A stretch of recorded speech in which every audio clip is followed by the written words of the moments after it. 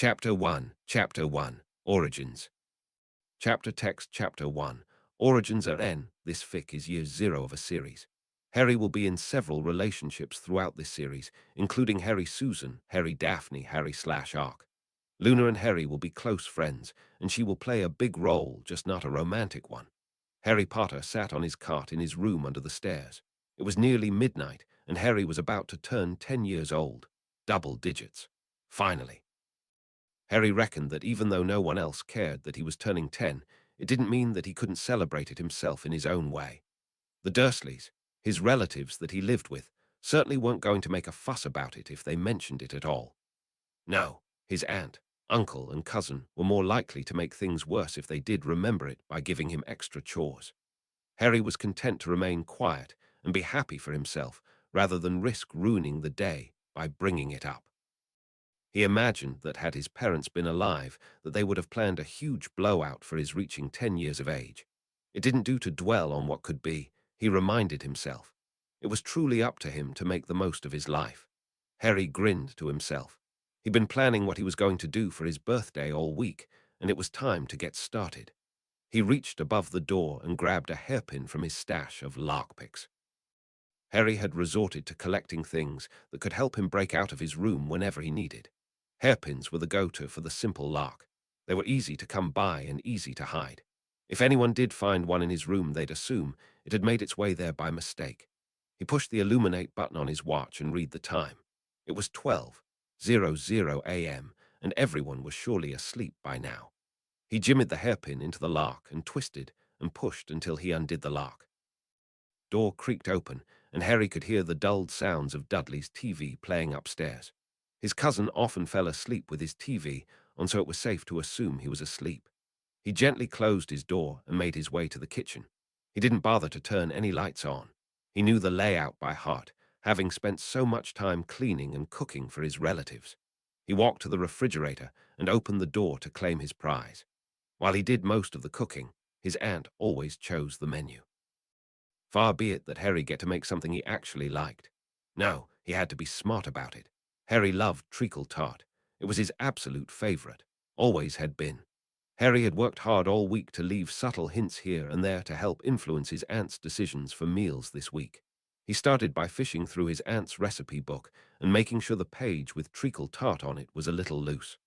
That way, whenever his aunt opened the book, she'd see the treacle tart. Then when he'd gone shopping for his aunt, he made sure to slip in the ingredients needed to make it. It had worked.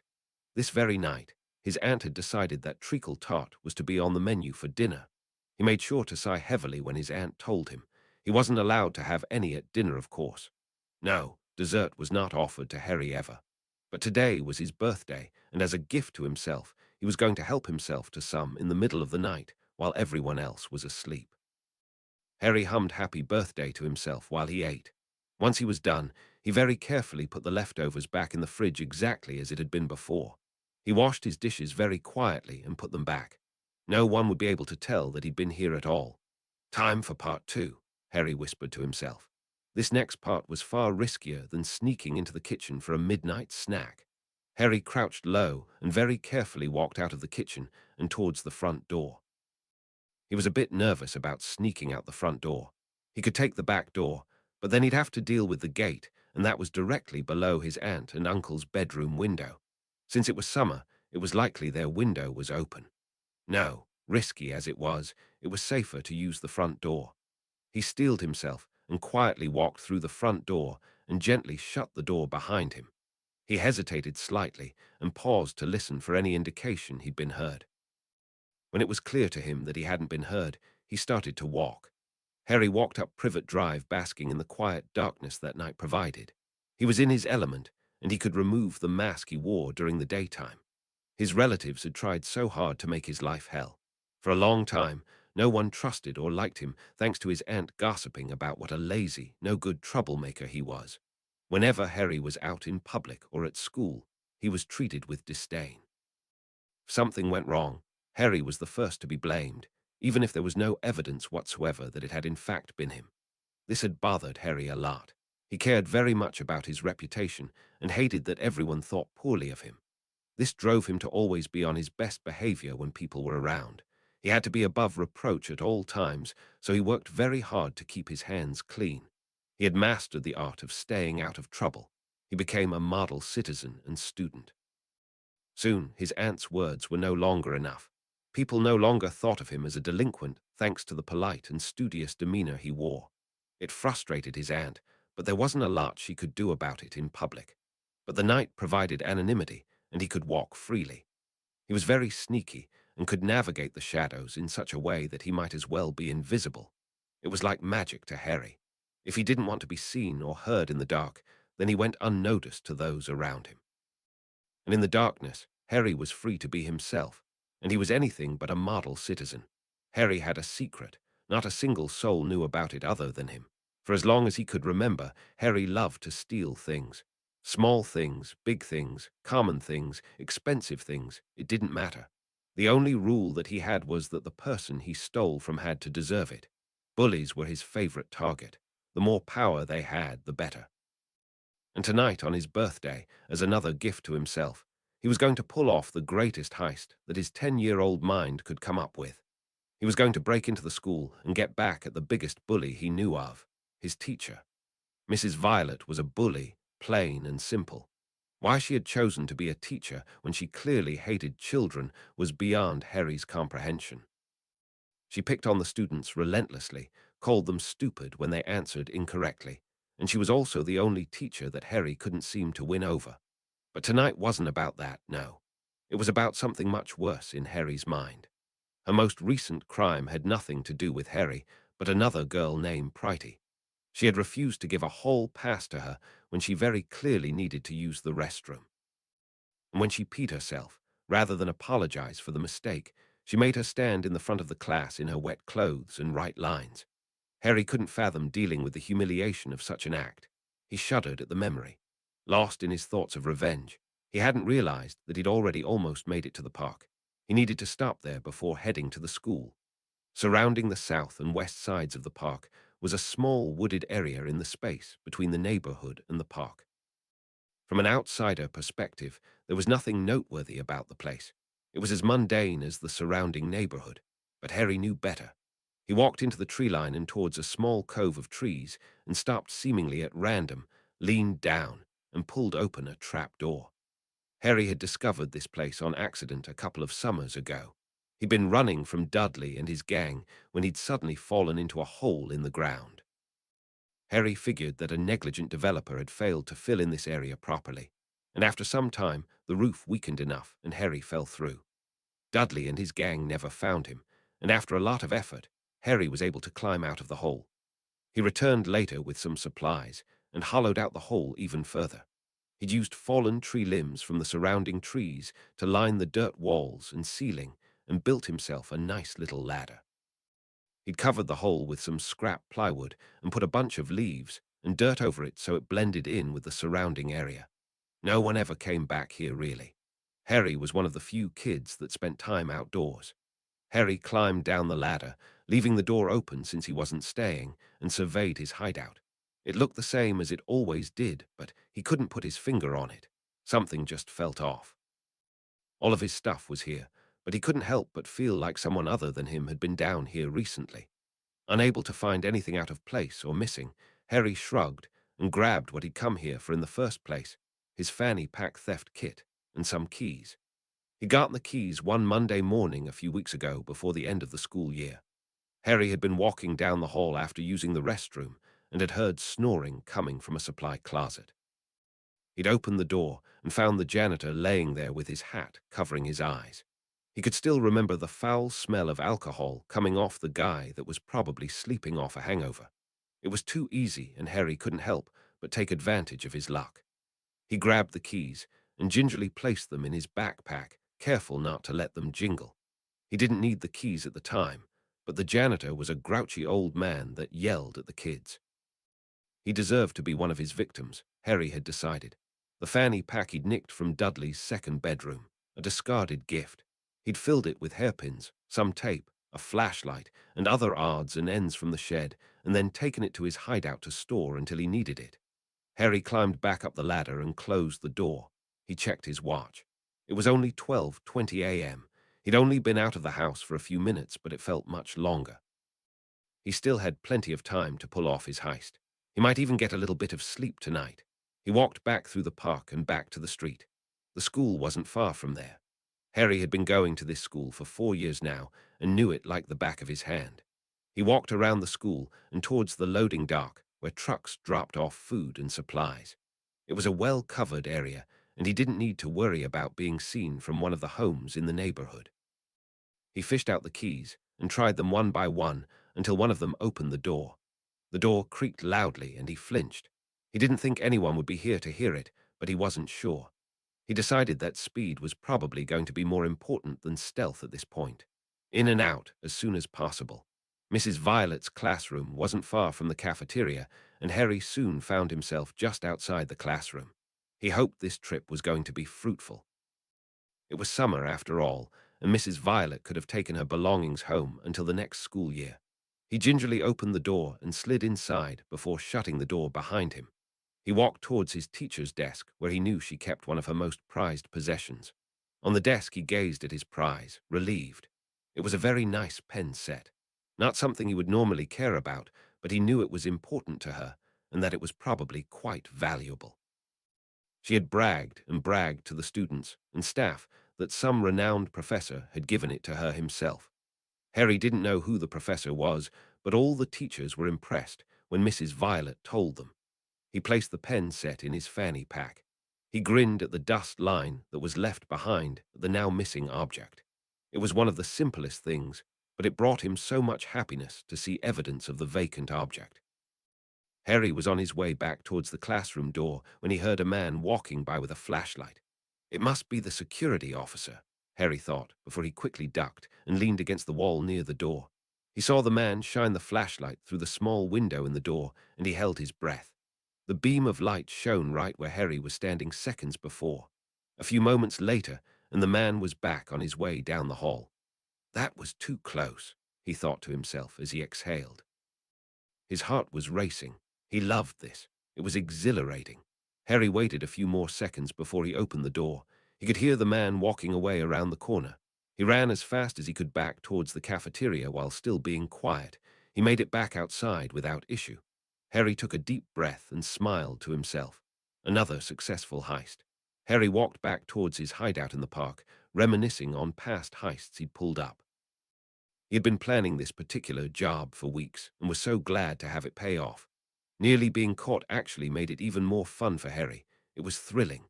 His heart was still racing when he walked past the playground, a smile plastered on his face. He walked over to his hideout, opened the trap door, climbed down the ladder, turned around, and ran into someone. He stumbled backwards until his back was up against the ladder.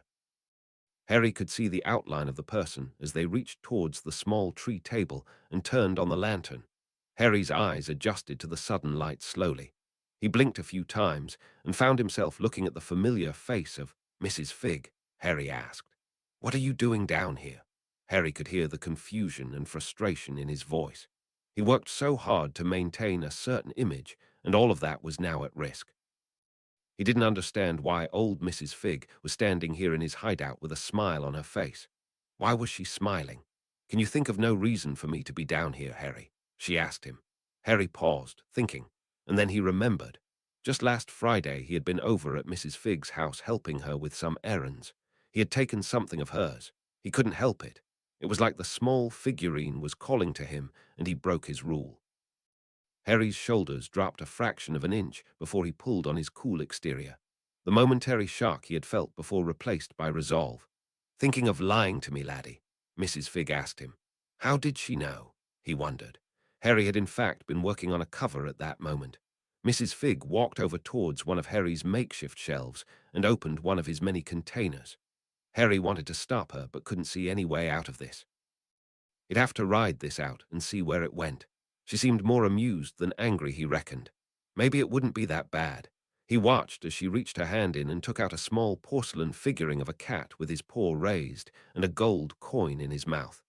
"This," she said with a steely voice, "is mine, and I'd thank you to not go swiping my things in the future." Harry watched as she walked towards him. He noticed that she had a small smirk, and she was looking at him with her head tilted to the side as if she were studying him. The silence continued as they stared at one another. Finally, after what seemed like forever, she finally said, "I'll forgive you this time, laddie, but it will require a favor and a promise to never steal something of mine again." Harry breathed a sigh of relief, and he asked, "What kind of favor, Mrs. Figg?" He couldn't believe his luck. She was willing to let it go. She wasn't going to turn him in. He very much wanted to know how she knew that he'd taken it and how she had found his hideout, but he held his tongue. For now, straight to the point, just like your mother, Mrs. Figg said. Harry flinched. "You knew my mother?" he asked. He was strangely happy to be compared to her, even though he never knew her. He was suddenly very glad that he'd staved off asking his other questions. "Indeed I did," she replied. "And if you do this favor properly, I'll happily tell you all about it." Harry couldn't believe his luck. Not only was he not in trouble, but now Mrs. Figg had revealed that she knew his mother. No one was ever willing to talk to him about his parents, and he was starved for any information about them that wasn't tarnished by his Aunt Petunia's obvious jealousy. It all seemed to rely on this favor, though. He hoped it wasn't something terribly difficult or distasteful. "What do you need me to do?" he said. Mrs. Figg smiled wickedly and said, "You aren't the only person to have stolen something from me in the last couple days, it turns out. Normally I'd handle this myself, but I find myself curious about you, and this is a perfect chance for me to find out more." She looked around his hideout and gestured to his trophies before continuing, "I'm impressed, Harry. I'm not going to lie. I had no idea that you were anything other than what you portray to everyone else. That is."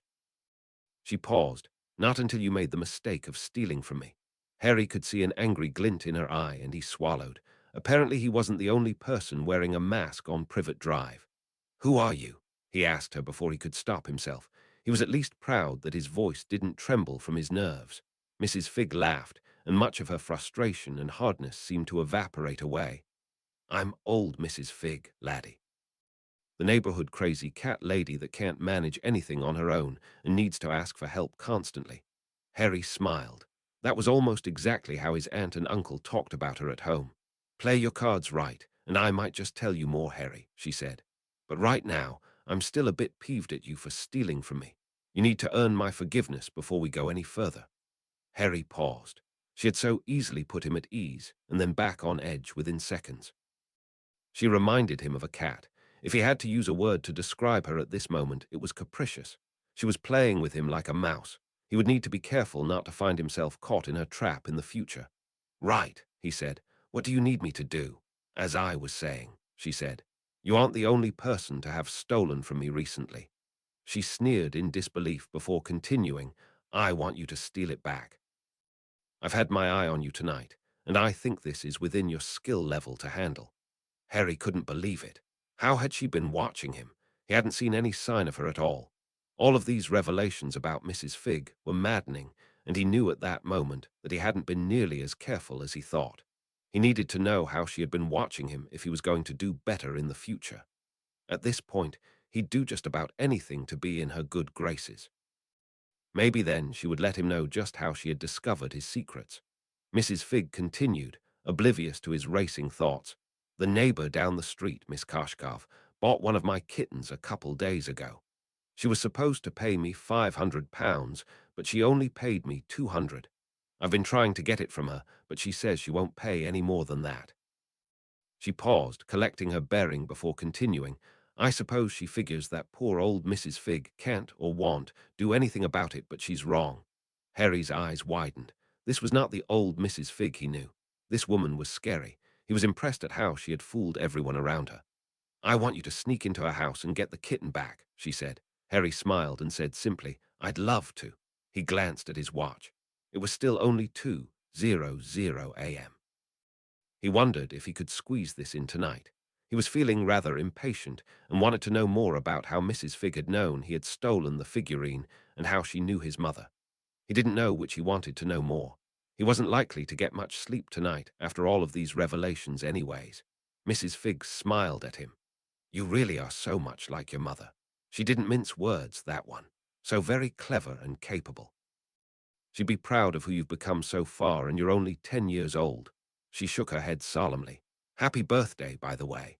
Harry was shocked that she knew it was his birthday. He was tempted to ask her for more, but decided against it. There would be time for that later. Instead, he just said, "I'll get your kitten, Mrs. Figg. I'll meet you at your house shortly." Mrs. Figg nodded, handed him the container that he'd used to store the cat figure, and climbed the ladder. Harry took the container and placed it back on the shelf. He shook his head in disbelief once again and then climbed the ladder out. When he'd cleared the trapdoor, Mrs. Figg was nowhere in sight. Good thing I know where Miss Koshkov's house is, he thought to himself. He closed the door and made sure it blended into the surroundings. Satisfied, he walked towards Magnolia Road. It was opposite the way he'd entered the park.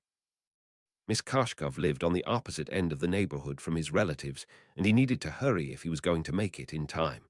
Harry clung to the shadows and avoided the lamp posts that lined the street. He was on high alert after Mrs. Figg had discovered him tonight. He was determined that there would be no more surprises. Soon enough, he found himself in front of Miss Koshkov's house. All the lights were out. The good thing about this neighborhood was that almost all of the houses were the same layout with only very small variants. He knew where the master bedroom was and all the easy ways in and out of the house already. This should be fairly easy as long as one of the windows or doors is unlocked. Harry decided to try the back door first. He didn't want to be seen on the front porch. He made his way to the side gate and tried the latch. No lock. Great. He opened the gate without a creak. Harry sighed in relief and made his way to the back door. He tried the door knob, but it was locked. He wasn't surprised. The door wasn't the only way in. Harry looked up and scanned the windows. The Dursleys left some of their windows open all night in the summer, and he reckoned that Miss Koshkov did the same. Sure enough, Harry found his way in on the second floor on the side of the house. There was no easy way up, however. Undeterred, Harry made his way to the back of the house. He saw a shed. Maybe there is a ladder in there. He made his way to the door, and sure enough, it was unlocked. He couldn't see inside for the life of him, though, and had to fish out his flashlight from his fanny pack. He turned it on and scanned the room quickly. He found a ladder laying on the ground against the wall opposite him. He very quietly snuck it out of the shed and set it up just beneath the open window on the side of the house. If Miss Koshkov's house was the same floor plan as the Dursleys, then this would be the bathroom window. He climbed the ladder, flinching as each step made a sound. Sure enough, it was in fact a bathroom window. Harry prayed to the guards that he wouldn't be discovered and climbed through. The window was right next to the toilet, and luckily for him, unluckily for Mrs. Koshkov, she had terrible taste in decorating and had one of those ugly toilet seat covers with frilly fabric. It cushioned the sound as Harry used it to climb down from the window. Harry stopped and listened for any indication he'd been heard. After a long pause and no sign that anyone was awake, he moved out of the bathroom and into the hall. Where would he be if he were a kitten? He wondered to himself. Harry had spent enough time at Mrs. Figg's to know that she only sold cats once they were old enough to be house-trained and weaned off their mother's milk, so he guessed that the cat box was likely downstairs, either in with the laundry or another closet. He snuck down the stairs, flinching when he made a creak on one of the steps. It was impossible to know which steps would creak in each house. Harry vowed to discover a way to climb stairs without making a noise. Harry found himself in the kitchen and couldn't believe his luck. Right on the floor, surrounded by baby gates, was the kitten and a cat box. Mrs. Figg must have sold this one a little earlier than normal, he thought. The kitten looked up at him and meowed quietly. "It was a good kitty," he said as he leaned down and scooped the kitten up. He continued to make silly noises to the kitten to help it remain calm. Harry scanned the kitchen and noticed a rather large purse on the kitchen table. It would be perfect for carrying the kitten down the ladder in. He contemplated leaving out the front door, but he wanted to remove any sign for how he got in. Leave no trace and all that. He put the purse over his shoulder and then placed the kitten inside gently. The kitten meowed loudly. Panicked, Harry scanned the kitchen again and made his way to the garbage. He removed the lid and found a can of cat food. There was still a bit of food left in it, so he snatched it up and put it in the bag with the kitten. The meowing stopped as the kitten began to eat the food. There wasn't much food in the can, so Harry would need to hurry. He slipped back up the stairs, careful to avoid the step that creaked last time. He went through the bathroom and climbed back out the window. It was much more difficult with the bag, but he managed. Once back on the ground, he quickly put the ladder back in the shed.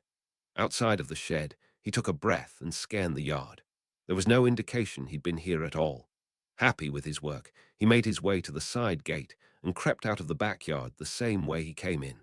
It took almost no time for him to make it down Magnolia Road, and he was soon turning onto Wisteria Walk.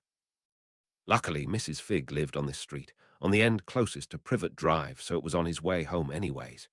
Harry opened the bag to check on the kitten. To his delight, he discovered they'd snuggled in and were sleeping contentedly. He walked the rest of the way down the street in the dark. He checked his watch on the way. It was 2:30 a.m., and no one in the neighborhood was likely to be awake. Still, Harry remained vigilant as he made the rest of the way to Mrs. Figg's house. When he got to the front door, he raised his hand to knock quietly on the door, but it opened before he could knock his first knock. Mrs. Figg's hand reached out the barely open doorway and held out her hand expectantly. Harry chuckled at her antics, shrugged off the bag, and placed the strap in her hand.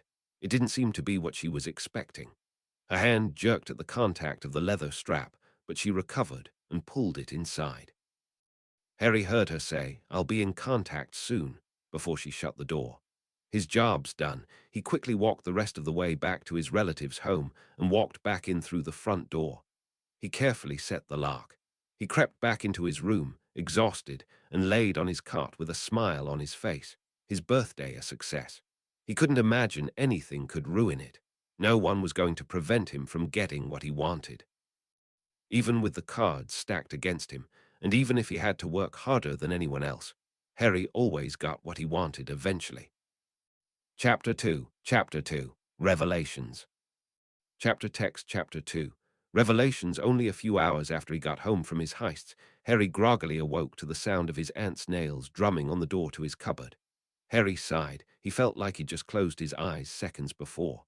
A moment later, his cupboard door opened, and his aunt's ugly mug was framed by the doorway.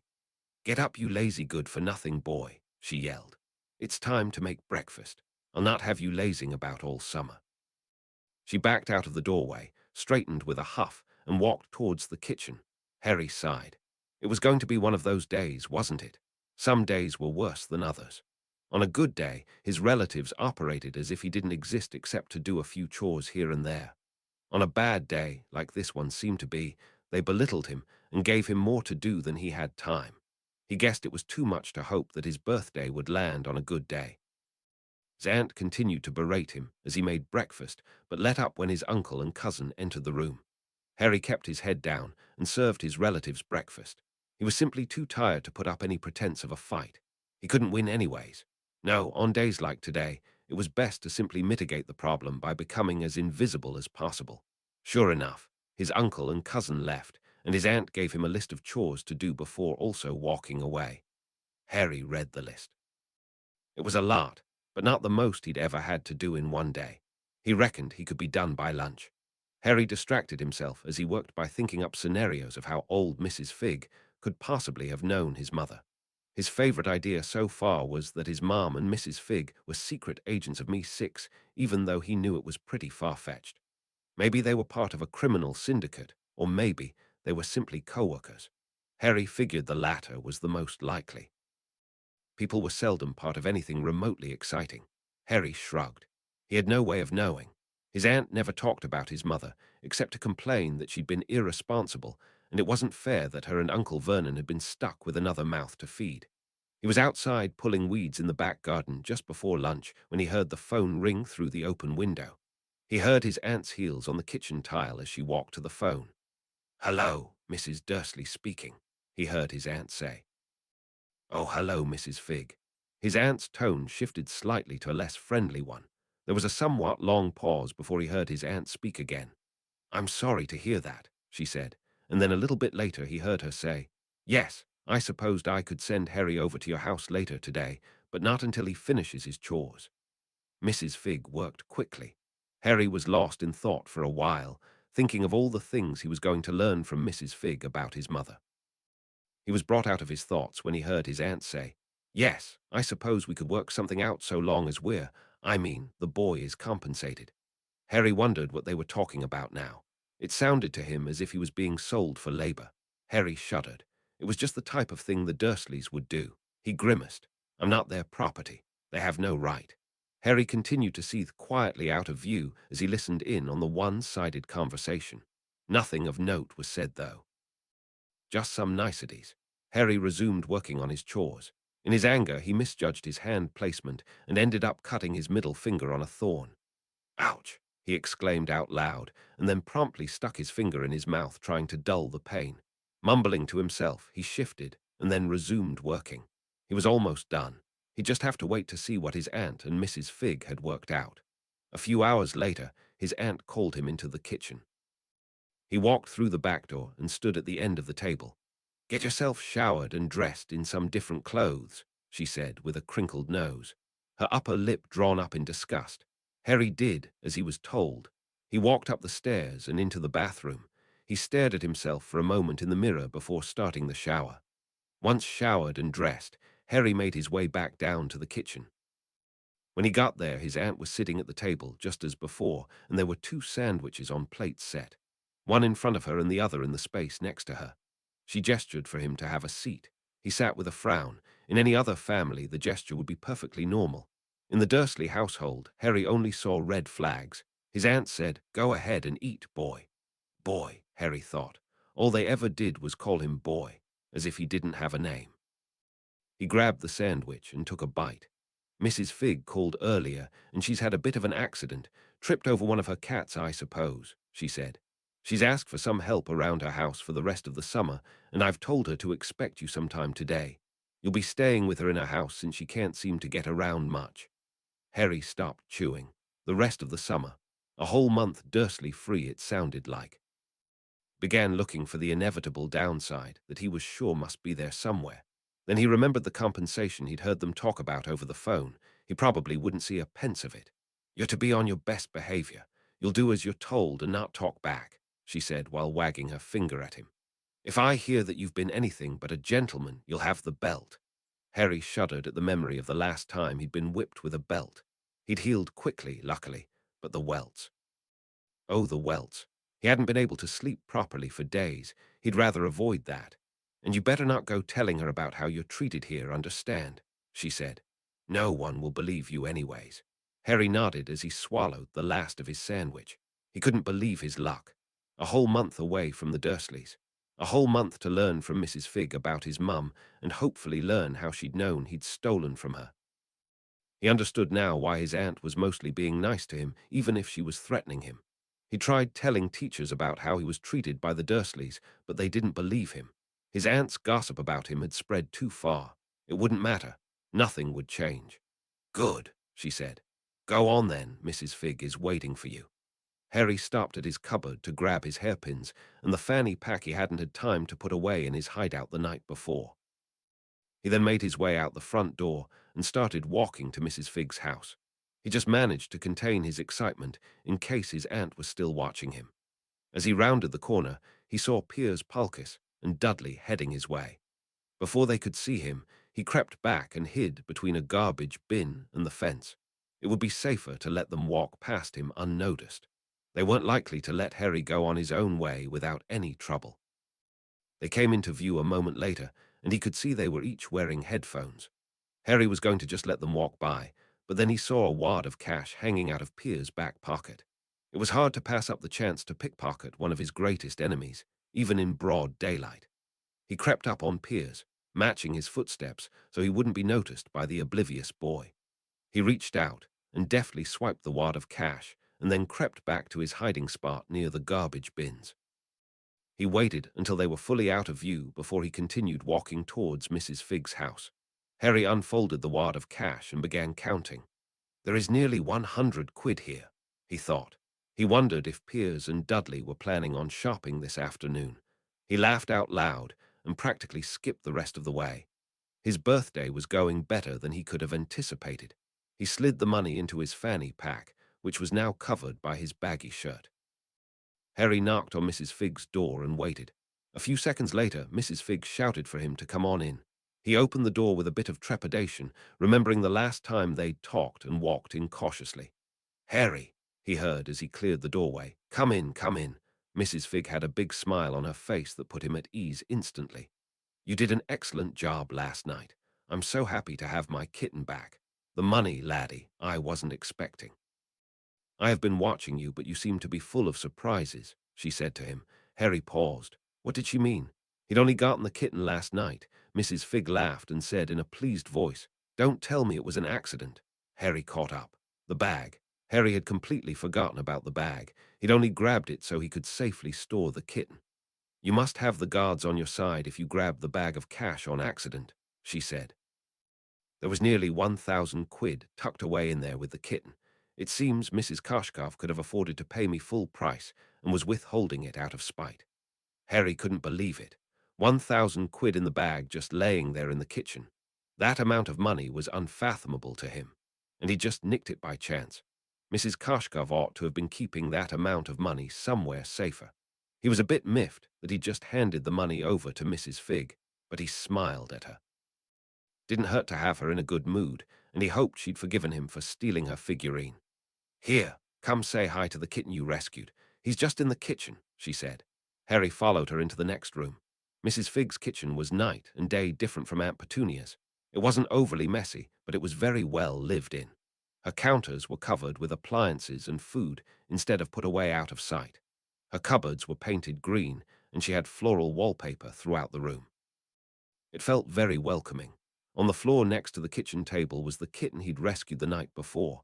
Harry hadn't had the chance to get a good look at him as he rushed out of the house last night. He was black as night with amber eyes.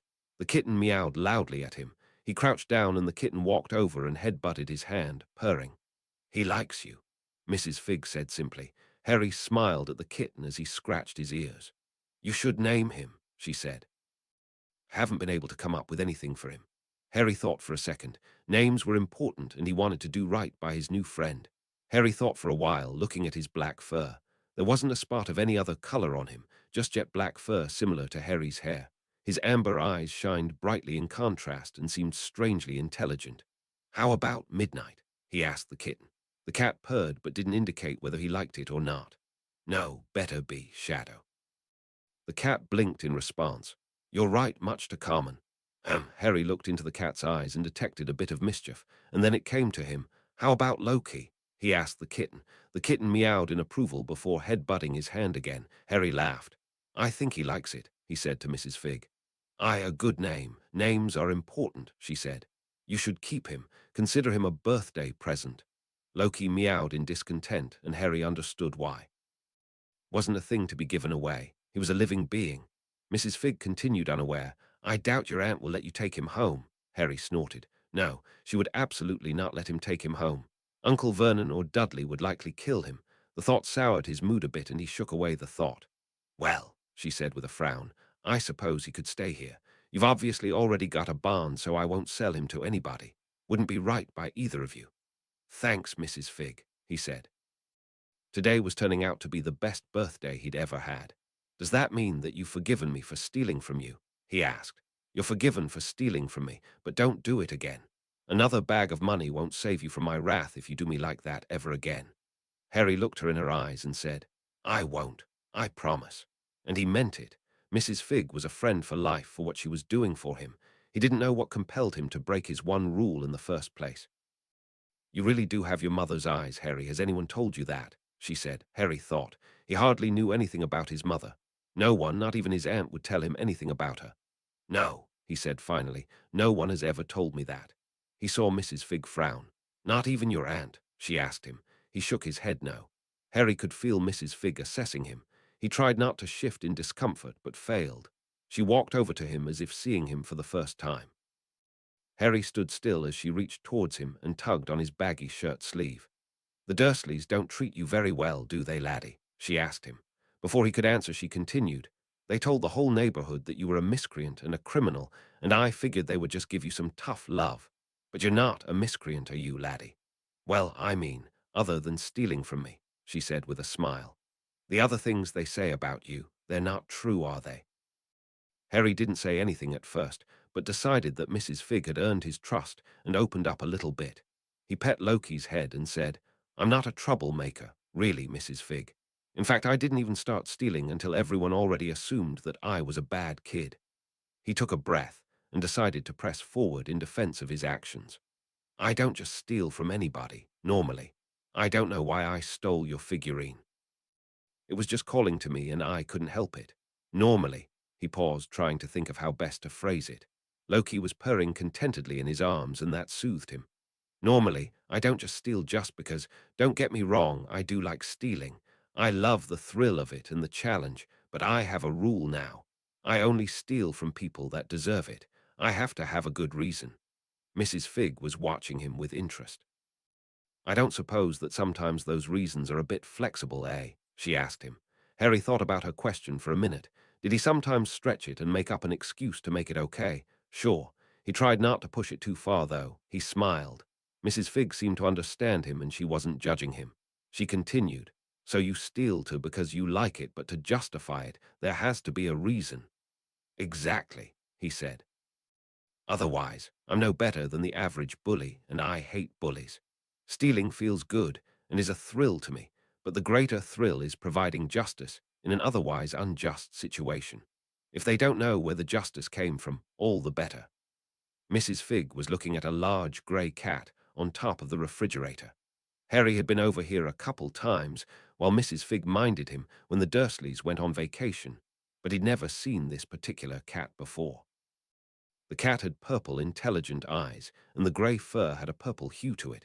If he didn't know any better, he guessed they were having a conversation. Harry laughed at the thought. The cat jumped off the fridge and ran into the next room. Harry yawned and remembered that he'd only gotten a few hours of sleep last night.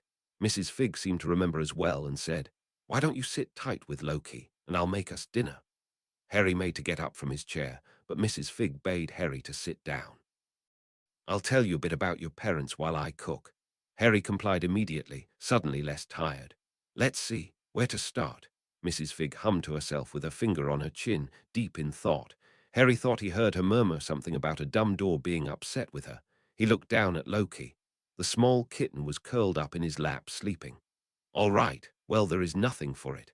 I can't really tell you about your parents without telling you." She broke off again, seemingly trying to figure out how to tell him something. "Have you ever done something out of the ordinary, or had something happen around you that you couldn't explain?" she asked him. It would most likely happened while you were stressed, or really wanted something. Harry didn't know where she was going, but she had such a serious look on her face that he decided to just think about it for a minute. There was that time he got blamed for turning his substitute teacher's hair blue. But that was surely just someone else performing a prank. Harry thought it was a pretty good prank, actually, and would have appreciated it more if he hadn't been blamed for it.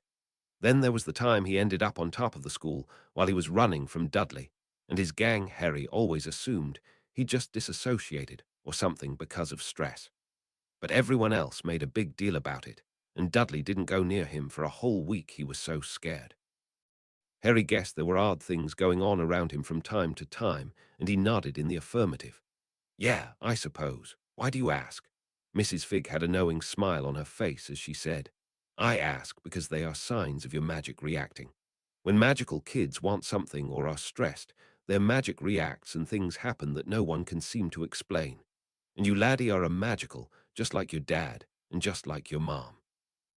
Harry raised one eyebrow as if to ask if she really expected him to believe that. Mrs. Figg chuckled and said, "I'm being serious, Harry. You are magical just like your parents. There's a whole society of witches and wizards all around the world. They have to hide from the non-magicals to avoid persecution." That made sense to Harry. After all, he wore a mask every day to avoid detection as a thief. Being a thief was who Harry really was. It was part of his identity. Did that mean that being magical was another part of his identity? He wondered which of the two he'd end up owning more of. Probably being a thief, he thought. He'd managed to be a decent thief without any magic, after all. But then he started to wonder if accidental magic had ever played a role in his success. There was no way for him to know, he reckoned, so why worry about it? Harry thought some more about some of the weird things that had happened around him, and he decided it was crazy to believe anything other than what Mrs. Figg was telling him. Besides, what did she have to gain by lying to him? Maybe he should trust her for now until he could get proof. "Mrs. Figg, does that mean that you are magical as well?" he asked. He'd hoped maybe Mrs. Figg could give him an example. He saw her flinch and suddenly regretted his question. "Ah, no, not exactly," she said. "I am what is known as a squib. A squib is someone with magical parents, but no magical ability of their own. They are looked down on in magical society, she finished. Harry frowned. It didn't seem fair that someone could either be born with or without magic. It didn't make any sense to him. To be born into the magical world, but not be able to do any magic at all seemed a very cruel fate. He wondered if there was a way to give someone the ability. Could he steal magic from someone undeserving of it and give it to someone else? Probably not, he reckoned. Otherwise, Mrs. Figg would have found a way to do just that. Still, the idea was planted in his head firmly and was now unwilling to move. He'd have to look into it. Mrs. Figg continued, "Your mom is an example of the opposite. In polite society, she's what is known as a first-generation witch because no one else in her family had any magical ability. You should know that there are some people in magical society that look down on first-generation magicals. They have cruel names for them, but I shan't tell you that now." Harry was getting the idea, he thought, that magical society was just as fickle as regular society, and that there were people trying to maintain superiority in any way they could. Regular people had money, politics, and even blood in certain circles in England. Magicals seemed to be just the same, but added magic into the mix. Harry didn't think it was exactly fair to judge someone for something they couldn't control. He reckoned he could have just as easily been born in America or China and had no magic. It all came down to chance. He'd rather judge someone by their character and ability.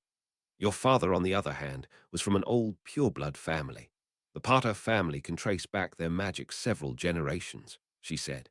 It was quite a scandal when your father married your mother, though your grandparents were thrilled.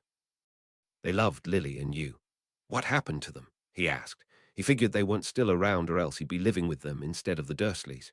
He couldn't help but wonder what that would have been like. Definitely better than what he had now.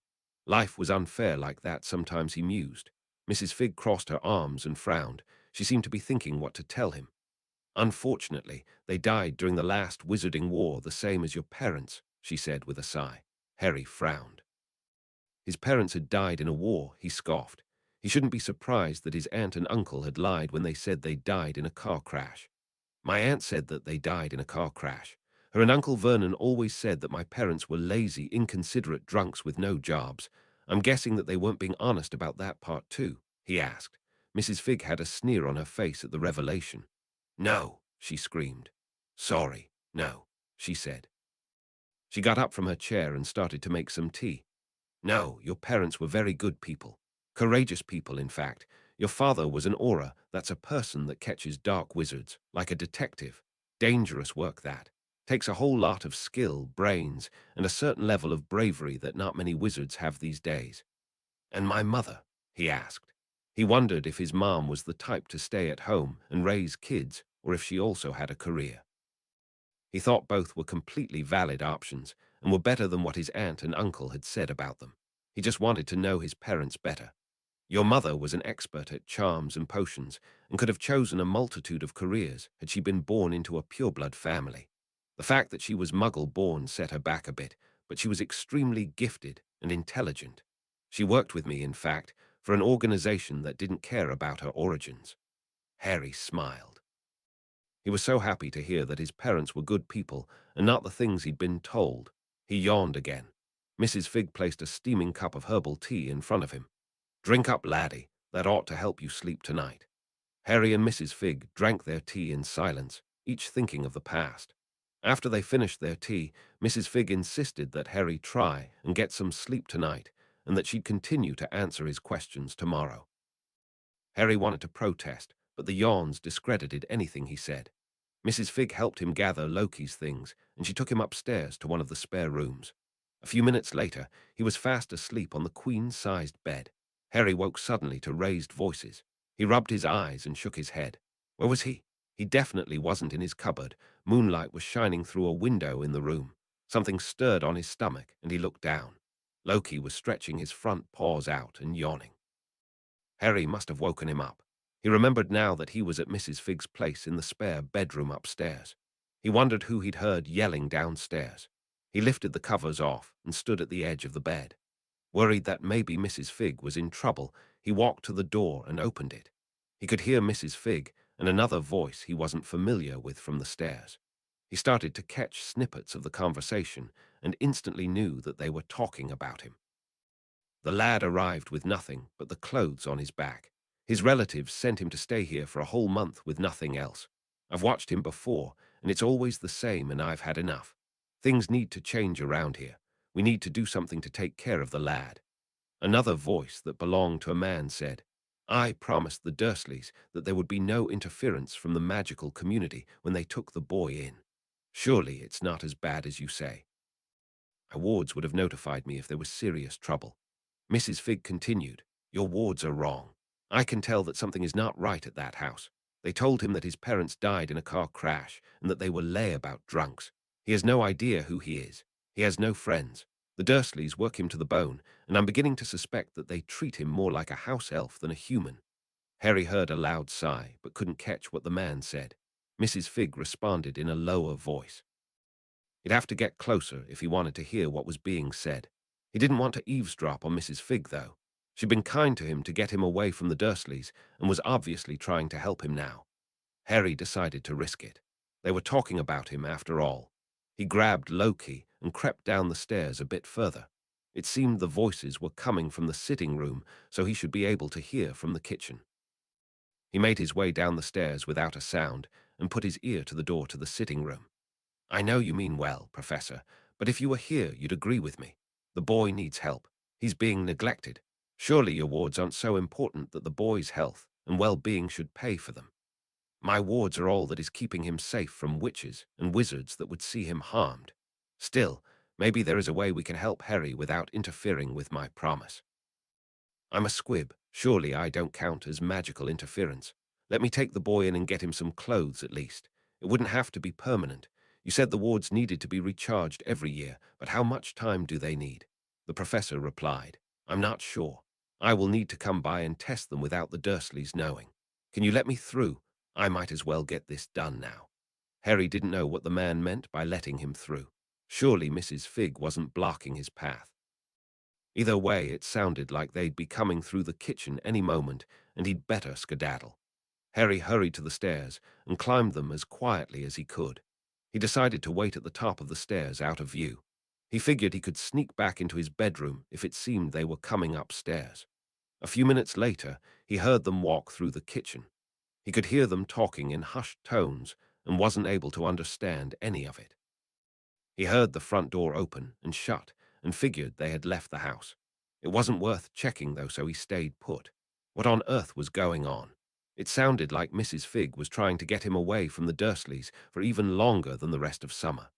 He really hoped she succeeded in convincing the professor. He couldn't help but wonder why the professor had a say in what he did anyways. Who was he to tell Mrs. Figg what she could and couldn't do? He sat at the top of the stairs and pet Loki. The kitten purred contentedly the whole time. Harry thought over the bits of conversation he'd heard. What was a house elf, he wondered, and the wards? Probably some type of protective or monitoring magic that the professor placed around the Dursleys' house. The professor had mentioned them keeping him safe, but from what? Maybe his parents had had enemies. That would make sense if his dad was, he sifted through his memory of earlier that night, an aura, he thought.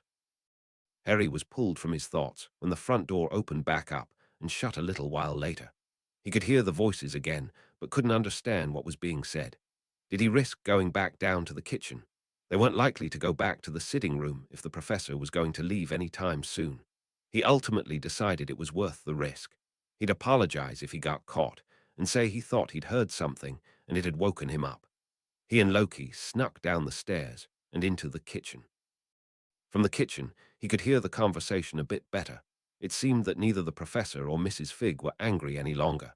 Harry figured that was a good thing. He placed his ear to the door and listened. I can't believe how weak the wards are. If there was anything amiss going on in that house, then I doubt that the warning would make it to me unless it was something extremely dark, the professor said and sighed heavily. You said that Harry has only been here since this afternoon. He checked. Mrs. Figg said, Aye, just this afternoon. Not even 12 hours. Does that mean anything?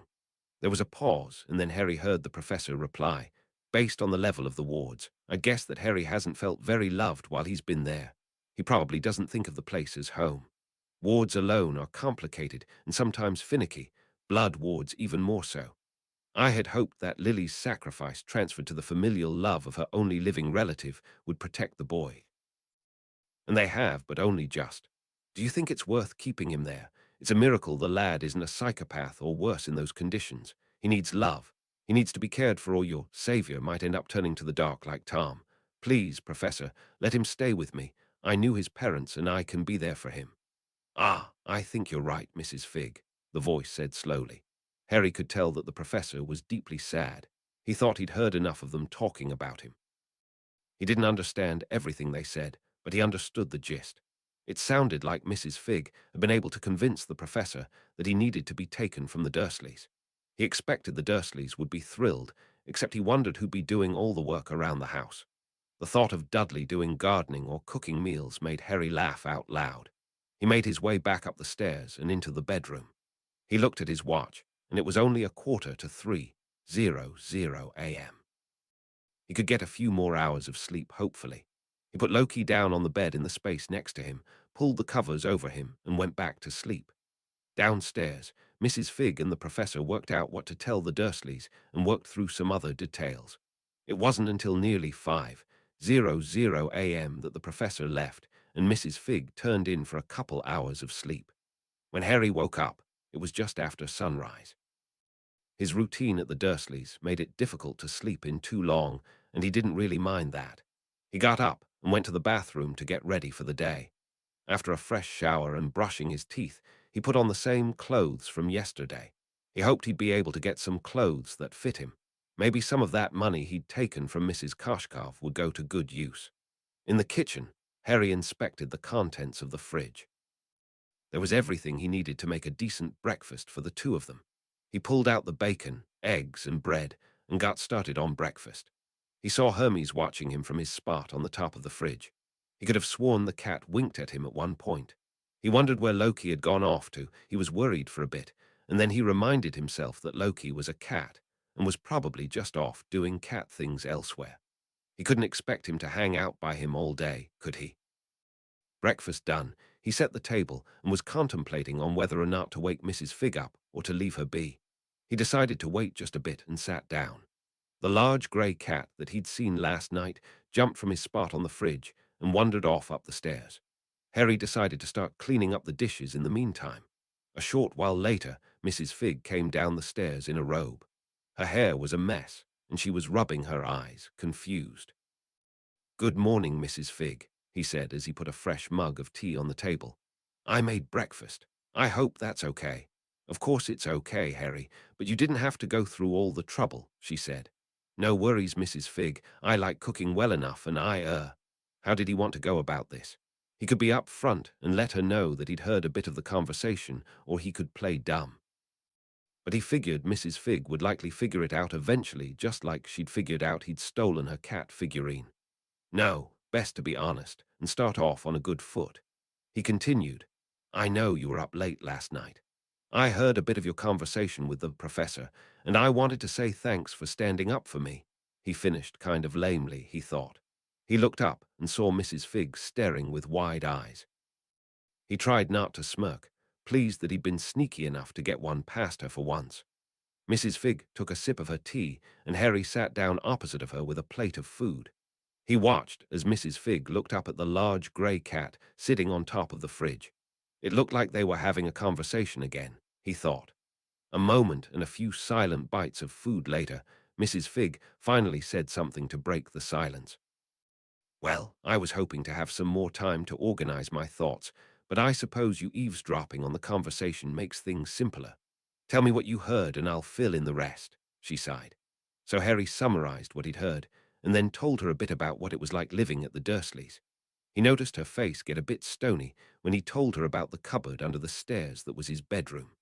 The large cat jumped back down off the fridge and then jumped onto her lap. Mrs. Figg pet the large cat as Harry spoke about his treatment by the Dursleys. When he finally finished, Mrs. Figg's mouth was a very thin line. She took another sip of tea and then said, "I'm sorry, Harry. I've failed you. I could tell you weren't the happiest boy, but I had no idea of the extent of your treatment in that house." Harry went to say that it wasn't her fault, but when he opened his mouth, Mrs. Figg raised her hand to stop him. There is much to share with you, Harry, and then you can decide whether or not I'm worthy of your forgiveness." Harry nodded and then took another sip of his tea. Mrs. Figg's large grey cat jumped onto the table and laid down. Harry thought Mrs. Figg was going to show him away, but she didn't.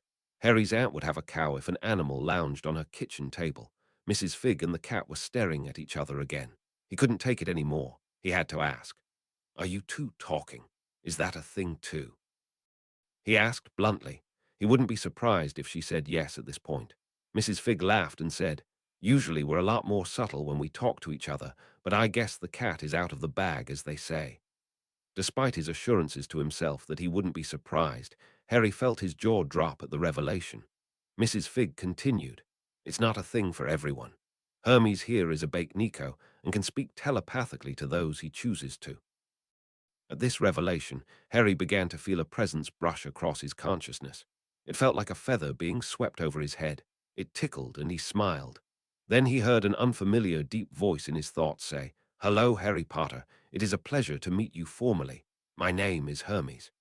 Harry shook his head.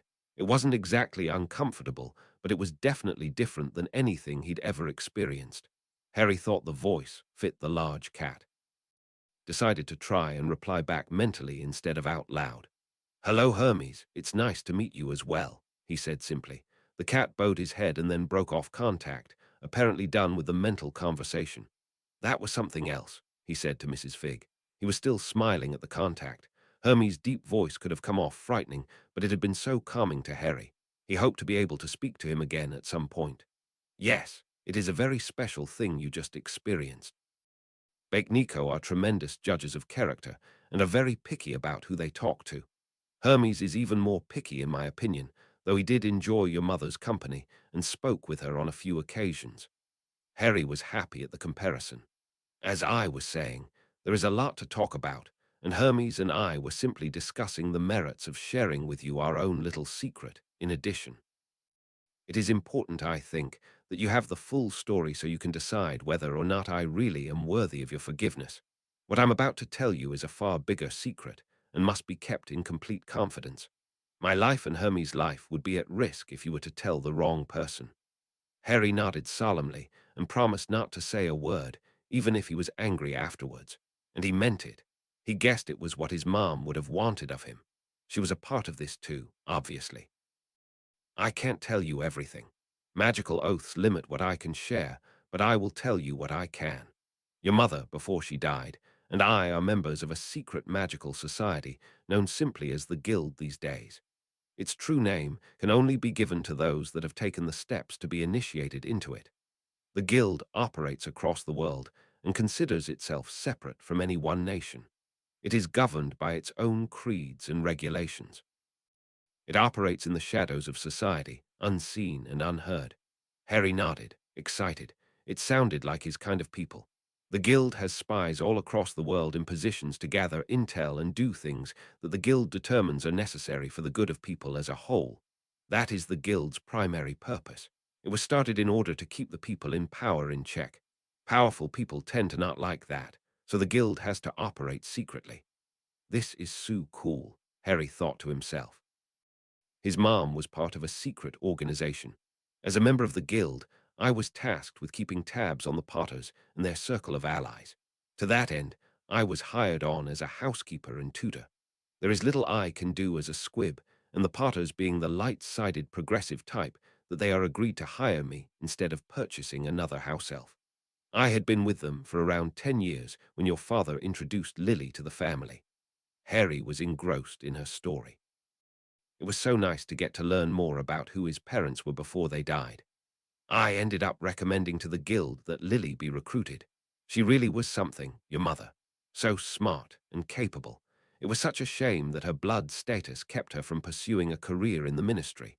She would have been a force to be reckoned with. The Guild had no qualms with hiring a first-generation witch and saw her talent for what it was worth. After a couple years, she got her first big assignment, which was to infiltrate the Order of the Phoenix. The Order of the Phoenix is Dumbledore's group of vigilantes. Their purpose was to try and stop the Dark Wizard, Lord Voldemort, and his followers from taking over the ministry. The guild had a vested interest in seeing Lord Voldemort destroyed, as well, so Lily began to support the Order and provide intel to the guild. Then, rather suddenly, your mother and father went into hiding, and we lost contact with your mum. At the time, we had no idea what had happened. This is where everything went sideways very quickly.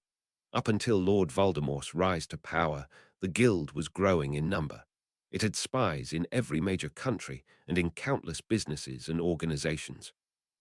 We think that Voldemort must have had his own follower among our numbers, because suddenly many of our missions began to fail, and we began to lose members left and right.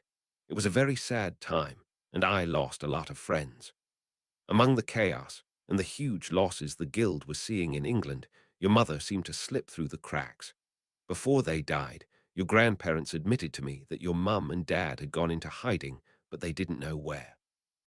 They also told me that your mom was pregnant with you. They were so happy to know they had a grandson. How did they die? Harry asked then. Mrs. Figg sighed sadly and answered, Voldemort had them killed when they refused to join him. He'd been recruiting pure-blood witches and wizards at that point. If you didn't agree to join, he'd have you killed. Harry figured that was probably a simplified answer and that there was more to it, but didn't press.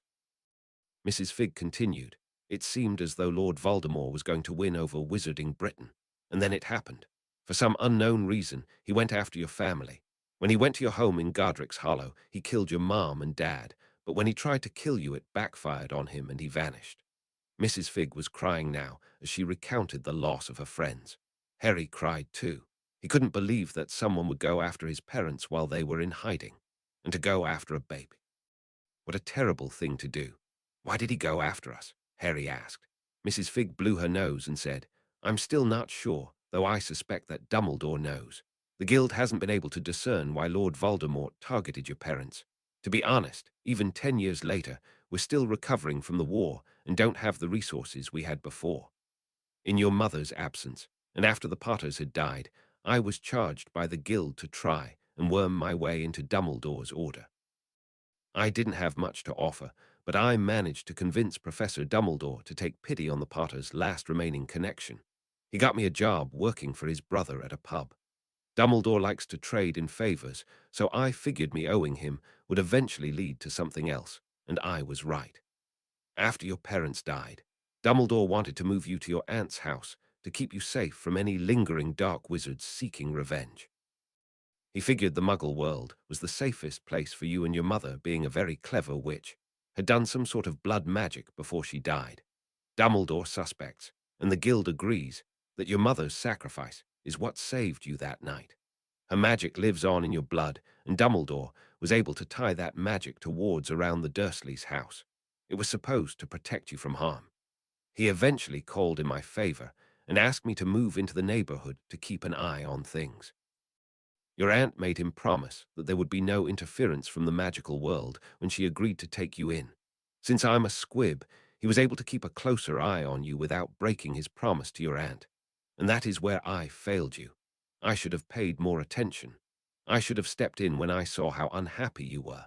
I was a fool, and I'm sorry, Harry. Harry thought over everything he'd learned from Mrs. Figg. It was a lot to take in, and he probably didn't fully understand everything that went on.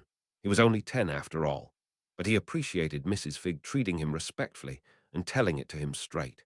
Harry didn't blame Mrs. Figg for not realizing that he was being abused. No one else noticed it either.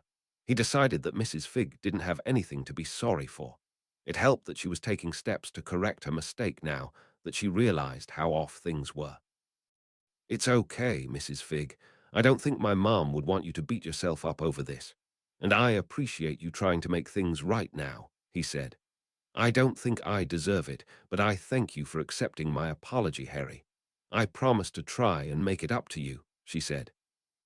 Chapter 3, Diagon Alley.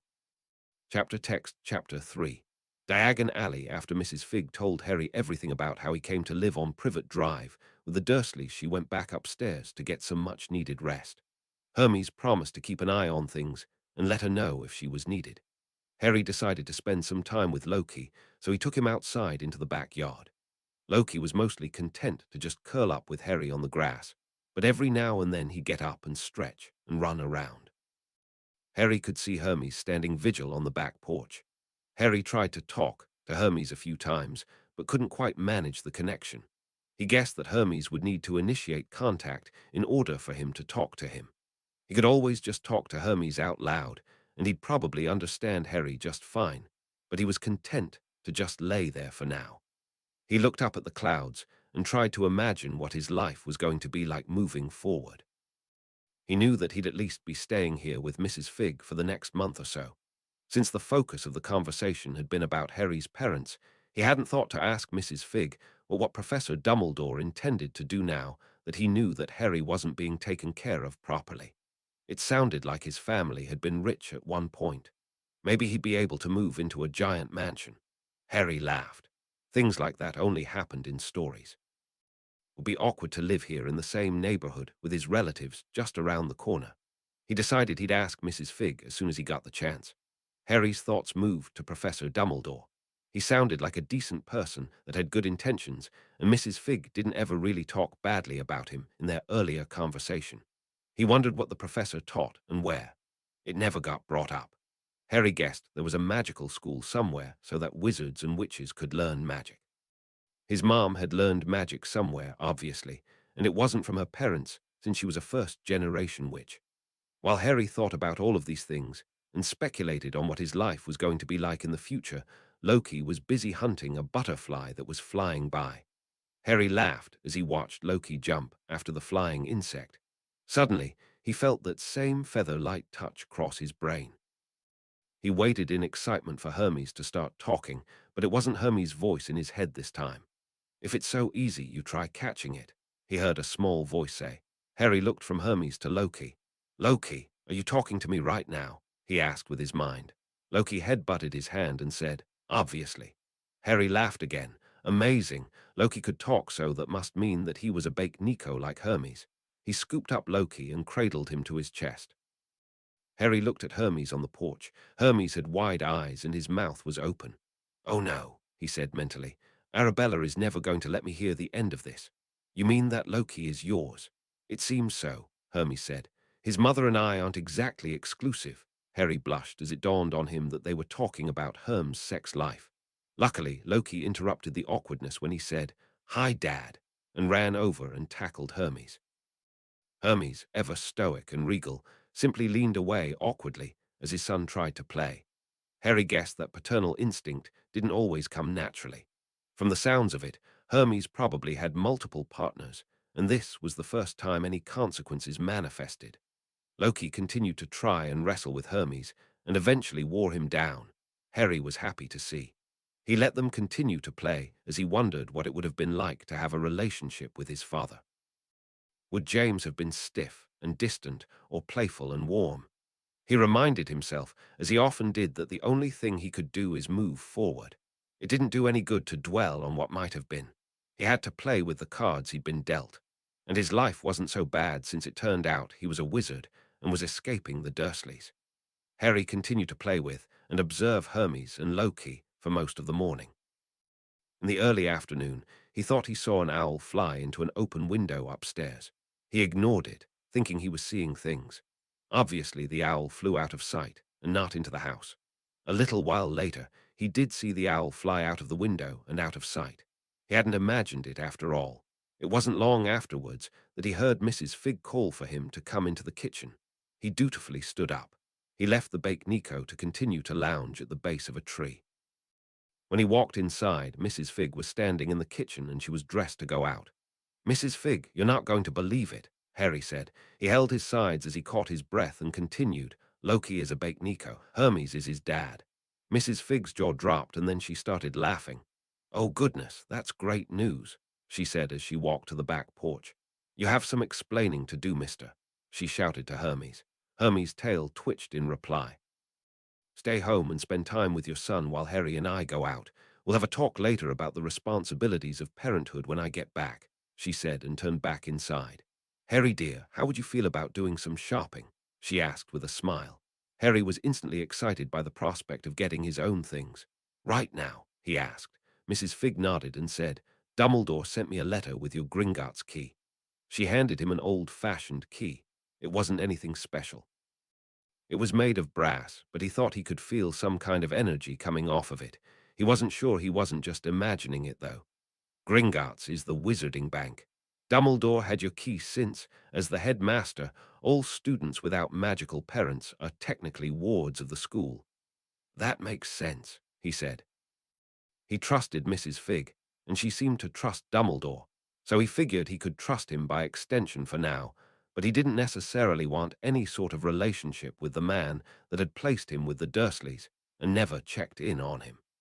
He expected to follow Mrs. Figg back towards the front door, but she gestured for him to go into the sitting room.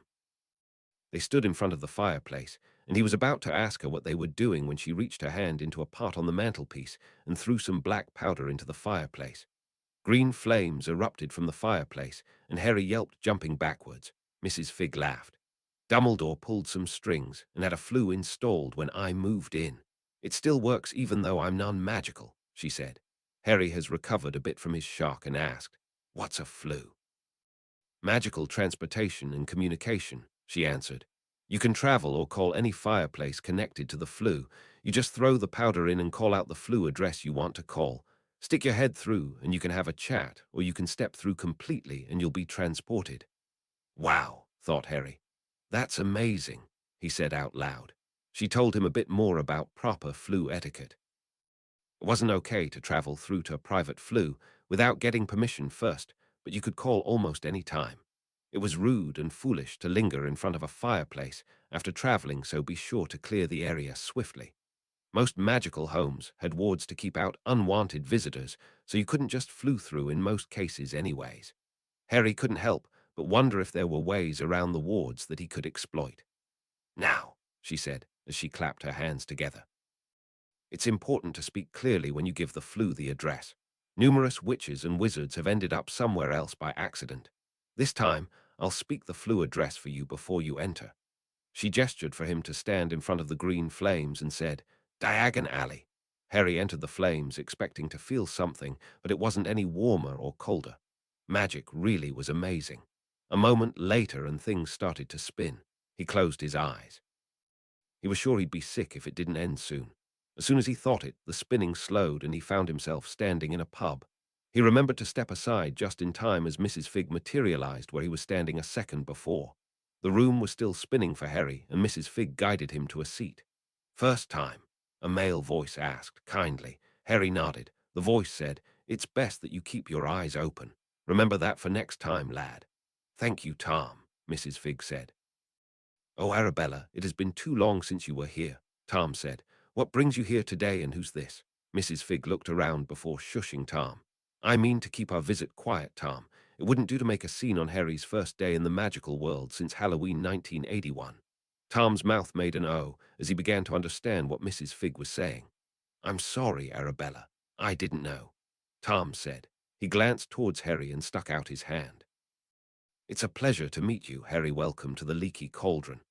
Harry shook Tom's hand and said, "Thanks, it's nice to meet you too." Mrs. Figg must have wanted to escape before a scene was made because she said, "Tom, can you let us through, please?" Tom nodded and led them to a back door. They were crammed into a back alley, and there was a giant brick wall in front of them. Harry watched Tom take a stick out of his pocket and tap a few bricks with it. Harry thought he might be crazy, but Mrs. Figg seemed unfazed, like it was completely normal. The next thing Harry knew, the bricks were shifting, and in their place was a giant archway. "Welcome to Diagon Alley," Mrs. Figg said to Harry. Harry was gobsmacked. It felt like he was walking back in time. Eccentric witches and wizards were dressed in old-fashioned robes and were walking along a cobblestone street. Shops were jammed tightly together, and the street was lined with lamps that needed to be lit by hand. Mrs. Figg said thanks to Tom for them both and then took Harry's hand in hers. They began briskly walking down the alley. Harry tried to take it all in, but Mrs. Figg seemed to be in a hurry. "We'll have time to look through some of the shops today, but we need to go to Gringotts first, and then I have a friend I'd like you to meet," Mrs. Figg said. Harry complied, but when he saw a sign that said Nocturne Alley next to a dark alley, he got chills and instantly wanted to go down there. Mrs. Figg laughed at his antics, but insisted he move along. When they were outside the magical menagerie, he became really excited. He told Mrs. Figg that he wanted to get some things for Loki. Mrs. Figg assented, but told him, after Gringotts. Harry wondered if he'd be allowed another pet. He had a soft spot for animals in general and was excited to learn more about the magical sort. They weaved in between the other shoppers until they finally reached the bank at the end of the alley. Harry could see another alley just to the side of the bank, and he read a street sign that said Horizont Alley. He could see even more rows of shops down that way, and he was eager to explore it later if they had time. They climbed the white steps of the bank and reached a set of gold doors that were manned by two small creatures with green skin. The creatures had long limbs and fingers and even longer noses. They had large yellow eyes with small black iris. They wore scarlet and gold uniforms and were armed with spears, but they made no attempt to stop Mrs. Figg and Harry from entering. Instead, they struck the butt of their spears on the ground, and the gold doors opened. "Thank you, goblins," Mrs. Figg said to the pair as she and Harry entered into the foyer. Harry wondered if she had addressed them as such for his benefit, or if it was the appropriate way to address a goblin. He made a mental note to ask her later. The foyer had benches on opposite walls for patrons to sit as they waited for their companions to finish their business. Harry saw a small girl with red hair sitting with a plump woman with hair of a similar color. He overheard the younger girl complaining about having to shop at the second-hand robe shop. The girl's mother reprimanded the girl and told her to be grateful that she had robes at all. Harry smiled at the girl as he walked by, still being led by Mrs. Figg. They approached another set of doors, this time silver, and Harry saw an inscription on the doors that read, "Enter, stranger, but take heed of what awaits the sin of greed for those who take, but do not earn must pay most dearly in their turn. So if you seek beneath our floors a treasure that was never yours, thief, you have been warned, beware of finding more than treasure there." Harry felt goosebumps on his skin, and he shivered at the warning. He shook his head, and a small smile came upon his lips. Challenge accepted, he thought to himself. One day, he hoped to have a need to break in and overcome the obstacles the goblins were sure to have placed. He imagined it would be like a rite of passage or milestone for a wizarding thief to successfully break in and rob a place like this. Another set of goblins in the same uniform as those outside struck the butts of their spears on the ground, and the set of silver doors opened as well. Harry's jaw dropped when they entered the main lobby of the bank. There were very large dome-shaped vaulted ceilings with ornate windows that let the light enter from outside. The light seemed to shine off every surface. The building itself seemed to be made of precious metals and stones that were decorated with jewels of various colors. The desks and counters were made of fine quality wood that was buffed and shined to perfection. Behind the counters was a very large platform for the goblins to stand and peer down at the bank patrons, looming over them menacingly. It was intimidating, and Harry was sure it was every bit intentional so that witches and wizards would know their place in the goblins' realm. Harry respected the show of power. Mrs. Figg and Harry approached one of the counters with a goblin opposite them. Mrs. Figg looked up, met the goblin's eyes, and said, "Harry Potter is here to make a withdrawal." She whispered to Harry for him to show the goblin his key. Harry quickly reached into his pocket, withdrew the key, and held it up so the goblin could see. The goblin simply nodded and banged on his gavel. Another goblin approached him from behind the counter and gestured for them to follow him as he walked down a hallway. Harry saw that the platform continued throughout the bank so that the goblins and the witch and wizard were always separated, and the goblin was always higher than any of the bank patrons. Harry looked around as they walked down the hall. He could see that there were numerous goblins on patrol in every section of the bank. There were also large towers in multiple locations that were manned by goblins keeping keen watch over every corner of the bank. The security of this place was crazy, and Harry began to doubt that he'd ever be able to pull anything off here. Definitely not any time soon. One of the goblins saw him looking at them, and he sneered at Harry. Harry continued to look at the goblin, refusing to back down and be intimidated. The goblin smirked and then whispered something to another goblin, and then they both looked down at him with smirks on their faces. Harry didn't get the joke, if there was one. He decided to continue to look around. The goblin led them to another large room with vaulted ceilings similar to the lobby, but smaller. In the middle of the room were train tracks and several carts. The carts had benches that looked like they could fit 4 to 5 people, and in the back of the cart was a goblin seated in a tall seat so that, again, the goblin was higher than any of the patrons. Mrs. Figg led Harry to the cart in front, and they sat down. As soon as they were seated, the goblin in the tall seat behind them pulled on a lever, and they descended. As they rode down the track, Harry noticed the walls change from the fine polished stone to a rough surface, and he felt like he was now inside a cave instead of a bank. They went through several twists and turns, and Harry became very disoriented. He was sure that if he were left down here, that he'd never get out without the help of a goblin. He and Mrs. Figg were completely at the mercy of the goblins. The power they held here in the bank was extraordinary. The ride continued for several minutes before they finally stopped at another platform.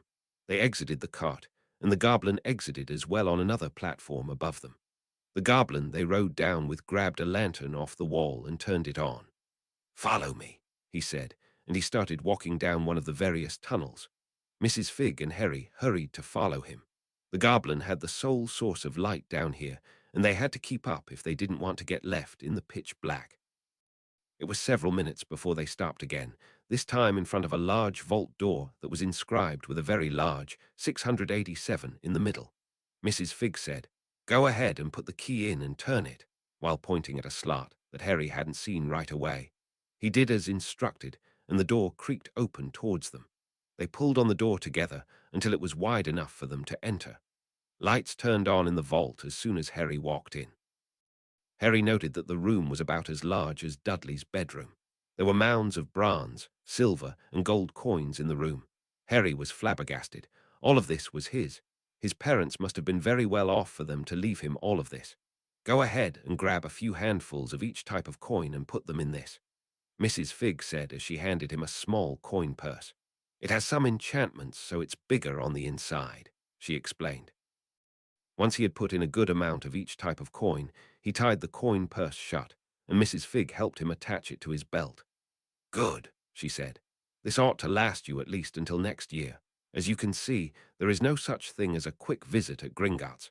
It's best to plan ahead and withdraw enough so that you don't have to trouble the goblins more than necessary." She turned to the goblin and asked, "Is there anything other than gold in this vault?" Goblin nodded and pointed to the wall opposite him. Harry and Mrs. Figg walked over and he saw that the wall was lined with cubbies. Some of the cubbies had rolls of parchment in them, some cubbies were still empty, and other cubbies had jewelry and other devices in them. He wandered over to the devices, and Mrs. Figg started to go through some of the parchment. He couldn't make sense of most of the things over here. The jewelry was obvious, but he had no need for it. "Aha," Mrs. Figg said. "Here we go." I hoped but wasn't sure what exactly happened with the property. "Let's go, Harry." He wanted to ask what Mrs. Figg was talking about, but he got the sense that she didn't want to talk about it in front of the goblin. They left the vault, and the door shut on its own behind them. Harry tried to process the crazy amount of money he had in the vault as they ascended back up to the bank lobby.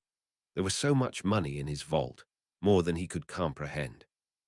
He probably wouldn't want for anything for a very long time, and that was such a foreign concept to him that he didn't even know what to do with it. When they got back up to the main lobby, Mrs. Figg quickly exchanged the Muggle money that Harry had stolen from Mrs. Koshkov. As she did so, she explained what each of the coins were that Harry had put in his bag. The gold ones were called galleons, the silver were sickles, and the bronze were nuts. She also explained that a galleon was worth about £5. Once she had the money exchanged, she gave Harry half of it. Harry had tried to protest, but Mrs. Figg let him know that she was well taken care of and didn't need it either, and that it was only fair that he get a cut, since he'd done the job. Once Mrs. Figg explained that they could buy Muggle clothes in Diagon Alley with wizarding money. He also exchanged the money he'd lifted off Piers. They exited the bank and made their way to one of the restaurants to get a bite to eat before tackling the rest of the shopping. As they ate their meals, Harry asked, "Mrs. Figg, what was that parchment that you found at the bank?" Mrs. Figg said, "I promise to tell you later when we get home. I don't want to be overheard here." Harry nodded in response and decided to just drop it for now. They spent the early evening outfitting Harry with a wardrobe. He now had robes for every occasion and some Muggle clothes in case they wanted to spend time in the Muggle world. After the clothes shopping, they went to the bookstore. Harry wanted to find some books about magical animals, and after his experience at Gringotts, he decided it was a good idea to read up on goblins too. He found a copy of Hogwarts, a history as well as some entry-level books on charms, transfiguration, potions, herbology, runes, arithmancy, and defense against the dark arts. He wasn't starting school until next year, but he wanted to get a head start if he could. He was able to talk Mrs. Figg into letting him get a brewing kit so he could start practicing potions right away. Since some potions didn't require a wand at all, it wouldn't be a problem. At the very least, he'd have a good understanding of how to heat the cauldron and prepare ingredients. The kit included a lot of basic ingredients that would be covered in his first year at school. He was determined to do well in school and wasn't going to let the next year go to waste before he could start at Hogwarts. After the books and potion supplies, they were finally able to go to the magical menagerie. They browsed through the store looking at various interesting creatures. Harry thought the Nifflers were really cute, but Mrs. Figg said they were more trouble than they were worth and caused mass destruction wherever they went. He was still tempted to get one, but figured he'd do some reading first. Things got interesting really quickly when Harry walked by a terrarium of runespurs and they started talking to him. When he talked back, Mrs. Figg gasped and clutched her chest. When Harry looked at her, she was looking at him with wide eyes that held a little bit of fear. He was about to ask her if she was okay when she whispered, "Later." They decided it was time to go, but Harry went and got some food, toys, and other necessities for taking care of Loki. He had the guy working the counter shrink his supplies so he could carry everything around. "We need to go meet with my friend now, Harry. I'm sorry to cut your visit to that particular shop short." "I know you were looking forward to it," Mrs. Figg said. "It's okay, Mrs. Figg. I'm sure there will be a chance to come visit again. Besides, I got what I really came for," he said as he patted his pocket where the pet supplies were. "Good. Stay close to me." "We're going to go down Knockturn Alley, and it's not the safest part of the alley," Mrs. Figg said. Harry grinned. He was excited to go down the dark alley. Mrs. Figg walked with determination, and the crowds parted when they saw her. She must have a reputation, Harry thought to himself. A few of them glanced his way, but when they caught Mrs. Figg's eye, they looked away quickly. Finally, they entered through a nondescript shop towards the middle of the alley. The shop was dark, and Harry thought no one else was here. But then he heard someone say, "Arabella Figg, it has indeed been a long time since you graced my shop with your presence. What do I owe this pleasure?" Harry spun around towards the sound of the voice, and he saw a man sitting in a chair with a tobacco pipe in his hand. The man was short and thin. For the most part, he was as nondescript as his shop, except for a large scar peeking up from under the collar of his shirt. "Hello, Mundungus," Mrs. Figg said with a grin. "It has indeed been too long. I'm here with Harry and I have something I could use your help with if you have the time." "Straight to the point, I see," the man said in return. He glanced at Harry for a moment before returning his gaze to Mrs. Figg. "Perhaps later you and I can pick up where we last left off," he said with some suggestion. Harry balked at the implication. "Perhaps, Mr. Fletcher, but only after you've helped resolve our problem," she said as she handed him one of the scrolls she'd found in his vault. Mundungus smiled, showing his yellow teeth. Harry noticed some were missing. It was frighteningly disgusting, Harry thought. He couldn't fathom why Mrs. Figg would have any interest in the man, but she simply smiled in return. Maybe she was just putting on a good show so she could get what she needed from the man, he thought. He unrolled the scroll and mumbled to himself as he read. His eyes grew large as he scanned the document, and then he spoke. My Arabella, this is quite the find. The deed to the Potter Manor signed over to our young Mr. Harry Potter, I see. But if you have this, then what could you possibly need from me?" he asked. "I don't want anyone knowing of my connection to Harry, so I need an alias, and then I need your help filing this with the Ministry in Gringotts so we can make the transfer to Mr. Potter official. Then I need the documents sealed, so no one is the wiser that Mr. Potter has claimed his family home. As far as anyone else will know, Harry still resides with his Muggle relatives. That won't come cheap, Arabella, even if you actually intend to pick up where we last left off," he said, leaving the sentence hanging. He drummed his fingers on the desk and continued, "This will cost you 1,000 galleons, and we shack up for the weekend." 500 galleons, and we can go out for one date," she said. Harry blushed. He did not want to be here for this. He gestured to Mrs. Figg that he'd prefer to wander, and she nodded. He walked around the shop, looking for something interesting. On one wall, Harry noticed several scales that were obviously rigged to cheat unsuspecting customers. Harry was intrigued by an aisle that had various vials of potions. He read the tags and found that there were truth serums, love potions, luck potions, and some poisons. Harry went to pocket one of the luck potions, but he felt a burning and then heard Mundungus shout, "Don't even think about it, laddie." Reprimanded, he put the potion back on the shelf and shook his head.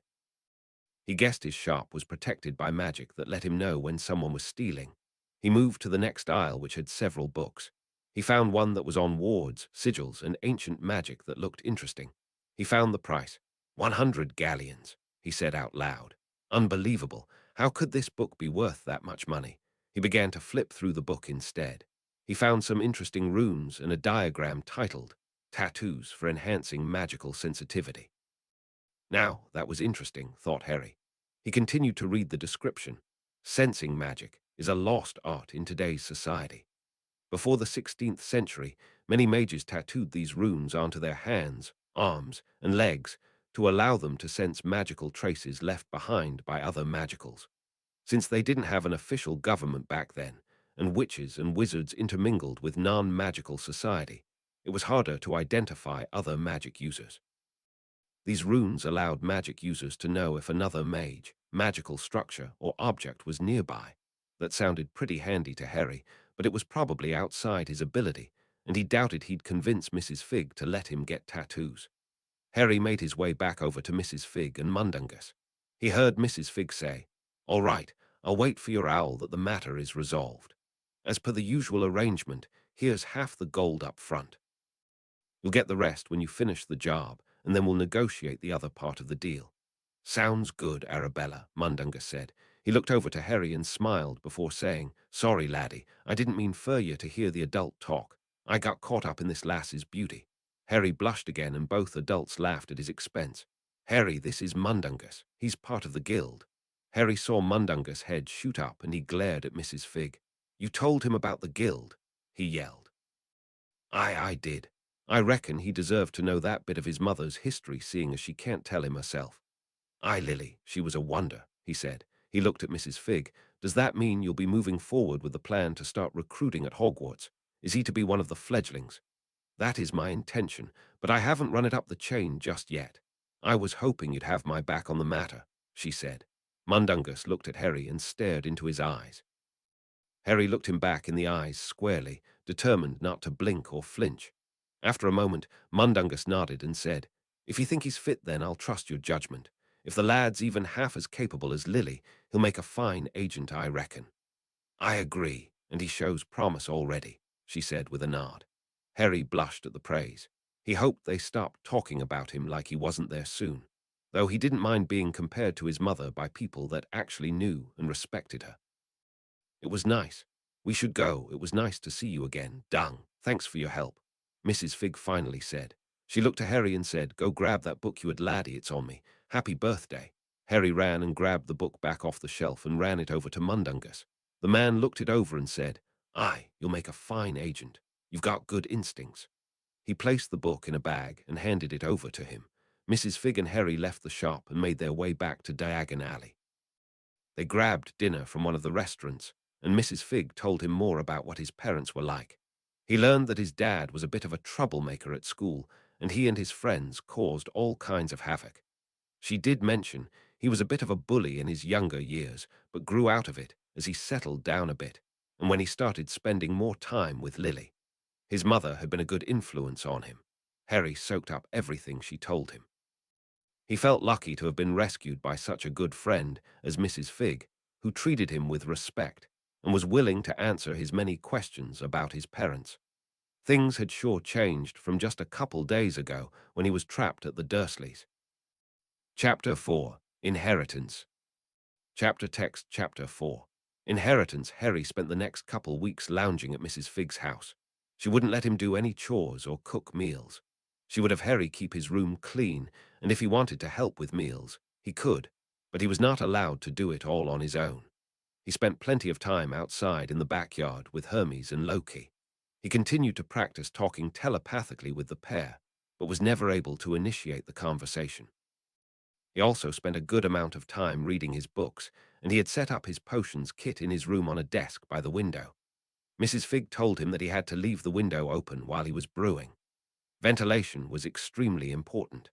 Mrs. Figg had been a tutor for the Potters before James went to school, and she had a good understanding of the subjects that didn't require any or much wand work, such as astrology, herbology, potions, history, arithmancy, and runes. She would spend a bit of time each day going over the various topics to help Harry have a firm understanding of the principles, even if he couldn't perform magic, since he was underage and didn't have a wand. It would be another year before he was allowed to get one, and longer still before he'd be allowed to use it. They'd also talked about his ability to speak to snakes. Mrs. Figg had been shocked when he'd spoken with the Runespurs in the magical pet shop. She'd informed him that it was a taboo ability in Britain, but that it was more accepted and even revered in other parts of the world. Harry had understood the message. Keep this ability under wraps if he didn't want any trouble. Along with his studies of magical principles, Mrs. Figg had begun to tutor Harry on etiquette in the upper ranks of magical society. As the last member of a respected magical family, it would be expected that he kept up with certain traditions. Harry was already a very polite person, and he saw the value in maintaining that image when he stepped back into magical society. He was used to wearing a mask, and this was just a continuation of that. He would wear it proudly. He even was a little proud, knowing that he was following in his father's footsteps and the traditions of his family. He felt closer to his ancestors each day as he learned more from Mrs. Figg. It was near the end of summer when he started to become impatient staying at Mrs. Figg's house. Knowing that they would be moving into the Potter family home eventually was exciting, and he was getting tired of waiting. He hadn't run into the Dursleys at all since moving in full time with Mrs. Figg. The details of what transpired between the Dursleys and Professor Dumbledore was still a mystery to him. Ever since he'd read the bit about sensing magic, he'd been intrigued. He confided in Mrs. Figg, and she'd let him know there were a couple magical objects in her home. If he could find them, she'd promised to reward him with another trip to Diagon Alley, or maybe even Hogsmeade, the magical village near Hogwarts. With his restlessness, he was more determined than ever to find the magical objects. He thought that if he investigated some magical objects he already knew about, maybe he'd be able to memorize the sensations that they made. The book he had found in Mundungus shop had even more information about sensing magic, and he was eager to try some of the methods mentioned. He walked down to the sitting room and closed his eyes in the doorway. He knew the general layout of the room and knew where the fireplace and the flue powder was. He was hoping that maybe he'd be able to pick up on the magical signatures of the two items in the room. Maybe if he memorized how the two things felt, he'd be able to more easily identify the sensation of other magical objects. With his eyes closed, he tried to focus on the sensations he felt. He took deep, steadying breaths and tried to shut out any intrusive thoughts. It took quite a while, and his thoughts often crept in on him, distracting him from his goal. He let the thoughts come without getting frustrated and tried to focus on his breathing. Eventually, he was able to shut out everything except how he was feeling. His attention was solely on the present. He walked around the room paying attention to how he felt. He picked up on some vibrations in the general direction of the fireplace and made his way in that direction. As he got closer, the vibrations grew in intensity but were never overwhelming. He was sure that what he was feeling was the magical signature of the flue powder and the fireplace. Next, he tried to push the sensation of the two items outside of his focus so he could reach out for any other magical signatures. It was difficult at first, but he was eventually able to move on. Opposite of the fireplace, Harry thought he was picking up on a different vibration. We walked over to that side of the room, following the sensation he was feeling. As he got closer, the vibration grew, and he noticed that the pattern of the vibration was different from the fireplace. Fireplace vibration felt warm and reminded him of the crackling and popping sound that wood made when it was burning. The new vibration was more steady, constant, Harry thought. It felt similarly to what it felt like when a bee was buzzing near your ear.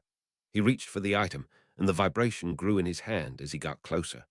When his hand made contact with the item, the vibration went up his arm. He opened his eyes and saw in his hand a porcelain statue of a miniaturized Egyptian obelisk.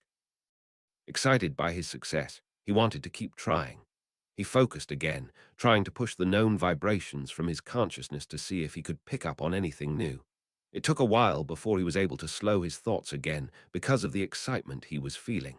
He focused on his breath, determined to shut out everything but what he sought. After a while, he thought he was picking up on another item, but he didn't think it was in the room. He opened his eyes and headed towards the front door where he thought maybe he was picking up on something. Once in front of the door, he closed his eyes and focused again on his breathing until everything was shut out. He began to pick up on something coming from the doorknob. The vibration he felt was strong, sharp, and Harry focused, trying to decipher the sensation he was picking up from the object hot. The vibration was hot. It felt dangerous, he thought. Harry wondered what sort of enchantments were placed on the doorknob, but he wasn't completely sure he wanted to find out on his own. He just asked Mrs. Figg. Harry again worked on shifting his focus to his breathing as he shut his eyes and tried to determine if there were any other objects in the house. He pushed away the already known vibrations and reached out. Vibration was coming from somewhere upstairs, so Harry made his way to the stairs and climbed them. Once he was at the top, he shut his eyes again and focused. He walked down the hallway until he was in front of Mrs. Figg's bedroom door. This time, the vibration felt reflective. Every vibration he made bounced off the door and dissipated. He thought that it was some kind of shield that pushed everything away. He wasn't able to reach out beyond the door to see if there were any objects beyond it. Harry thought it was getting easier for him to focus each time. He hoped he'd eventually be able to do this without closing his eyes. It wasn't exactly practical to have to close his eyes whenever he was trying to sense something. People would wonder if he had lost his mind. He was pretty sure that he'd found all the items that there were to find. Mrs. Figg had left to do some grocery shopping, so he'd have to wait until she got back to check. Harry huffed with impatience. He wanted to get out of the house a bit and blow off some steam. Busying himself with studying was helpful, but it didn't offer him quite the same level of satisfaction as some other activities he could think of. It had only been weeks since his birthday and his last successful heist, but it felt much longer. He'd be leaving Privet Drive soon, maybe for good. If he wanted to find out what happened to the Dursleys, perhaps it was time to plan his next nighttime excursion. A recon mission wasn't as exciting as a heist, but it was better than being cooped up. Harry was looking over his potion for what seemed like the 10th time. The potion book had said that it should be a grayish blue with bright spots shooting out every few seconds. His potion was a murky gray and was foaming. He didn't know why just yet, and he was going over the instructions to find where he'd messed up. He was getting ready to discard the potion and start over when he heard a ruckus downstairs. Loki ran into Harry's room and let him know Mrs. Figg had just arrived home. Harry was a bit frustrated because of his failed potion and didn't head down right away. A short while later, Mrs. Figg walked in and saw the mess on Harry's desk. She winced and said, "That looks rough. Everything all right here, Harry?" Harry grumbled in frustration and said, "I'm not sure what I did wrong. It doesn't match the description at all." Mrs. Figg walked over and looked over the instructions in the book and then glanced inside the cauldron. "I'm no potions mistress, but did you chop the beetle eyes evenly? That can be a bit tricky to do." Harry had not in fact chopped the beetle eyes evenly. They kept flinging away from the knife when he tried to chop them. He shook his head and explained. Mrs. Figg picked up his potions knife and said, "This needs sharpening." She rifled through his kit and pulled out a whetstone that he'd missed. She then went on to explain the sharpening process. She brushed off his mistake and said, "This is the kind of thing most wizards overlook. There are spells you can cast to sharpen and prevent degradation later, but the residual magic can interfere with your potions, even if just slightly. It's best to do the manual work for high-quality potions. Your professor will see the difference when you start next year." He felt foolish and was embarrassed by his oversight, but was grateful for her instruction and that she didn't belittle him. Mrs. Figg was holding her chin in thought. "Show me how you stirred after you put in the horklump juice," she said next. Harry walked over to the cauldron and grabbed the stirring rod in his right hand and started stirring. He counted to 13 and then stopped. "Ah, I see. Watch me," she said as she took his place. She grabbed the stirring rod with both hands and placed it in the cauldron. It's best to think of the cauldron as a clock. Most potions are started at the 12 o'clock position straight in front of you. You'll learn more about the importance of numbers if you take arithmancy, and then this will make more sense, she said. Mrs. Figg's motions with the stirring rod were more intentional and pronounced than his had been, he noticed. I think if you try again using these instructions that you'll have more success, she said. But you'll probably want to wait to find out. I ran into Dung and he said the house is ready. He connected it to the flue under an alias and everything. We can head over as soon as you're ready. She finished with an excited gleam in her eyes. Harry jolted. Finally, he thought. He wanted to go right away. All thoughts of investigating the Dursleys left his mind immediately.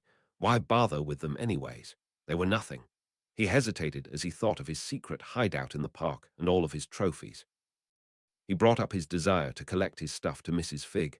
Ah, yes, if you'd like to go tonight to collect your things, then I think that would be fine. Just make sure you're not seen, she said. Naturally, Mrs. Figg, he replied with some bravado. I'll just finish cleaning up my mess here, and then later tonight I'll gather my things. Thanks for your help with my potion, by the way. No problem, laddie, she replied. Make sure you get it all put away. The Potters had quite the potions lab. You can wait until we're settled there before you try again. And with that, she took her leave and headed downstairs. It was just after 1 a.m., and Harry was waking up from a small nap he decided to take after cleaning up and packing up his room. He'd missed dinner, but hopefully Mrs. Figg wasn't too put out. Harry had decided to dress all in black.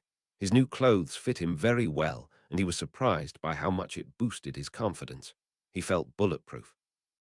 He reached for a bag that Mrs. Figg had given him. She told him it had undetectable expansion and feather-like charms placed on it, and it should be able to carry all his stuff out of his hideout. He loved magic. He knew that Mrs. Figg already knew he was going out tonight, but he wanted to see if he could sneak out without her noticing anyways. It made it more fun anyways. He opened his bedroom door and stepped out, closing his door behind him quietly. He made it to the middle of the stairs when he heard Mrs. Figg shout out, "Be safe." Harry groaned, and then he heard Mrs. Figg laugh. So much for getting out undetected. He still didn't know how she did it. His mood somewhat ruined, he walked out the front door normally. As soon as he was outside in the dark, his mood improved. He was back in his element now. He snuck down the street, avoiding lights as he went. He encountered no obstacles, and it didn't take him long to make his way to the park and down into his hideout. He sighed. He was utterly bored due to the lack of challenge. He looked fondly at his hideout. It had been a wonderful sanctuary for him over the years. He reminisced on his past heists and experiences as he collected his trophies from the shelves. He was sad to leave it behind, but was looking forward to the next chapter. Hopefully he'd be able to find a new sanctuary when he got to Hogwarts. He doubted very much that he'd need one at his family home. The final trophy collected, he wondered if he should dismantle his hideout or leave it for someone else to find.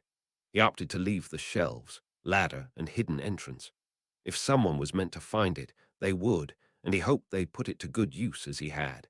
He decided to go ahead and stop by the Dursleys' house. He didn't know if he'd ever be back. He hoped not, honestly.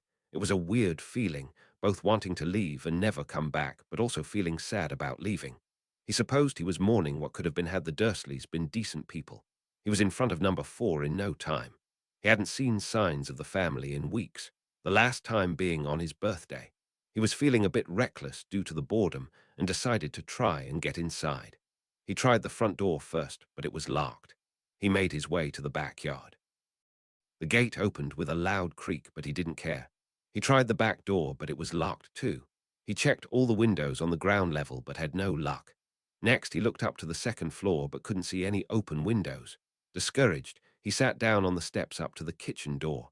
He thought about breaking one of the windows so he could get in. He grabbed a large stone and was about to throw it, but he stopped himself. Were the Dursleys even worth it? He was so mad at them for how they'd treated him over the years, but was it worth risking his escape now? He'd be leaving for good in the morning. He decided this was all the closure he needed. "Have the lives you deserve," he said out loud. Harry made his way back to Mrs. Figg's house and up to his room with conflicting feelings. Up until now, he'd been all on his own.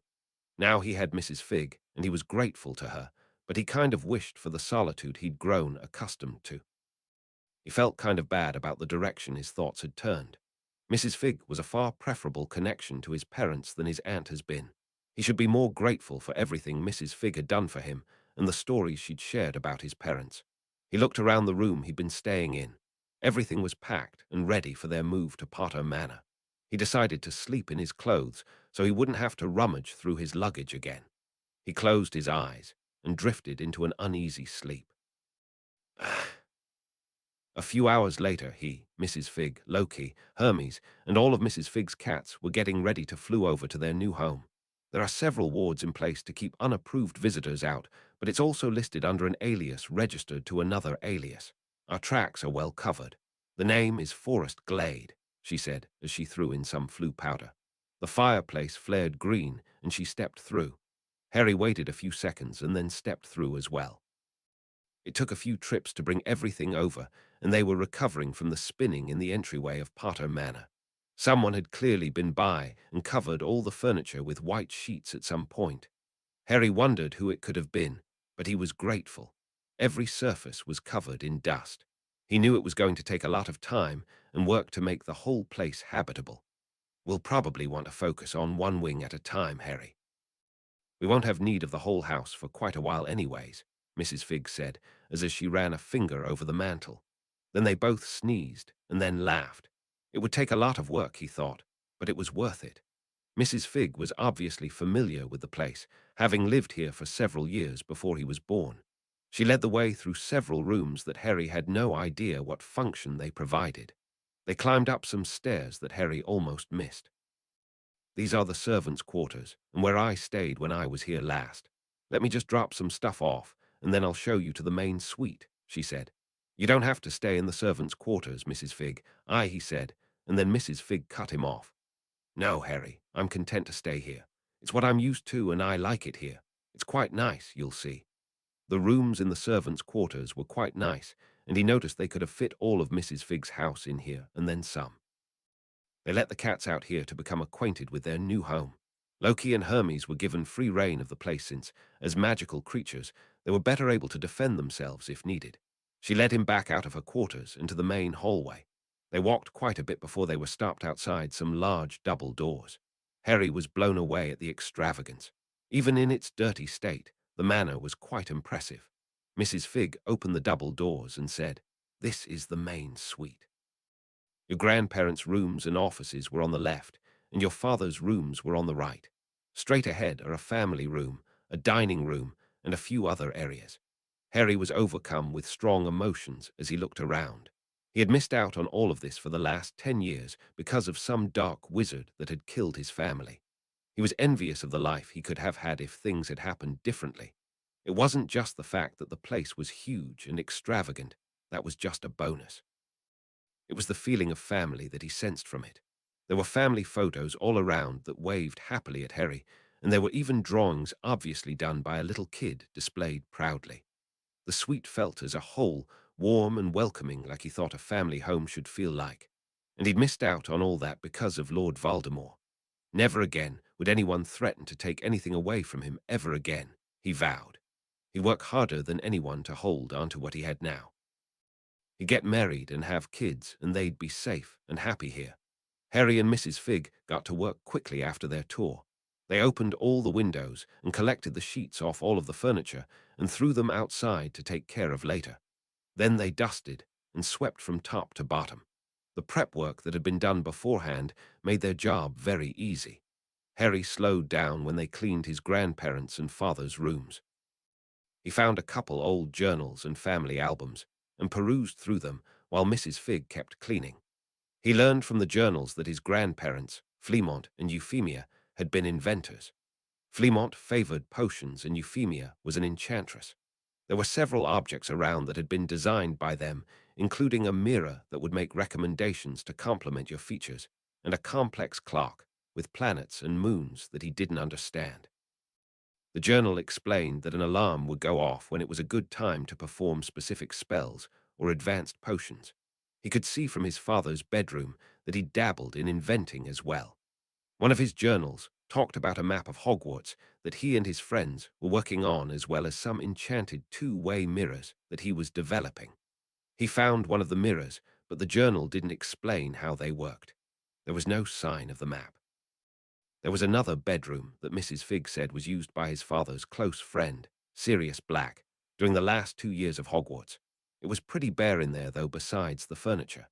Mrs. Figg left him to his perusing and went to make lunch for them. He'd also read an entry about an invisibility cloak, and that was probably the most exciting discovery so far. That would be a game changer for sure. He had found several cloaks and tried them on, but none of them made him invisible. He reckoned it wasn't here, unless they only worked with a spell or something. He simply didn't know enough to rule all of them out. He thought about asking Mrs. Figg, but it could be a useful secret that could help give him an edge. Maybe it would be better not to give it away. When Mrs. Figg came back, they both stopped and ate in silence. Loki and Hermes had been off exploring the grounds, but had returned to beg for food. Harry was happy to share his sandwich with Loki.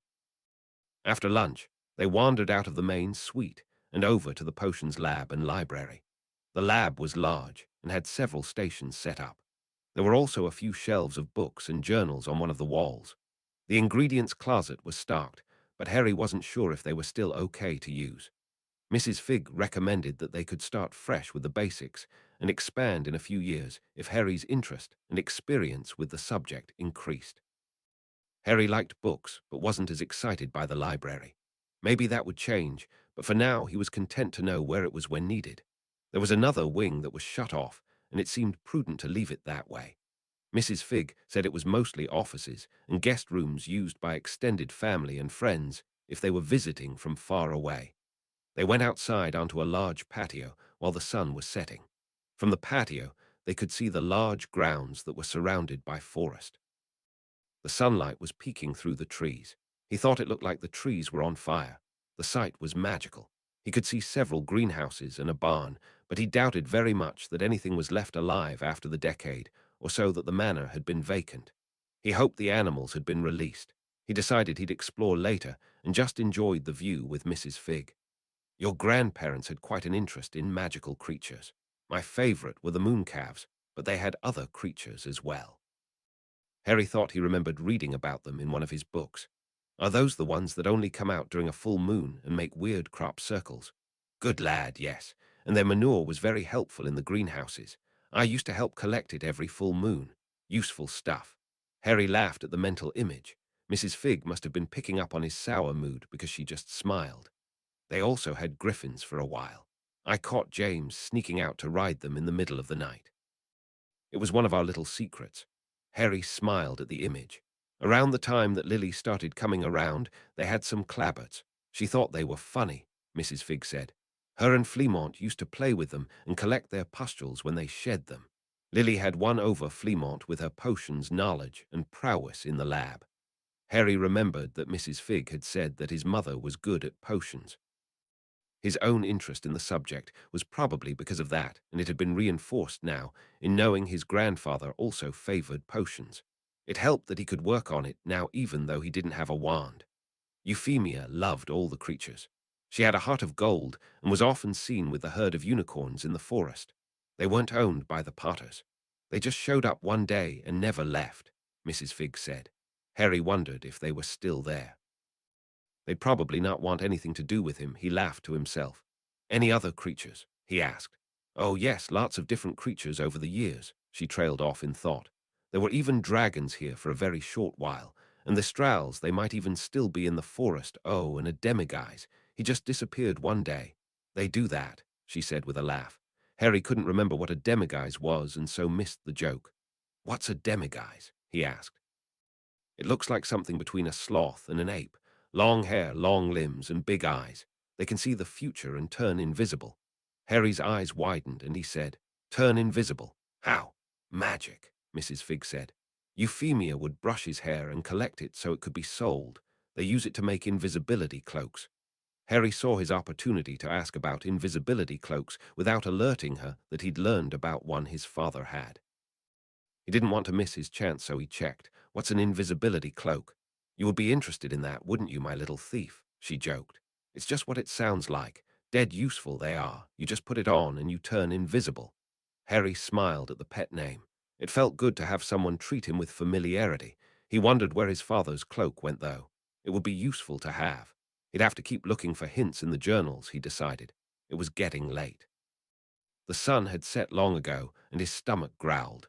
Harry and Mrs. Figg ate dinner on the patio, and then Harry decided to sleep in his father's old room. Mrs. Figg went to the servants' quarters. They'd pick up in the morning and maybe go explore the grounds a bit. Chapter 5. Hogsmeade Village. Chapter text. Harry had forgotten to close the drapes in his new bedroom before falling asleep, so he was awakened by the sun's rays as they pierced through the windows and into his face. He could hear the birds singing outside, and he smiled. His uncle would often complain about birds chirping nonsense in the morning, but Harry rarely heard it from his cupboard. He smiled and walked to the window closest to his bed. He looked outside and was astonished by the view. Woods and hills as far as the eye could see. The sky was mostly clear with a few clouds here and there. The sight was striking. He didn't think he could ever get sick of it. He glanced to the side and saw that there was a balcony that he must have missed yesterday. He stretched and put on a bathrobe before exploring the main area once again. He found a door between the dining and family rooms that he thought might lead out to the balcony. On the other side of the door was a large sitting room with some bookshelves. It looked like a pleasant place to relax and read. On another wall, he saw a glass door that clearly led outside. The balcony was wonderful and somehow still very clean and well maintained. He wondered what enchantments might have been placed to keep it so well preserved. From here, Harry could really see the property properly. He leaned over the railing and enjoyed the view. All of this was his. He still couldn't believe it. He'd gone from pauper to prince practically overnight. He had a large home and an even larger wallet. He very much doubted that he'd have to work a traditional job ever unless he wanted to. No, he could spend the rest of his days living here without worry, and he might even be happy with just that. At that moment, Mrs. Figg opened the door and stepped onto the balcony. "Good morning, Harry," she said. "Hungry? I've brought a tray." Harry glanced at the tray that Mrs. Figg had put down on a small table. There were some berries and sliced melon as well as buttered toast and a steaming kettle of tea. His stomach growled and he gave his thanks as he filled a plate with food. They each looked off in the distance and enjoyed the view as they ate. Harry was the first to break the silence. "Mrs. Figg, do you think the guild will accept me without a proper education?" he asked. Mrs. Figg peered over her cup of tea as she sipped. A while later she said, "Harry, what is it you're thinking? Don't you want to go to Hogwarts?" "I don't know, Mrs. Figg," he said with a shrug. "There are a lot of people there and I'm worried I won't be accepted, that I'll have to wear my mask all the time. It sounds exhausting." Mrs. Figg laughed a small understanding laugh and said, "Aye, it is at times, I assure you, to be in society. But that's life, Harry. You can't just hide here." "Why not? I have everything I need here. I have money. Why do I need school or to be part of magical society?" he asked. Mrs. Figg was looking at him with concern, but she didn't say anything. Harry thought he had made his point, and that he had likely won their small argument. "I doubt very much that you'd be considered by the guild to be a viable candidate as a hermit, Harry," she said. "You're too famous. They'll see that as a huge asset, as you'll be a shoo-in to keep tabs on the purebloods and ministry officials. Without that, they probably won't need you." Harry sighed and looked away. "Fine. I guess I don't need them then." "Harry, what's gotten into you? You seemed thrilled at the idea earlier. I thought this is what you wanted." Mrs. Figg checked. Harry didn't really know why he was acting this way. It was just a lot. Being here, being a wizard, finding out about his family. It was all just too much. "I don't know, Mrs. Figg, just forget I said anything." With that, he walked away back into the house. It was several hours later, and Harry was still in his room. He hadn't wanted to go out and face Mrs. Figg. He was angry, and he wasn't sure why. He was laying on the floor with his legs extended upwards against his bed when there was a knock on the door. "Harry, can I come in? I've got Loki," Mrs. Figg said through the door. Harry was tempted to remain quiet, but he had been missing Loki, so he told them to come in. He heard the door creak open, and then what sounded like a very small horse running towards him. A moment later, Loki was jumping on his chest and butting his head against Harry's chin, purring. "I've missed you too," Harry said as he scratched behind Loki's ears. Harry shifted and sat at the end of his bed, moving Loki to sit on his lap. "Harry, you don't have to join the guild if you don't want to," Mrs. Figg said.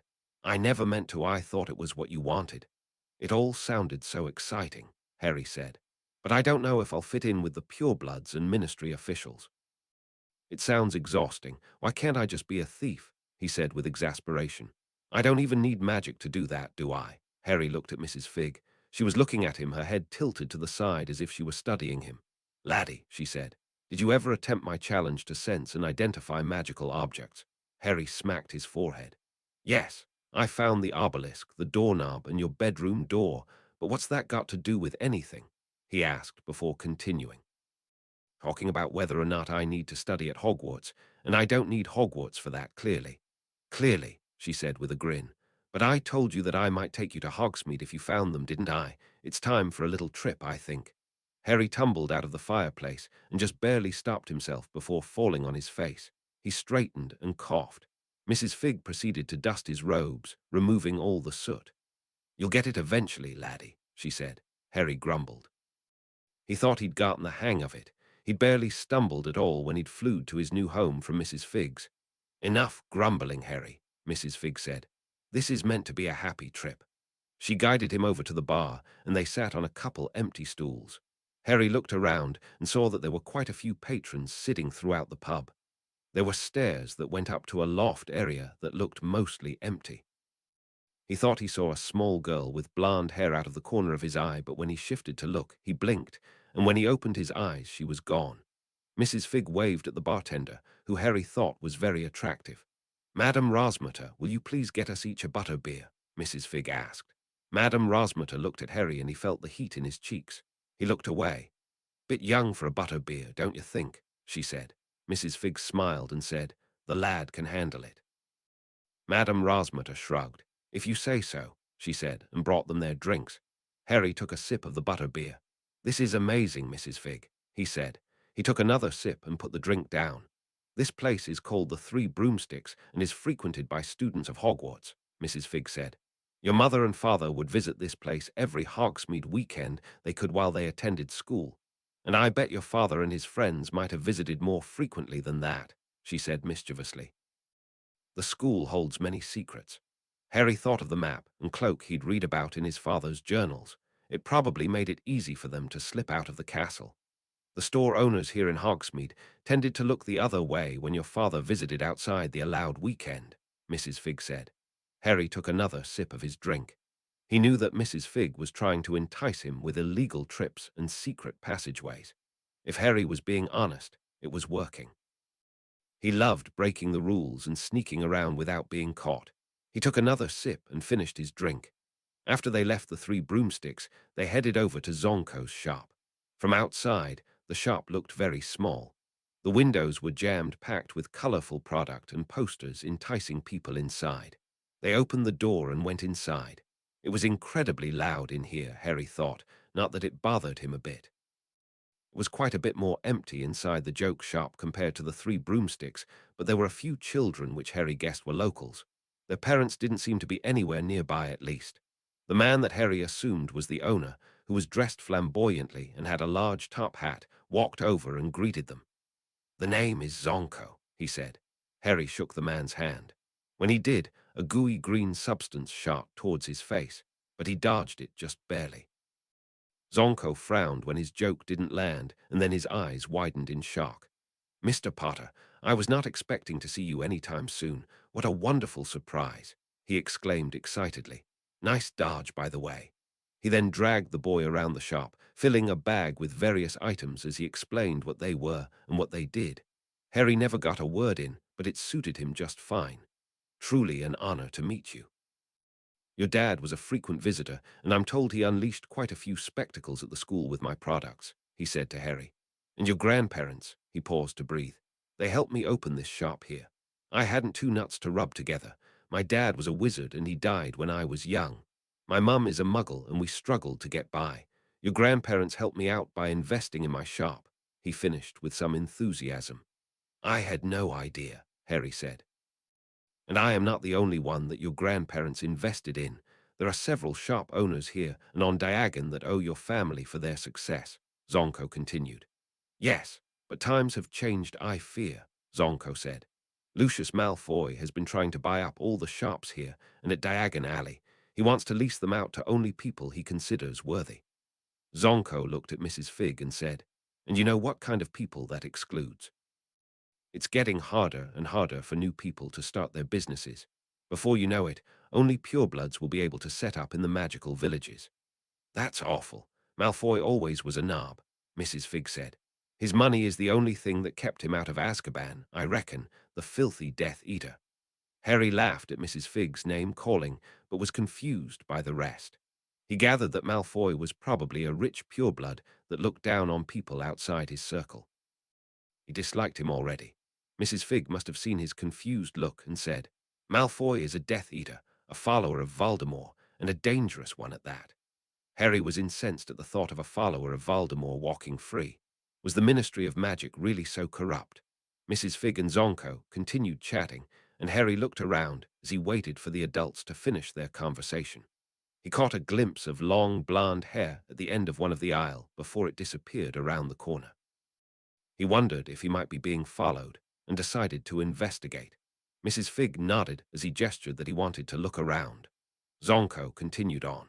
The man was clearly a talker.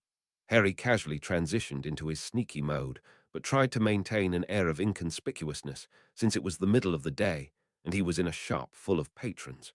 He walked lightly down the aisle he had seen the blonde-haired girl last. He felt his senses heighten as he focused all his attention on his target. He thought he could hear the girl breathing just around the corner. He finally made it to the end of the aisle and decided to jump out and catch her unaware.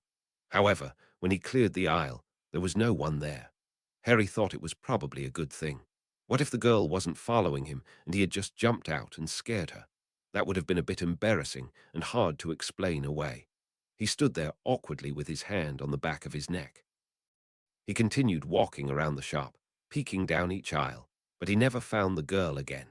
He returned to Mrs. Figg and Zonko and thanked Zonko for giving him so much stuff for free, and then he and Mrs. Figg walked over to Honeydukes so Harry could buy a cauldron full of treats. Harry could smell the sweets from outside the shop.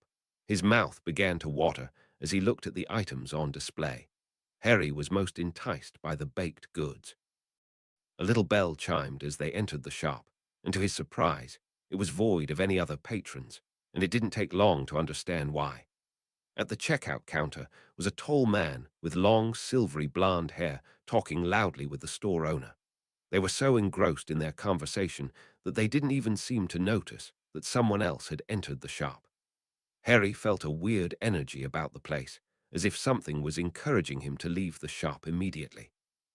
Before he could comply with the impulse, Mrs. Figg put a finger to her lips and motioned Harry to follow her down one of the aisles far away from the checkout counter. When they got far enough away, she whispered to Harry, "That is Lucius Malfoy talking with the store owner, Ambrosius Flume." Harry's eyes widened at the revelation. He could hear the two talking loudly, but they were far enough away that he couldn't hear what was being said. "Do you think I can get closer so I can listen in without being seen?" he asked Mrs. Figg. Mrs. Figg frowned in thought before responding, "Go ahead and give it a shot, but make sure your scar stays covered just in case. I don't want him noticing you if we can help it. He knows me and the two of us do not get along at all, so I'll stay here. If he saw both of us together, he might make the connection, but it's still not likely." Mrs. Figg brushed his hair with her fingers so his scar was covered. He began creeping across the shop, which he noticed was bigger on the inside, just like Zonko's.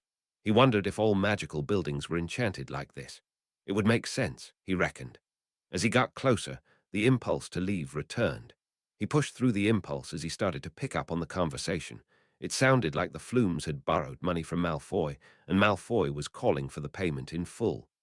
"Please, Mr. Malfoy, you told us that we could pay you back over the course of 10 years. "We don't have that kind of money," Mr. Flume said.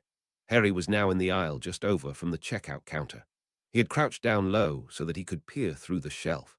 He watched as Mr. Malfoy unrolled a piece of parchment and slammed it on the counter, making Mr. Flume flinch.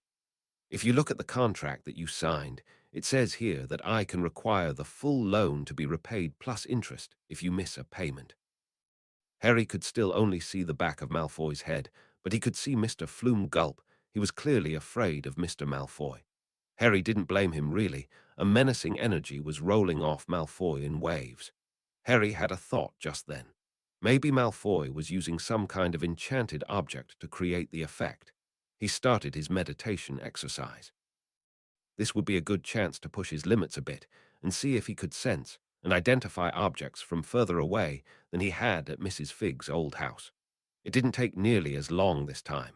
He suspected that it was because he was already so focused as he was sneaking around. A moment later, he was reaching out with his senses. He was right. Malfoy was using something. Harry could feel the menacing energy concentrated around a ring on Malfoy's finger. Harry wondered if there was an activation phrase or some other way to control the object.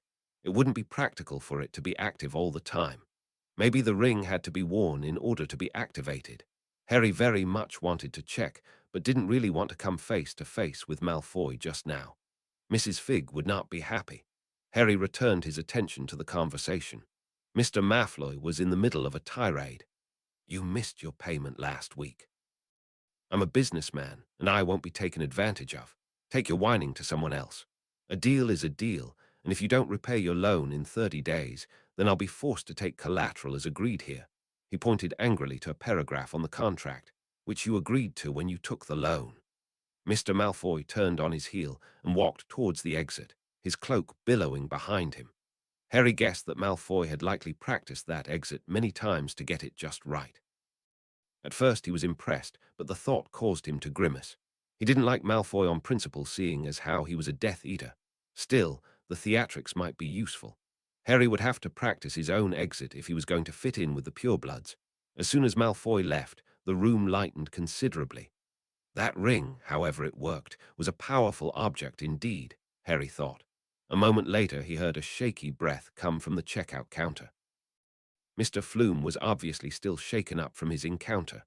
"I never should have agreed to do business with that man," Mr. Flume said out loud to himself. Harry thought of his vault full of gold and what Zonko had said about his grandparents investing in shop owners now and then. He wondered what they would do in his position. Harry, who hated bullies like Malfoy, was inclined to offer his help, but wasn't sure how to go about it. He wanted to run the idea past Mrs. Figg, but he wasn't sure how he was going to get back to her without being noticed now that Mr. Flume wasn't distracted. A moment later, his wish was answered, however, as he saw Mr. Flume turn and walk into a back room. Taking his chance, Harry walked back over to Mrs. Figg. He told her what he'd overheard and what he'd discovered about Mr. Malfoy's ring. "That was some good work, laddie. I'm impressed," Mrs. Figg said with a smile. She shook her head and chuckled. "You have good instincts, and the guild would be foolish not to accept you as a candidate. That is, if you decide you want to become part of the guild."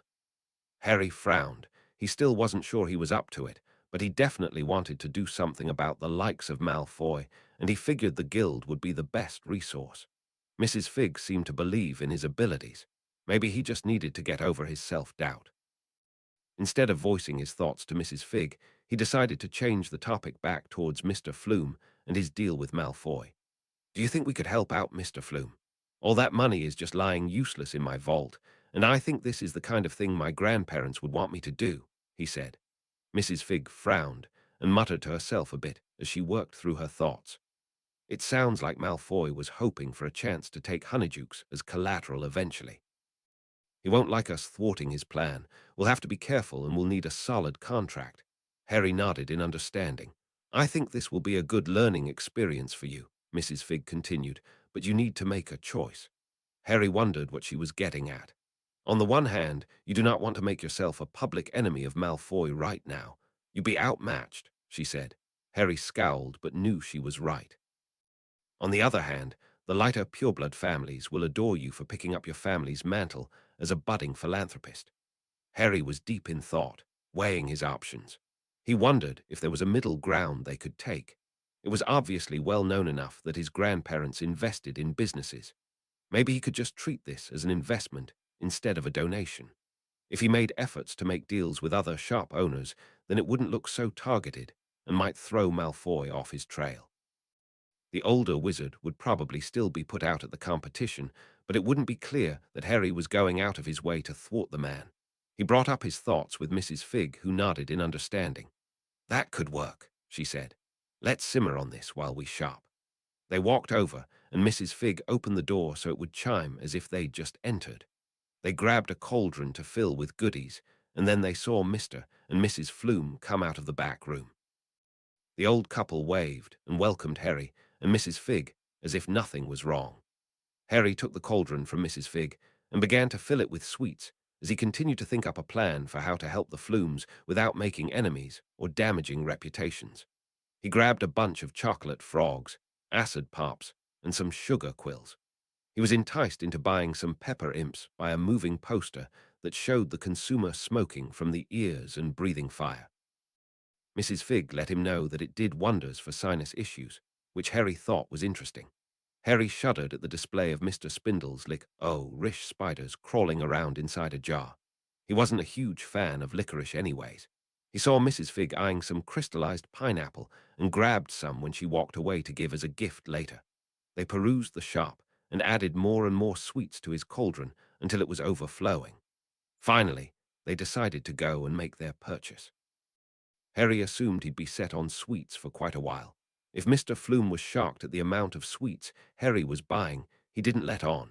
While the man had a smile on his face and was polite, Harry could tell that his mind was elsewhere. Harry decided to trust his instincts, and with a glance at Mrs. Figg, he made his decision. "Mr. Flume," he said reluctantly, "I may have overheard your conversation with Mr. Malfoy earlier."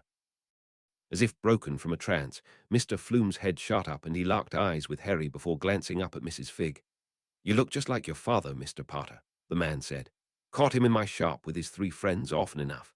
If I didn't know better, I'd swear there was a secret entrance from Hogwarts in my cellar." The man shook his head and said, "I am sorry you overheard us. That wasn't very professional of Mr. Malfoy. His visit was expected, but not timely." Mrs. Figg took over for Harry. "We're sorry for dropping an ease, but we walked in when Mr. Malfoy was here and you didn't notice. Harry here has a desire to help, and we have an offer for you, no strings attached." "Well, there are some strings," Harry clarified. "I don't exactly want to make an enemy of Mr. Malfoy just now. I'd like to help, but I'm a bit hesitant to oppose Malfoy so openly." Harry shared his idea with Mr. Flume, who for his part listened intently. Hope was practically etched onto his face. "Ah, I see. So this will be more of an investment and less of a donation then?" Mr. Flume checked. "Sort of," Harry said.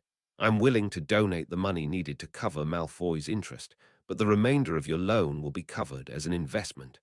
I'll become a silent part owner in your company, and I'll take a cut each month, but you'll be able to buy me out if you want."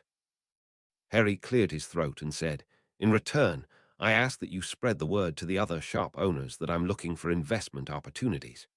Harry was worried that Mr. Flume was going to reject his offer. He dared a glance at Mrs. Figg, but he couldn't guess at her thoughts as her face was blank as slate. She was a good businesswoman.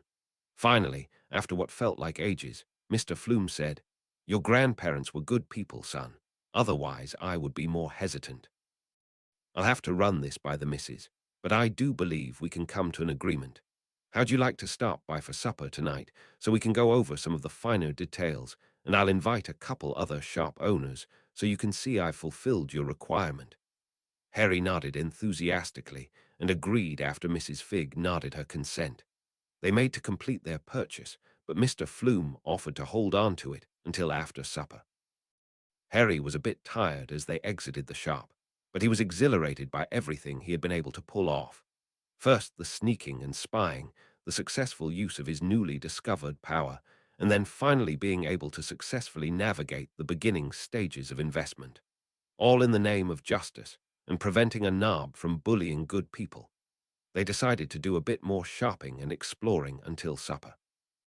Mrs. Figg showed him what the villagers called the Shrieking Shack, but let him in on the secret. One of his dad's best friends had been a werewolf and had been able to use the shack each month during his transition. The monthly screams had scared the villagers for 7 years before it went silent. Now the shack was nothing more than a tourist attraction. After the shack, they went up a hill that overlooked the valley. There were several benches running along the edge of an overlook. They took a seat that faced Hogwarts, and Harry looked on in awe of the giant castle. As they looked on, Mrs. Figg said, "Hogwarts is a rite of passage that most kids would die for." As a squib, Harry flinched. "I never had the chance." Of course she'd be upset at Harry for even considering giving up this chance, he thought. Harry apologized for being an insensitive git about the whole thing. "I'm sorry, Mrs. Figg, you're right, of course.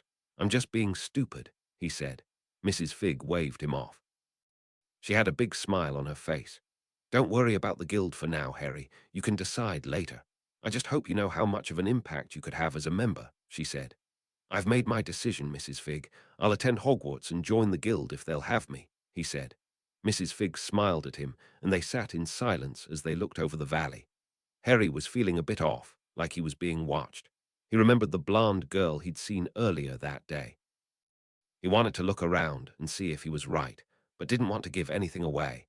He remembered his experience in Honeydukes with Malfoy's ring. He wondered if he would be able to pick up on someone else's presence with his ability. He had been so focused on objects so far that he hadn't thought to even try. He imagined the experience would be pretty similar. He took a deep breath and tried to focus his attention on his feelings. He closed his eyes as he continued to breathe in and out. He focused his attention first on Mrs. Figg. She was a squib, so he might not be able to pick up on her. He felt silly, since he knew she was sitting right next to him, but he tried anyway. At first, he thought he got nothing, and he was ready to call it quits. But just as he was about to shift further out, he thought he picked up on an inkling of something.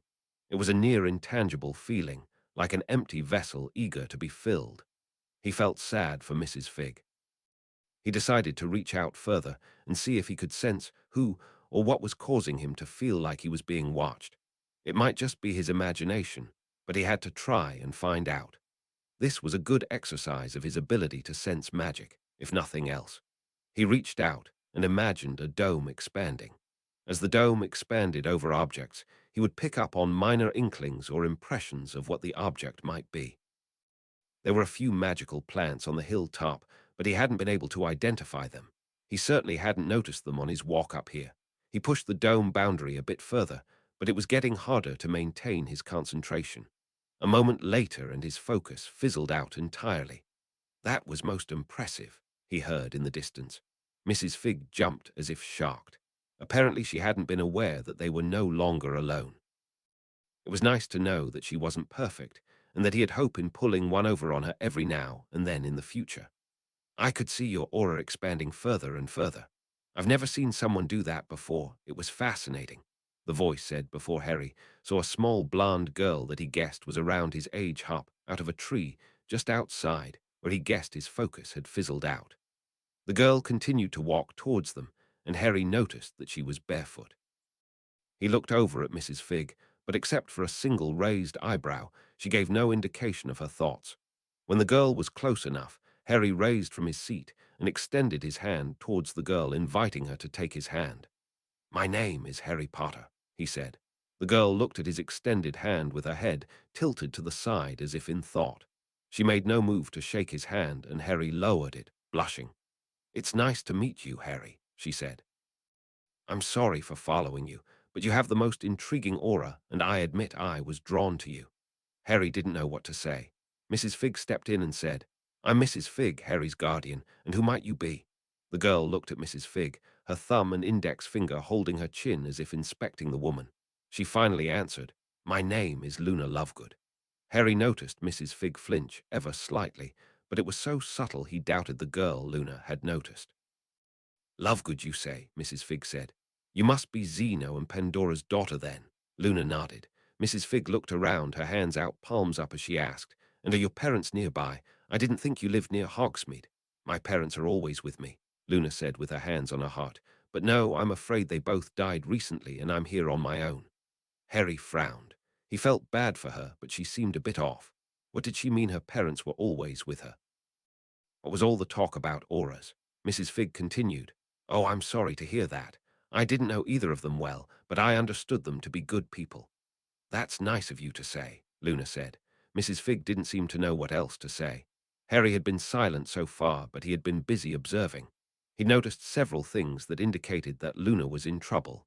Aside from being barefoot, he also noticed that her dress was rather worn out, the edges frayed. She was also very thin and had circles under her eyes.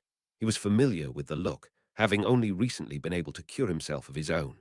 There were bruises on her shins and elbows that at first glance looked like what a normal child would have after an afternoon playing outside, but Harry could tell they were rather old. She was having a hard time healing. She was starving.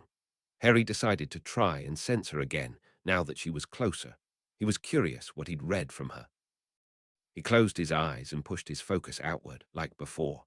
When the boundary of his mental dome reached the girl, she giggled in delight.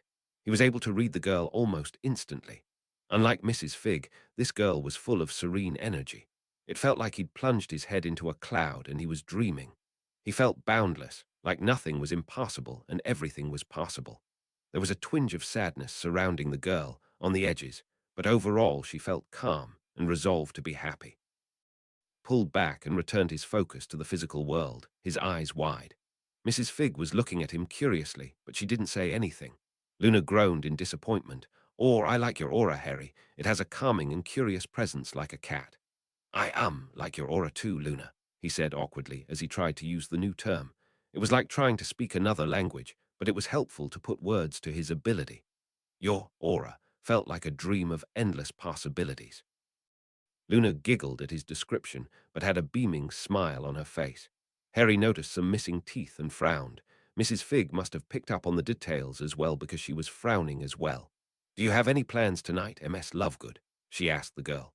It's a full moon tonight, so I was hoping to be able to visit the moon calves on the next hill, but other than that, I don't. How would you feel about joining us for supper at Mr. Flume's house? Mrs. Figg asked. Luna's eyes grew wide and she said, I'd like that, thank you. They made their way back to the village. Mrs. Figg walked ahead and said, I'm just going to hurry ahead to have a chat with Mrs. Flume before dinner. You two take your time walking back. Harry understood that Mrs. Figg was likely letting their hosts know they'd have an extra guest tonight and to ward off any awkward questions. Harry and Luna walked side by side in silence. At one point, Luna tripped and Harry caught her arm so she wouldn't fall. Luna looped her arm in his after that and nestled into his shoulder after that. Harry, who was not very used to physical contact, was surprised at how natural it felt to have her on his arm. Harry gathered his courage and asked, Can I ask what happened to your shoes? Luna shrugged and said, I took them off so I could soak my feet in a stream and forgot to put them back on. Harry decided not to ask how long ago that had been. Instead, he said, Since we're visiting some friends tonight, what do you say to me treating you to a new pair of shoes? That sounds nice, she said simply, just as long as they're easy to take off. Harry smiled and then steered them down the street towards a clothing shop he'd seen earlier. A little while later, Luna was outfitted in a new outfit that Harry had bought her. Harry had expected a bit of a fight from the girl, but she didn't seem to mind Harry buying her things. She kept it simple, however, and didn't take advantage. Now back outside, Luna was standing there with her shoes in hand, still barefoot. Harry just smiled. He guessed she just preferred being barefoot at this point. They walked over to Honeyduke's, at which point Luna put her new shoes on and walked inside. They were welcomed into the apartment on the second level by Mrs. Flume and Mrs. Figg, who fawned over Luna in her new outfit. Luna seemed pleased with the attention and gave a small curtsy. Nice job, Harry, Mrs. Figg whispered to him as he pulled out Luna's chair. Mrs. Figg's lessons on etiquette were really helping out with this new scenario. Harry and Luna were the last to reply, and everyone waved off his apology when he offered it. Everyone seemed happy to be invited and seemed to know why they were here. Besides the Flumes, there were 3 other shop owners seated around the table. Mr. Flume made the introductions then, and Harry learned that the 3 shop owners he didn't recognize were Fina Greengrass, Harold Weeks, and Zacharia Fenby, who respectively owned Dogweed and Deathcap, Spinwitch's Sporting Needs, and the Magic Neep. Mrs. Figg then introduced herself, Harry, and Luna to the group. Harry noticed that Luna often had a vacant expression on her face, but assumed she was off in her own world or maybe scoping out their auras. Nobody seemed to mind her presence there. They served dinner and began to talk and eat, and Harry learned several things. Fina and Harold were both pureblood or near enough to it to not be bothered. Zacharia, however, was a half-blood who had recently purchased the magic neep from the previous owner. It had taken his entire inheritance to make the purchase of the building, Harry had learned, and he needed help buying supplies. Fina and Harold had been blacklisted by Malfoy, who he'd learned was the primary owner of several suppliers. Before they died, Your grandparents owned several of the businesses that Malfoy has since taken over. He was able to use their absence to build quite the portfolio, Mrs. Figg had said. Right, said Harry. And now he's bullying everyone into doing what he wants. Harry was fuming. Voldemort had orchestrated his parents' and grandparents' deaths, and now one of his Death Eaters was free and taking advantage of the absence his family had left behind. Fina Greengrass broke the silence. We have a plan, but we need the capital to pull it off. With you in our corner, we should be able to correct what's happened. The process will be slow, but if we do it right then, Malfoy may end up being unaware that anything is going on at all. At that, Luna said, Mr. Malfoy does have quite a few Raxperts, so I expect you're right. Everyone stopped at that comment, and Mrs. Figg politely asked, What are Raxperts, Luna? They're tricky creatures that infest one's mind. They're invisible and cause confusion and unclear thoughts, Luna clarified. Mr. Malfoy had quite the infestation. Harry noticed that most everyone had a very skeptical look on their face and chose to come to Luna's defense. Yeah, I think you're right, Luna. At Harry's statement, everyone nodded their head in agreement. Thanks, Harry. You're a kind soul, Luna said, before eating more of her dinner. Fina finished explaining the plan to the group, and Mrs. Figg seemed to agree it was a good plan. After that, they served dessert. Everyone was quite pleased with the discussion and seemed to be in agreement. I'll have a friend of mine draft up the contracts for each of you and Mr. Potter here, Mrs. Figg said. I'll allow them over for your signatures if you agree, if you don't simply send a reply back requesting any corrections. They all nodded their agreement to the plan. I will be including a non-disclosure to my involvement. It's not well known that Harry has re-entered the magical world and that he's in my care. As far as the community at large knows, Harry is still living with his Muggle relatives. I'd like to maintain that ruse for as long as we can for his protection. I'll sign, of course, said Mr. Flume. It will help keep Malfoy off our trail anyways if he's stuck searching for our benefactor. Yes, I'll sign as well, Fina said. We can reveal Harry's involvement at a more opportune moment in the future. The rest of the group agreed as well. After that, the group dissipated in intervals. It wasn't unusual for the shop owners to mingle, but they wanted to reduce any rumors from spreading. After everyone but the Flumes had left, Luna said, That was a lovely dinner, Mrs. and Mr. Flume. Thank you for having me. You are welcome any time, dear, Mrs. Flume said, and Mr. Flume nodded his agreement. Harry, the full moon is out. Can we go see the mooncalves now? Luna asked. Mrs. Figg nodded, and they gave their goodbyes to the Flumes. Mr. Flume handed Harry his cauldron of sweets from earlier and insisted that since Harry was going to be part owner, that he needed not to pay. Outside the store, Luna promptly removed her shoes, and the trio made their way down the path that led to a large field that was known for mooncalf sightings. Luna resumed her place on Harry's arm, and they followed Mrs. Figg down the path. Several times, Harry felt Luna lean her head against his shoulder. They climbed a steep hill, and Harry nearly lost his breath. Luna struggled a bit due to her poor health, but Harry and Mrs. Figg guided her along, providing support when needed. From the top of the hill, they had a great view of the field. Harry looked up at the sky and saw that the moon was obscured by a large grey cloud. He hoped it would move so the moon could come out. He could see that the cloud was slowly moving and that the moon would eventually be able to shine down on them. He was glad that he'd finally be able to see a herd of mooncalves.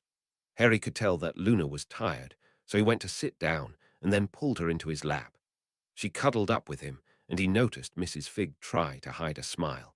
He could tell that the woman was as fond of the young girl as he was. Harry could hardly believe that they'd only met for the first time earlier today. He already knew he'd do anything for her. His first friend, he reminded himself. It was good to have a friend. Harry looked up at the sky again and could see the moon was about to break free from the cloud. He nudged Luna, who was falling asleep, at the exact moment that the moonlight shone down on the field. Luna perked up and looked down at the field. Look, she said, just there. She pointed down at the tree line where several large boulders were. A moment later, a herd of mooncalves came frolicking from behind one of the boulders. Harry had no idea where it had been before the moon came out. He remembered reading that they tended to live in burrows or caves and only came out at a full moon. If you were lucky, you get to witness them do their dance, but it was a rare sighting. I hope they'll dance for us, Luna said. Mrs. Figg smiled and said, I have a good feeling that they will. Sure enough, the mooncalves began to jump around in a circle. Soon, they were jumping in sync with each other. They began to twirl and sway as a group. Harry was entranced. He strained his eyes to stay open so he wouldn't miss any of it. Luna squeezed him tightly and murmured something, but he couldn't make sense of it. He squeezed her softly in return. In a moment, the spell ended, and the mooncalves began to frolic back to the group of boulders. Harry was sad that it had ended so quickly, but considered himself lucky to have seen it at all. Mrs. Figg was looking down at them and said, "All right, I think it's time to get going. Luna, dear, would you like to come with us?" If Luna was startled by the invitation, it didn't show. She simply smiled and said, "Oh yes, I would love to come live with you." Harry chuckled at her, unsure if she had misunderstood Mrs. Figg's invitation or if she had simply known what Mrs. Figg was really asking. They made their way back to the main street in no time and used the flue at the Three Cauldrons to travel home. It was an uneventful trip, of which Harry was very grateful. It had been a very full day, and he was very tired. Once back in the main hall, Mrs. Figg left Harry to show Luna to her new room while she returned to her quarters. Harry and Luna walked hand in hand as Harry showed her around. He didn't go into much detail, tired as he was, and Luna didn't seem to be paying attention anyways. When he got to his family quarters, he explained that he'd been staying in his father's old room, and she was free to take either the room Sirius Black had used or his grandparents' old room. Luna frowned. "Can I just stay with you in your room?" Harry blushed. She wanted to share his room. "Are you sure you don't want your own room?" he asked. "Maybe later," she said. "Right now, I just don't want to be alone. I've been alone a really long time, and it's lonely." Harry chuckled quietly at her description. He understood what it was to be alone and lonely. "All right, you can stay with me for now, but I'm not sure how long Mrs. Figg will allow you to stay in my room. It's not proper." "She won't mind," Luna said matter-of-factly as she pulled Harry into his room after her. Chapter 6. The Guild Leader. Chapter text. Harry woke up with mixed feelings the next morning. Luna had slept in his bed with him last night, and her presence had been comforting. After years of neglect, physical contact was foreign to him, but he liked it when Luna held his hand or when they walked arm in arm together. He'd welcomed her contact as she'd leaned into his shoulder and hugged him as they watched the mooncalves dance. But this morning, he'd been woken up by a pair of freezing cold feet on his back. She'd somehow shifted into a ball and then slid her feet up his shirt. After all her tossing and turning, he barely got any sleep. The girl had hardly stayed still all night, and she seemed to shift into a new position every few minutes. As much as he liked Luna and was happy for her companionship, if things kept up, he'd likely never have a solid night's rest again. He shook his head as she shifted once again, this time pulling the blankets off of him. He got up with a huff. There was simply no point in trying to sleep any longer. He walked over to the window. The sky was a clear purplish pink as the sun was getting ready to rise. It must be pretty early still, but he decided he'd just get an early start. He grabbed a change of clothes and walked towards the bathroom so he could shower and get ready for the day. After a very pleasant shower, he was heading back to his room. He figured it was as good a time as any to peruse his father's journals. Maybe he'd find out how he'd been able to sneak into Hogsmeade. He also grabbed the book that Mrs. Figg had bought him from Mundungus, just in case. It was a nice day out, but it was getting too cold to enjoy the balcony this early in the morning, so he opted to sit in the reading nook he'd found yesterday instead. It was a couple hours later before anyone came looking for him. He'd heard Mrs. Figg calling for him, and he hollered to her where he was. Mrs. Figg entered the reading nook with a playful smile on her face as she said, "I see that MS Lovegood has claimed your bed as her own. Has she claimed you as well? Your bed is an absolute mess." Harry's cheeks began to burn, and he refused to meet her eyes. "It's not like that, I promise," he said. Mrs. Figg laughed heartily and said, "I should think not, laddie. You're only 10 years old as it is. From the look of things, I'm guessing you didn't sleep well last night." She checked. "Ruddy awful. She's a menace." Tossing and turning all night, hogging the blankets, and then finally she shoved her feet up the back of my shirt, might as well have shoved ice up there. Mrs. Figg guffawed at his distress. When he glared at her, she just laughed harder. "After that, I showered and came in here to do some reading," he said with a huff. "And since you're here just to take the mickey out of me, I think I'll get back to it." Harry grabbed the journal he'd been reading and put it up so it was covering his face. Trying to find out how to sneak out of the castle, she asked. Harry grumbled. How did she always know what he was doing? Are you a mind reader or something? How do you always know what I'm up to? He asked grumpily. Mrs. Figg chuckled and said, I guess I just know you well enough by now to guess. Harry grunted. All right, laddie, I'm sorry for teasing you, Mrs. Figg said, but you do make it rather easy. Harry put the book down with a smile. Mrs. Figg continued, I need to go visit Dung about those contracts. While I'm out, I'm going to reach out to a healer from the guild, and they'll give you and MS Lovegood a look over. Harry nodded. He was nervous about his own exam, but he knew Luna likely needed some help. Since she's staying with us, I'll probably reach out to Dumbledore as well just to keep him updated. Harry went to argue that it was none of his business, but Mrs. Figg stopped him. The more we openly share with the man, the less likely he is to go digging in our business. As long as he thinks he's on the up and up, then he won't be suspicious. Harry thought about it for a bit. It did make sense even if he didn't like it. What if he tries to take Luna away? Harry asked. I don't think he will. If it were the child of a dark family, he might interfere, but the Lovegoods have always been on the lighter side of things, Mrs. Figg said. But what if he? Harry started before being cut off. Trust me, Harry, if Dumbledore interferes then I'll put up such a stink about it that he'll lose interest. I got you away from the Dursleys after all. You're right, of course, he said, defeated. Thanks. All right, I'll be late if I don't leave now. There's food in the kitchen. If I'm not back by dinner, go ahead and start something up without me, she said as she got up and left. Harry finished reading the journal. He'd gotten through years 1 and 2 already. His father was an interesting kid. He definitely took the Potter name seriously and wanted to live up to his parents' expectations, but he went about it in rather unorthodox ways. By the end of year 2, his father's group were top of the class without ever appearing to study. They'd accomplished this by using the invisibility cloak to roam the school for secret areas that they could study and practice in private.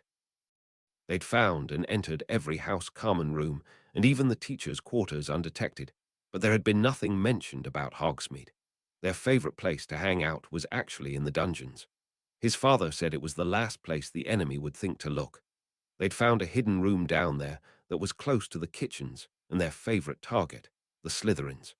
They would spend the whole weekend down there so they could study and practice magic undetected.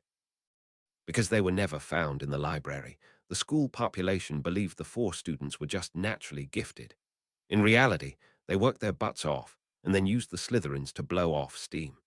His father and Sirius were under the impression that all Slytherins were evil dark wizards in training. Harry thought that was likely not true, and he didn't really like how much they bullied the students. But he knew his father eventually grew out of it, so he didn't let it bother him. Harry's stomach growled and he looked at his watch. His eyes grew large as he realized it was nearly 10 a.m. and he'd gotten lost in his books for most of the morning. He decided to try and wake Luna up so they could go eat breakfast. He knew his friend needed it. He opened his door without a thought and walked in right as Luna was changing out of the pajamas she'd borrowed from Harry. He quickly covered his eyes and said, Sorry, Luna, I wasn't thinking. It's okay, she said. It's just my body. I'm not ashamed of it. Harry paused and didn't know what to think. Luna often said odd but insightful things that left him thinking. It would probably be a while before he wrapped his head around this one. I'm dressed now, she said. Harry lowered his hands and glanced at his friend who was now dressed in her outfit from yesterday. We'll have to get you some more clothes of your own, he said. I don't know about having to, but I'd like that, she replied airily. Harry chuckled and held out his arm.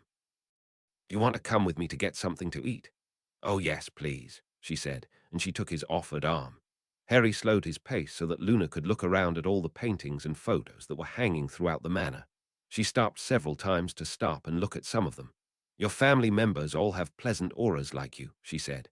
You can see their auras in the photos, Harry checked. Oh, yes.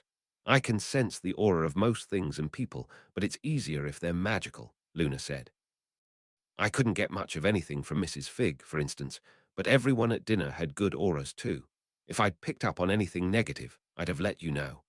I can sometimes read an aura of a painting, but a bit of the artist's aura usually intermingles. I suspect it depends on how well the artist knows the subject or how they feel about them. Harry thought about what Luna was saying, and he wondered if what he was doing was the same thing or similar. If it was the same, then he reckoned that Luna was a natural or had mastered her gift while Harry was still working on developing his. A lot of what Harry picked up on resonated with what Luna described. He'd had a hard time reading Mrs. Figg, but Luna has been easy. He wondered why he'd picked up on Malfoy's ring, but not on Malfoy himself or on Ambrosius Flume. He shared his thoughts with Luna. It sounds similar. I suspect it has to do with your focus. You zoom in and focus on the details. You should try zooming out a bit and see what happens. Harry thought he understood what she was saying, but he didn't know how to zoom out. His brain just worked that way, he thought. He decided to try anyway. It was getting easier to get into his focus mode, but he still kept his eyes closed to help reduce outside distractions. He decided to focus on Luna first because she was familiar. Almost immediately, he felt like he was in a cloud again. The sadness was still there, but it was accompanied by a comforting feeling of companionship. Harry suspected that that was their new friendship at work, and he was happy for his new friend. Luna giggled, and that reminded Harry what he was supposed to be working on. He took a deep breath and tried expanding his focus a bit. A moment later, and it fizzled out. "Darn it," he said, frustrated. "It's okay if you don't get it right the first time. You can always try again, but let's go eat," Luna said. Harry nodded, and they made their way the rest of the way to the kitchen in a comfortable silence. Harry whipped up some parfaits for brunch, and then they shared a small loaf of bread with some cheese. Harry was grateful for Mrs. Figg stocking the kitchen. While Harry was deep in thought, enjoying the last of his parfait, Loki ran into the kitchen. "Harry, you have to come see what I found on the grounds," Loki shouted mentally. "It's big and hairy and has creepy eyes." "Oh, I've never met a talking cat," Luna said. "Lead the way, good sir." And then they took off. Typical Luna, Harry thought as he ran to keep up with them. Loki's description matched an endless number of creatures he'd read about. He followed Loki out of the kitchen and into the entrance hall. They walked for a long time before they were finally able to exit the large manor. Outside in the courtyard, Harry could see that Mrs. Figg had gotten around to trimming some of the bushes. She'd done a good job, too.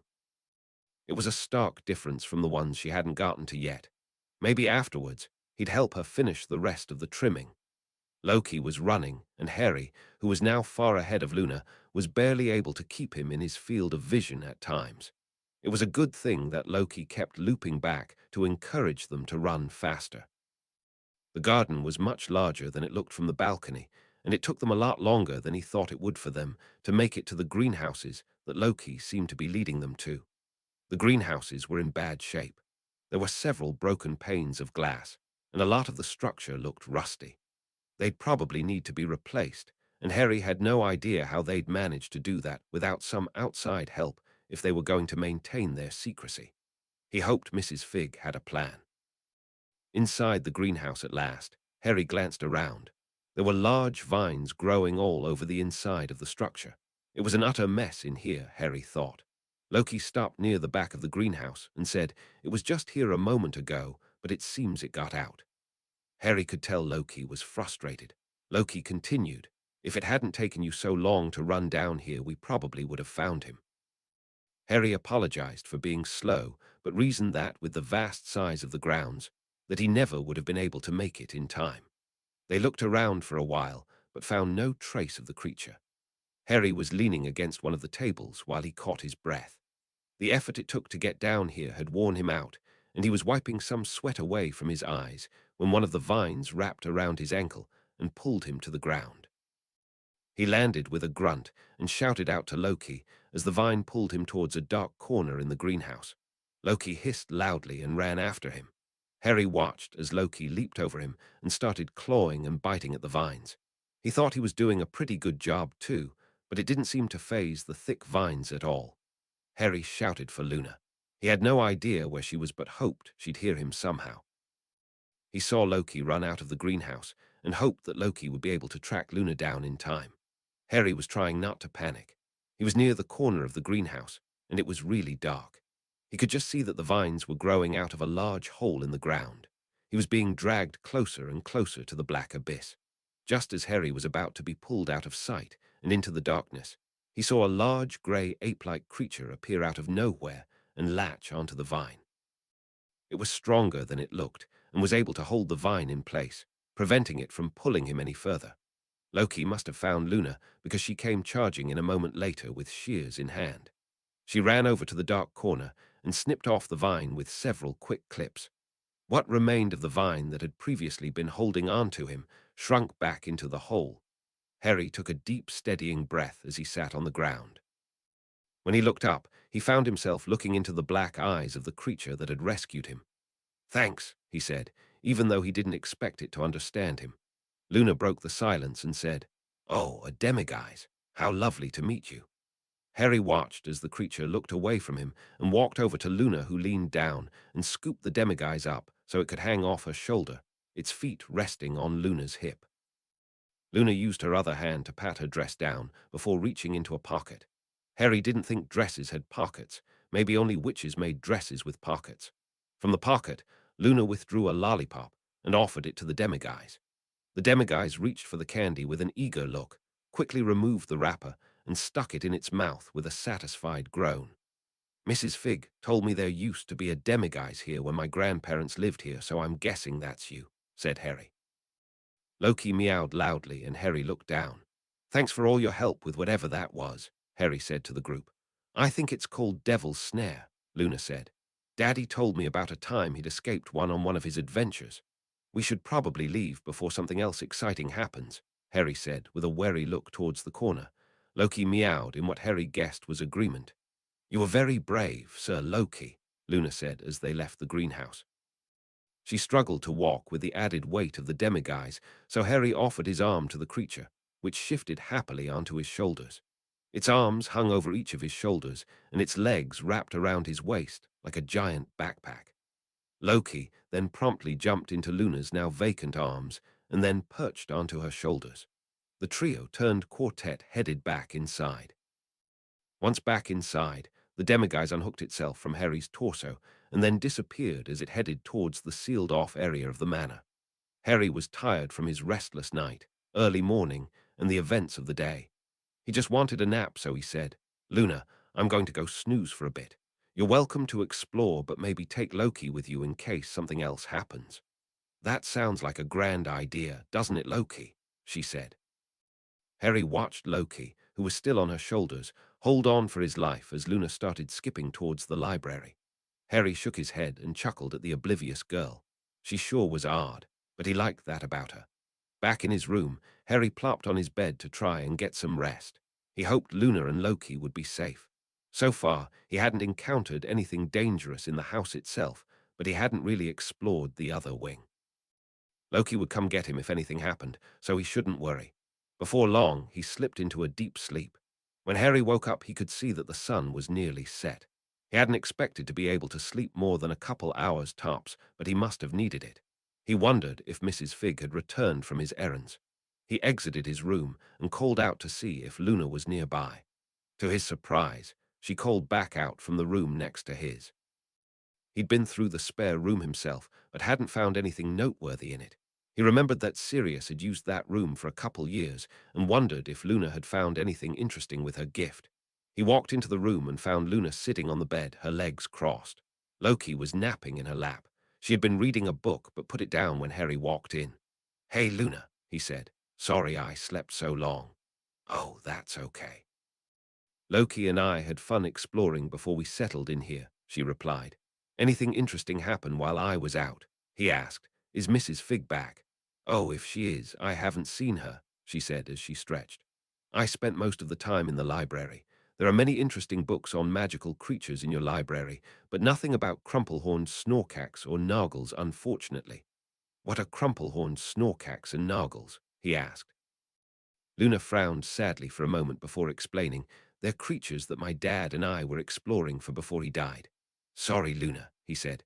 "Do you want to talk about it?" "Oh, there's not much to tell, really. My mom liked to experiment with spells, and something went wrong and blew the whole house up. I was off exploring in the woods when it happened." Luna wiped her eyes and sniffed before continuing. "When I got home, there were auras and ministry officials all over. I didn't like their auras, so I hid. I found out what happened later in the Daily Prophet. Harry remembered seeing a boy selling those papers in Diagon Alley. What a terrible way to find out your parents had died." Harry walked over and gave the girl a hug. "Thanks for telling me," he said.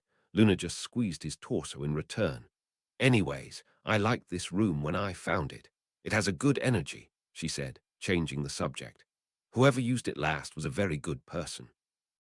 Oh, that would be my dad's best friend, Sirius Black, he said simply. Harry watched Luna's eyes grow big and her jaw dropped. This aura is not the aura of someone that would have betrayed your parents, which makes sense considering what I found in this journal, she said. What are you talking about? He asked. Harry was confused. Who said that Sirius betrayed my parents? Everyone knows that Sirius Black is in Azkaban because he blew up Peter Pettigrew and a bunch of muggles, and he was the one that told Voldemort where you and your parents were hiding. He was their secret keeper. What is a secret keeper? Harry asked Luna while she was turning pages in the book she'd had. It's exactly what it sounds like, but the secret is sealed by a spell. Only the secret keeper can give the secret away to someone else after the spell is placed. Aha! Luna exclaimed loudly, causing Loki to jump out of her lap with a hiss. Read this entry right here, she said, pointing to the page. Harry took the book from her and examined it. He found an inscription on the inside cover that read, Property of Sirius Black, he said out loud. It didn't look like any of the journals he'd found around the house. Where did you find this? He asked. In the library, in between a pair of sofa cushions. I only found it because I was tracing the room for auras. Your family's aura is comforting, so I'm pretty much always feeling for it. This aura stood out, and I traced it back here, she said with a shrug. Harry opened the book to the entry Luna had found and read out loud. October 25, 1981. He noticed that it was the very last entry, but that there were still plenty of blank pages after. I stopped by Potter Manor for the first time since the funeral. All the furniture has been covered, and preservation charms are in place.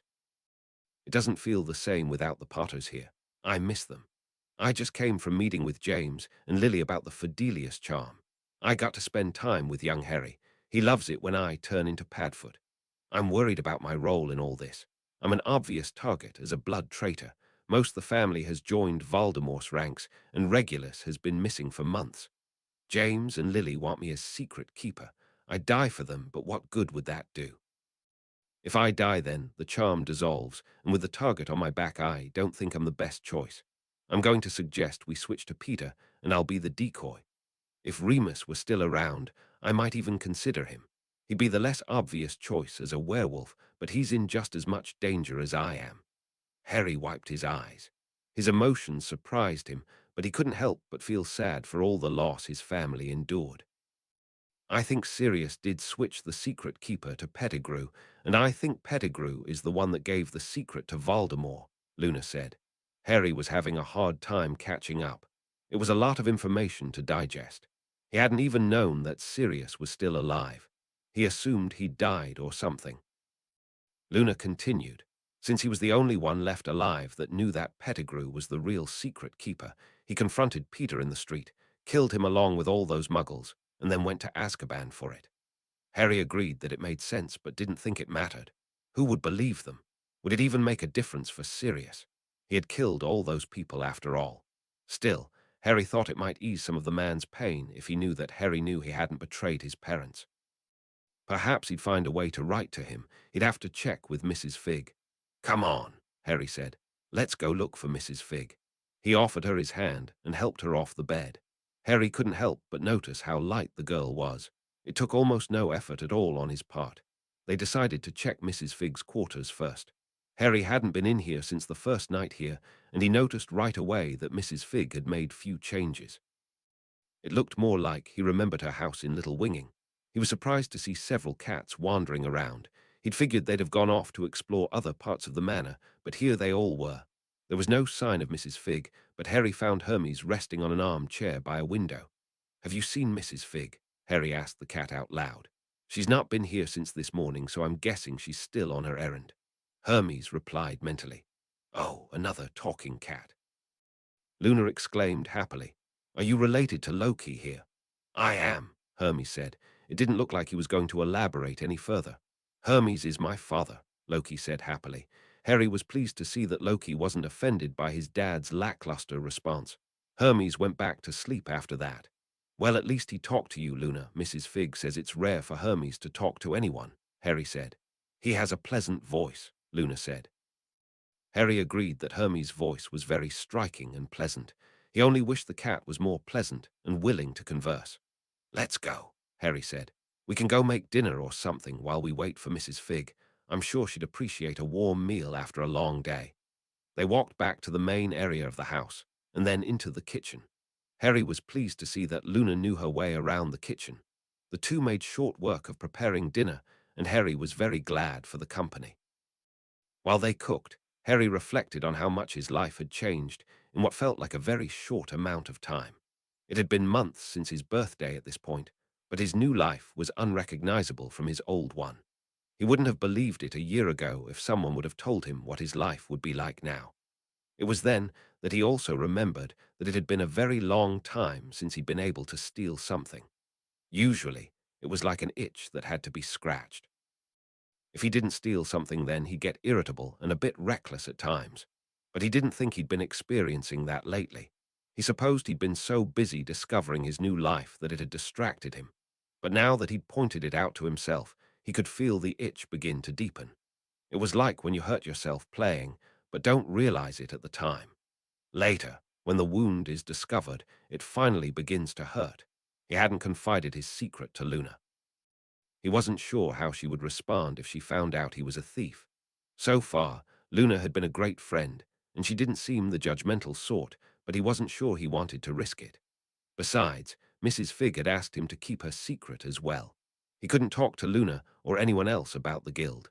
Harry had never had a friend before, and he hadn't realized how hard it was going to be to keep secrets from those he cared about. It felt bad.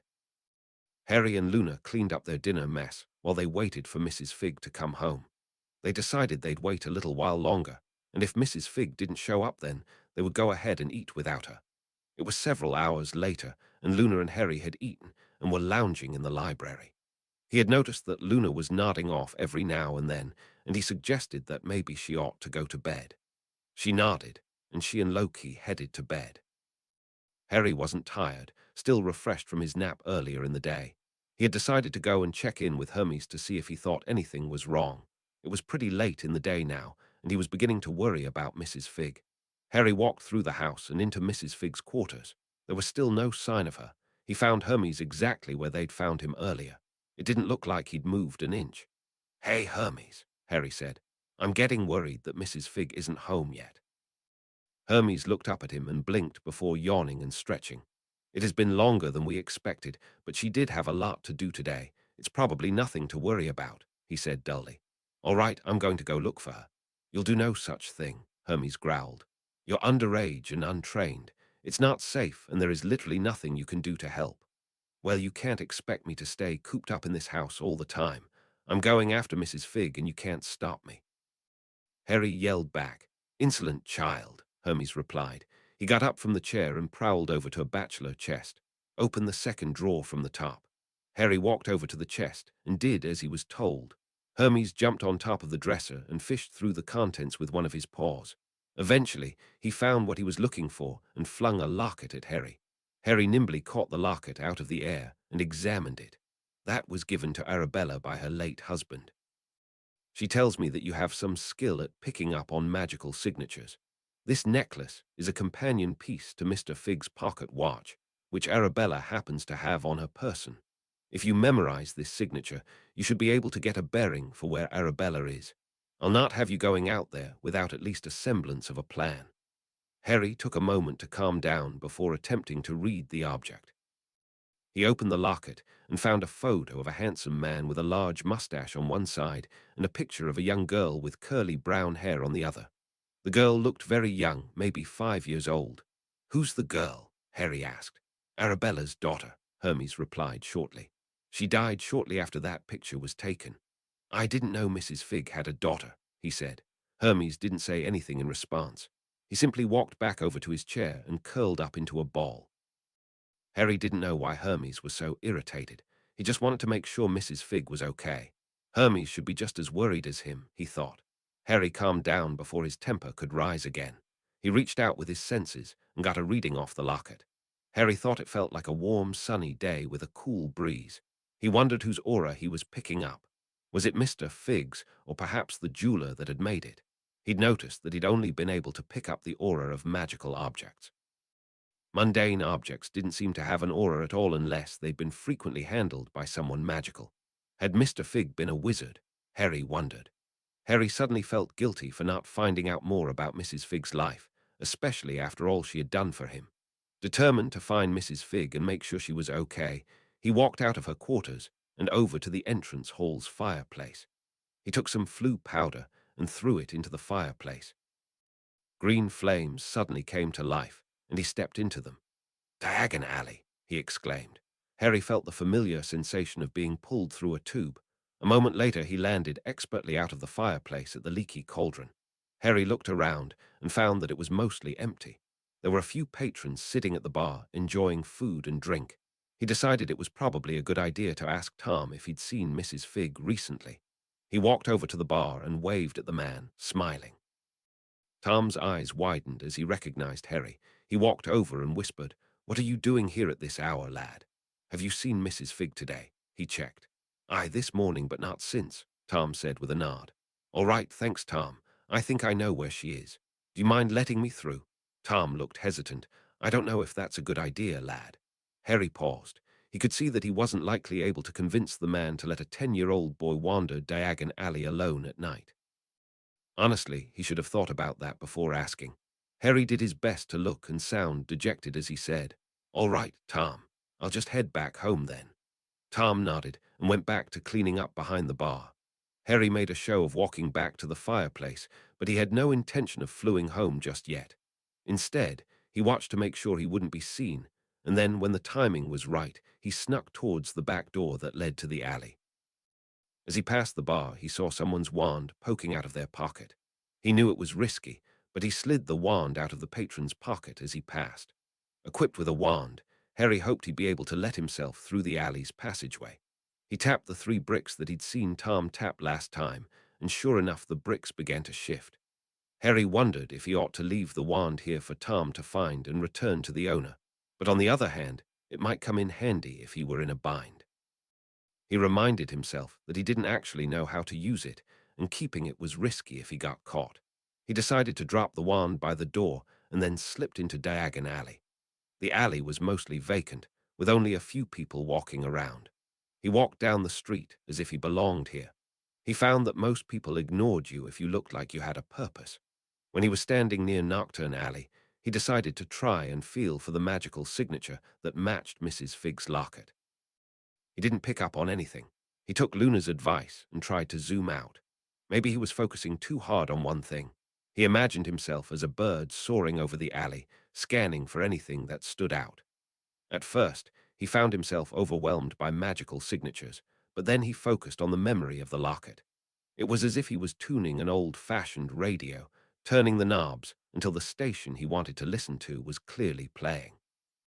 Eventually, after what felt like ages, he started to pick up on something down Nocturne Alley. He opened his eyes, but tried to remain in tune with the object. It was an uncomfortable and odd sensation. His senses were overwhelmed. He imagined that this might be similar to how a blind man would feel if he was suddenly able to see. He walked down Nocturne Alley, which had more activity than the last time he'd been down here with Mrs. Figg. Without Mrs. Figg there to scare them off, it didn't take long for people to start approaching him, and he suddenly wished he had Mr. Malfoy's ring. Instead, he simply tried to act as if he were the most dangerous creature here. He stared down and sneered at anyone looking in his direction. He walked with purpose, but didn't run. He was the predator, not them. Surprisingly, it seemed to work. More often than not, if he looked at someone, they were the first to look away. Everyone was giving him space, and he was able to walk in peace. Before he knew it, he was standing in front of Dung's shop. He tried to open it, but the door appeared locked. Harry could sense the locket on the other side of the door and assumed Mrs. Figg was on the other side. He knocked and waited. He could hear footsteps walk towards the door, and then it cracked open just a smidge. Harry looked up and saw one of Dung's eyes widen in shock before the door opened wider and he was pulled in. "What do you think you're doing here?" Mundungus growled. Harry heard Mrs. Figg in the back room. "Dung, who is it?" "It's Harry," the man shouted back. A moment later, Mrs. Figg was walking into the main shop with a blazing look. Harry was reminded of the time she had discovered he'd stolen from her, and he flinched. I just wanted to make sure you were okay," he said in his defense before she could start yelling at him. That kind of thing would sometimes work on his aunt. Mrs. Figg's expression softened slightly, but he could tell he wasn't out of trouble just yet. "Of course I'm okay, lad," she said. "I was just meeting with Mr. Fletcher," and she looked towards the back room with a hesitant expression. Harry looked towards Mundungus and saw that he had a worried look on his face too. What was the problem? Harry wondered. Just then, another woman stepped out from the back room. She was very old and dressed very shabbily. She had liver marks all over her saggy skin. He didn't understand why they were so worried, but then she looked into his eyes, and he felt a very primal urge to run away. "Mrs. Figg, Mr. Fletcher, who is our young guest here?" the old woman asked in a voice that didn't match her body at all. She had an Eastern European accent, and her voice was melodic, and had a royal air to it, as if she was used to getting her way at all times. Mrs. Figg recovered quickly and said, "This is Harry Potter, the boy I was telling you about." Harry saw Mrs. Figg look at him pointedly, and then he remembered his manners and the etiquette lessons. He walked over to the old woman and bowed at the waist while he accepted her right hand in his and kissed her knuckles lightly. "It's a pleasure to meet you, madam," he said, giving her a chance to offer her name. "Oh, very well done, lad," the woman said. "As the leader of the guild, I no longer have a name." Mrs. Figg and Mundungus both flinched when she mentioned the guild, which told him that they would likely be in trouble if she thought he knew about it. He decided to play dumb. "What guild is that, madam? I'm not sure I know what you mean," he tried. The old woman smiled wickedly at him. "Oh, you'll do nicely after some training, I think," she said, and then she looked towards Mrs. Figg. "You're right that the boy has promise, but he is too young." Harry was shocked when Mrs. Figg simply nodded. "She giving up the fight already?" Harry knew he'd been on the fence about the guild just yesterday, but now that the option was being taken away, he simply couldn't stand it. "I'm not too young," he said defiantly. The old woman turned on him so they were face to face. Harry could see his own reflection in her dark eyes. She pulled back, and he could see an evil smirk on her face. Every cell in his body was screaming at him to look away, but he refused. He returned her stare with his own, and then smirked. Her eyes widened a fraction, and then she laughed. "Oh, I do like this one. It's been ages since anyone stood up to me," she said to Mrs. Figg before turning back to him. "But don't fool yourself, boy. Nerves of steel will only get you so far. You need knowledge to understand your enemies and the wisdom to know when to act. That kind of thing only comes with time and experience." "Try me," he said before he could talk himself out of it. He could see Mrs. Figg cover her face in exasperation. Mundungus chuckled nervously. "Oh, what a splendid idea," she said while clapping her hands together. "Mrs. Figg, Mr. Fletcher, it's been an absolutely pleasurable evening full of surprises. I must be going. My potion is about to wear off, you see."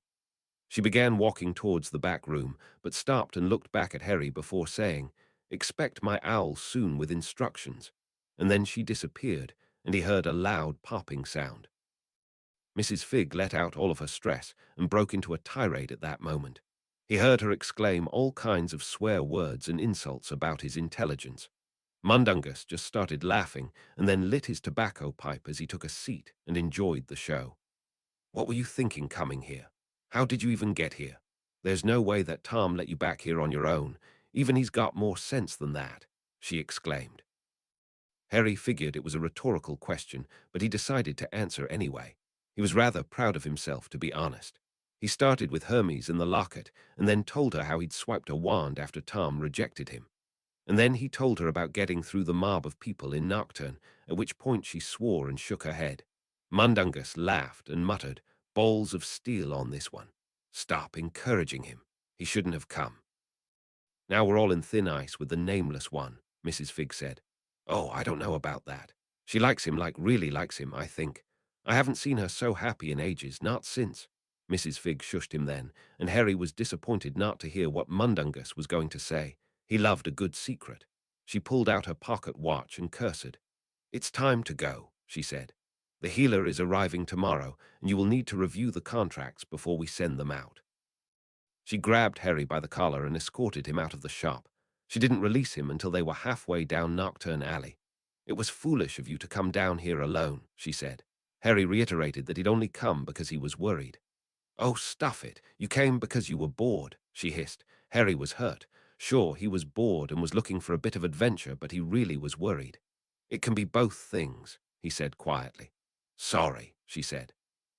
You're right, and I'm touched you were worried about me, but I can handle myself, and you really could have been hurt. Harry thought he understood that she was just as worried about him as he had been about her. All right, he said. I'll not do something so foolish next time. Thank you, laddie, she replied. They made their way back into the leaky cauldron. Harry saw that the wand he'd used was no longer where he left it. He braced himself for an angry Tom when they walked in. Tom was there at the bar, but the dining area was empty. He looked up as they entered, and Harry heard him sigh in relief. That was a risky thing to do, lad. I told you not to go into the alley, he said to Harry, and your lucky eye found his wand lying there and was able to return it to him. I had to convince him he must have dropped it on his way back in. Harry felt bad for putting Tom in a potentially bad situation. He apologized to Tom and then returned home with Mrs. Figg. Chapter 7. The Healer. Chapter text. When Harry and Mrs. Figg arrived back home, Harry remembered that he wanted to talk to Mrs. Figg about a few things. It was late, and he knew he needed to get some rest. But with so much unveiled but unexplained on his mind, he wasn't sure how much sleep he was likely to get anyways. He decided to broach the subject of Mrs. Figg's family first. Mrs. Figg, when I got your locket with Hermie's help, I opened it, and I saw who Hermes explained was your late husband and daughter, Harry said. I guess I just wanted to ask if you want to talk about them sometime. It's just, in a lot of ways you and are alike, both orphans of a sort, and I wanted to be there for you if you needed. He trailed off. Mrs. Figg looked at him with a sad, small smile. Thanks, Harry. Maybe another time. Harry nodded. She'd tell him when she was ready. Luna found something interesting in the library today. Well, we found two interesting things, such as a demiguise hiding in one of the greenhouses. There's also some devil's snare, probably, in one of them. There was a small incident, but we all turned out okay. He was rambling. Mrs. Figg started rubbing her temples, and he thought she was going to get angry again, but she took a deep breath and said, and the other interesting thing, the one in the library. Oh, right. Well, Luna found a journal in between two couch cushions that belonged to Sirius Black, and Mrs. Figg perked up at that. Sirius Black had a journal here.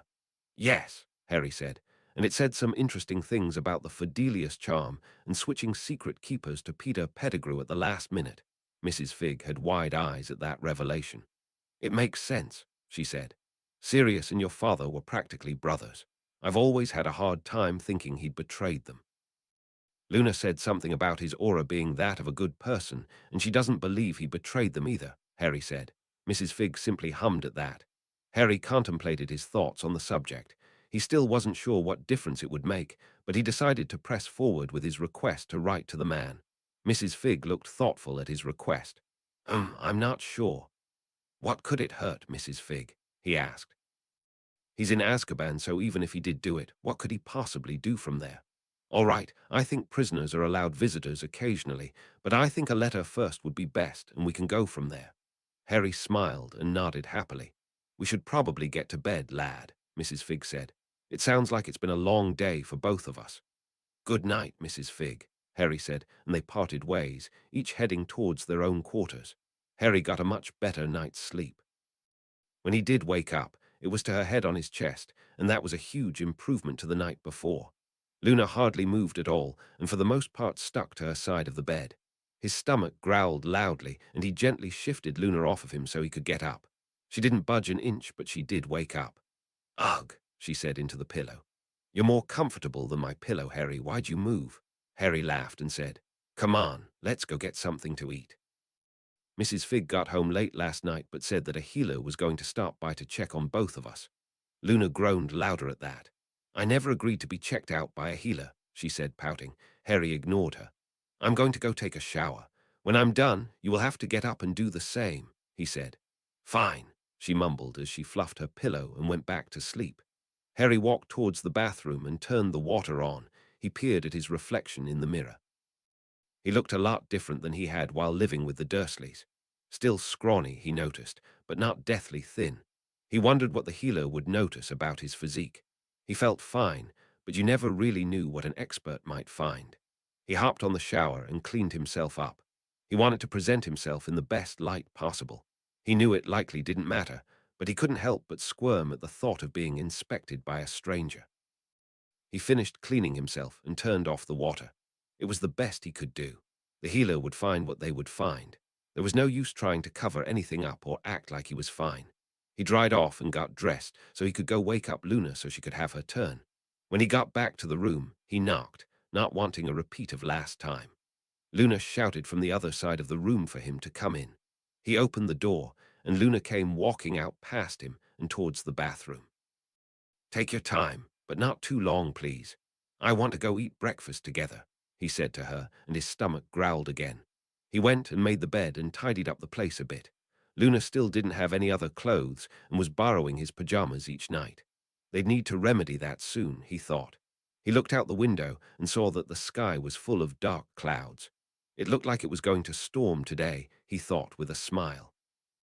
He loved storms with lots of lightning and thunder, and was looking forward to watching it later if he could. He hadn't seen Loki since the day before. The Bake Nico hadn't been in the room with Luna when he came home last night. Thinking of the devil's snare, he hoped he was safe. His stomach growled again, and he silently wished that Luna would hurry up. He decided to go wait in the living area on the couch. He thought about reading more of Sirius' journal, but didn't want to invade the man's privacy too much, seeing as how he was alive. It seemed wrong somehow to invade a family friend's privacy like that. If it were someone else, he might be more tempted, but he couldn't do that to someone that was basically family. He went and grabbed one of his dad's school journals instead. He still needed to discover how he had been able to sneak into Hogsmeade. Harry laughed as he read about one of his father's pranks on the Slytherins. It was mostly harmless, and according to his dad, it was rather well received by the majority of the school, even a few Slytherins. They'd broken into the Slytherin common room and charmed all the snake statues, paintings, and even the embroidery on the sofas to sing Christmas carols in the weeks leading up to Christmas break. In order to share the prank with the entire school, they cast some pretty advanced charms so that the snake paintings would feel compelled to leave their frames to follow the Slytherins around the school. His dad had described both Professor Dumbledore and Professor Slughorn, the head of Slytherin, in the great hall during breakfast, waving their wands in the air as if they were conducting the musical number. According to the journal, the students cheered and clapped at the spectacle. He'd also learned that the group of marauders had learned of the reason for Remus' monthly visits. They'd grown suspicious of him needing to disappear every 28 days, and Sirius had eventually put it together that it was always on a full moon. The three friends had put it together, and then confronted Remus on their theory that he had lycanthropy. From then on, they vowed to help their friend, and started the process of becoming animagi so that Remus wouldn't have to be alone. Luna eventually made her way back all cleaned and dressed for the day, except she wasn't wearing shoes. They made their way down to the kitchen and made breakfast, this time pancakes and sliced fruit. They made enough for themselves and Mrs. Figg, who arrived with a fond smile when they were nearly finished. "This looks wonderful, thank you," Mrs. Figg said. "This is just what I needed after Harry." Harry, who was standing behind Luna, started waving his hands to get Mrs. Figg's attention before she spilled the beans to Luna that he'd snuck out last night. He didn't want to have to explain. Luckily, Mrs. Figg caught on and she just trailed off. Luna looked at her confusingly and said, "Mrs. Figg, I think you have Raxburts." Luna had a thoughtful expression and said, "I know, I'll draw you a picture. Mom always said it helped her keep them away." Mrs. Figg smiled down at Luna and said, "That would be nice, dear, thank you." Luna smiled, happy to be taken seriously about her magical creatures. They finished their breakfast in comfortable silence before Mrs. Figg broke the silence by saying, "The healer should be here sometime this morning, so please stay close." Harry and Luna nodded in agreement and made to start cleaning up, but Mrs. Figg stopped them. "You made breakfast. Let me clean up," she said cheerily as she waved them off. Luna said she wanted to explore the library some more. Harry didn't want to do that, so he went to the potions lab. He hadn't been able to try Mrs. Figg's advice since her mini-tutoring session. On his way there, he ran into Loki. "Oh, good morning, Loki. Do you want to come with me to the potions lab?" Harry asked. Loki barely looked back as he mentally said, "Luna's in the library, and she gives the best belly rubs while she reads," and then disappeared. "Traitor," Harry mumbled. In the lab, Harry got to sharpening his knife as instructed by Mrs. Figg. Then he collected all his ingredients. He inspected the cauldron and stirring rod to make sure they were clean, and then got to work. An hour later, and he had successfully brewed his first potion. It matched the book's description perfectly. Harry was very pleased as he bottled and labeled his potions before storing them in the cupboard. He was going to make as many different potions as possible before going to school. He wanted to do his parents proud and planned to make it look effortless just like his dad had. Mrs. Figg entered the lab just then to let him know the healer had arrived. She walked over to the cupboard and inspected his work. "This is very well done," she said. Harry ducked his head, pleased at the praise. "It's all thanks to you, Mrs. Figg. Your advice was a game changer." Mrs. Figg gave him a side hug as they walked out of the lab to go meet the healer. Luna was already talking to the healer when they got there. Harry overheard her talking about Noggles and Raxburts and was curious how the healer would respond. Harry was happily surprised that the healer engaged in the conversation as if it were the most normal topic in the world. She asked many clarifying questions and responded with a large smile and frequent nodding as she listened to Luna's descriptions and explanations. Eventually, the healer was able to, Harry thought rather expertly, shift the conversation and introduce herself to Harry. "I'm Healer Juniper from St. Mungo's. Mrs. Figg has stressed that my evaluation is kept confidential. You can rest assured that no one other than those of us in the room will have any knowledge of my findings." Harry was relieved because he was rather nervous about what would be discovered. He knew he was malnourished, but he wasn't sure what that would mean for his magical core. If Luna was curious about the need for secrecy, she didn't let on. "Thanks, Healer Juniper," Harry said. Healer Juniper smiled and said, "I'd like to start with you, Mr. Potter," she said. She then pointed to a privacy curtain that she'd set up and asked him to go change into a hospital gown. Harry complied with her request and changed his clothes. As he did so, Healer Juniper informed him that clothing is contaminated by magical interference throughout the day as we interact with magic. The gowns were sealed in bags that repelled magic to prevent them from being contaminated. Harry was intrigued and wanted to know more, but Healer Juniper didn't have all the details. Changed, Harry stepped out from behind the curtain. Healer Juniper said, "Now, Harry, you can choose to excuse anyone that you don't want here. It's up to you." Harry thought about it, but he didn't mind Luna out Mrs. Figg knowing, so he declined to send anyone away. Healer Juniper nodded and wasted no time as she began explaining what she was going to do and then started chanting spell after spell while making notes. Harry had no idea what any of it meant, but he was in awe of the display of magic. He hadn't had many opportunities to see magic performed at this level. He found himself curious if he'd be able to read anything using his meditation exercises. Healer Juniper gave no sign of stopping, so Harry shifted his focus and reached out with his senses. He was able to get a reading on Healer Juniper, Mrs. Figg, and Luna, who giggled when his magical aura reached hers. He zoomed out a bit so it felt like he was observing the room from above. It was then that he started picking up on the spells the healer was casting. Each spell felt slightly different. It was like little bugs were burrowing into him painlessly, and others were scurrying over his skin. A steady hum was present as they reported back their findings. Harry was stunned. In a way, the magic felt like it had an intelligence all its own and was making decisions as it interacted with him. It wasn't something he expected. Satisfied, Harry ended his exercise. When he came to, he noticed Healer Juniper looking at him with a curious expression, but she never stopped chanting. It seemed like the spell continued for several more minutes before she ended the spell. She jotted down a few more notes and then said, "All done." Luna went to the screen to get changed. Luna was offered the same option as Harry, but she also chose to let them stay for the scan. Harry watched as Healer Juniper worked her magic on Luna. He decided to try and sense the spells again, but Healer Juniper shook her head at him when he was about to start. She has a stern look on her face. Chastised, Harry simply observed as he waited for the spell to end. Luna went and changed back into her clothes as Healer Juniper made more notes. Once changed, Luna rejoined the group. Harry went to change back into his clothes, but the healer stopped him. "Okay," the healer said. "Mr. Potter, before we go over your results, I noticed you did a bit of magic during my scan, and it seemed intentional. Do you mind explaining what you were doing?" Harry nodded and explained that he got curious and wanted to try and read what the magic was doing. Healer Juniper looked confused at his description and said, "I'm sorry, I don't follow. What do you mean, read the magic?" Harry explained again. "If I focus, I can find magic around me and feel it. When I feel it, I can get a sense of what the magic does. It works on people too. I can get a sense of a person's nature," and he glanced at Luna.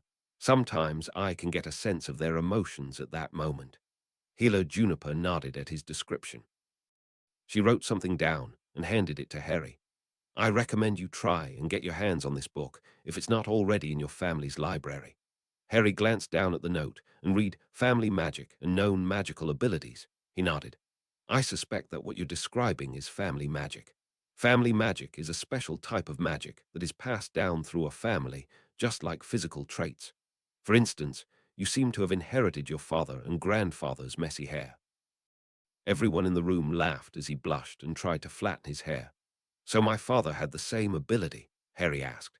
"He could have, but it's not guaranteed. The ability is passed on genetically, but isn't guaranteed to be active." Harry nodded. He thought he understood finally. A question came to him, though, and he said, "I thought anyone could do what I do. I mean, Luna said something about my aura expanding when I was trying to sense if anyone was nearby. I assumed that meant she was doing the same thing as me."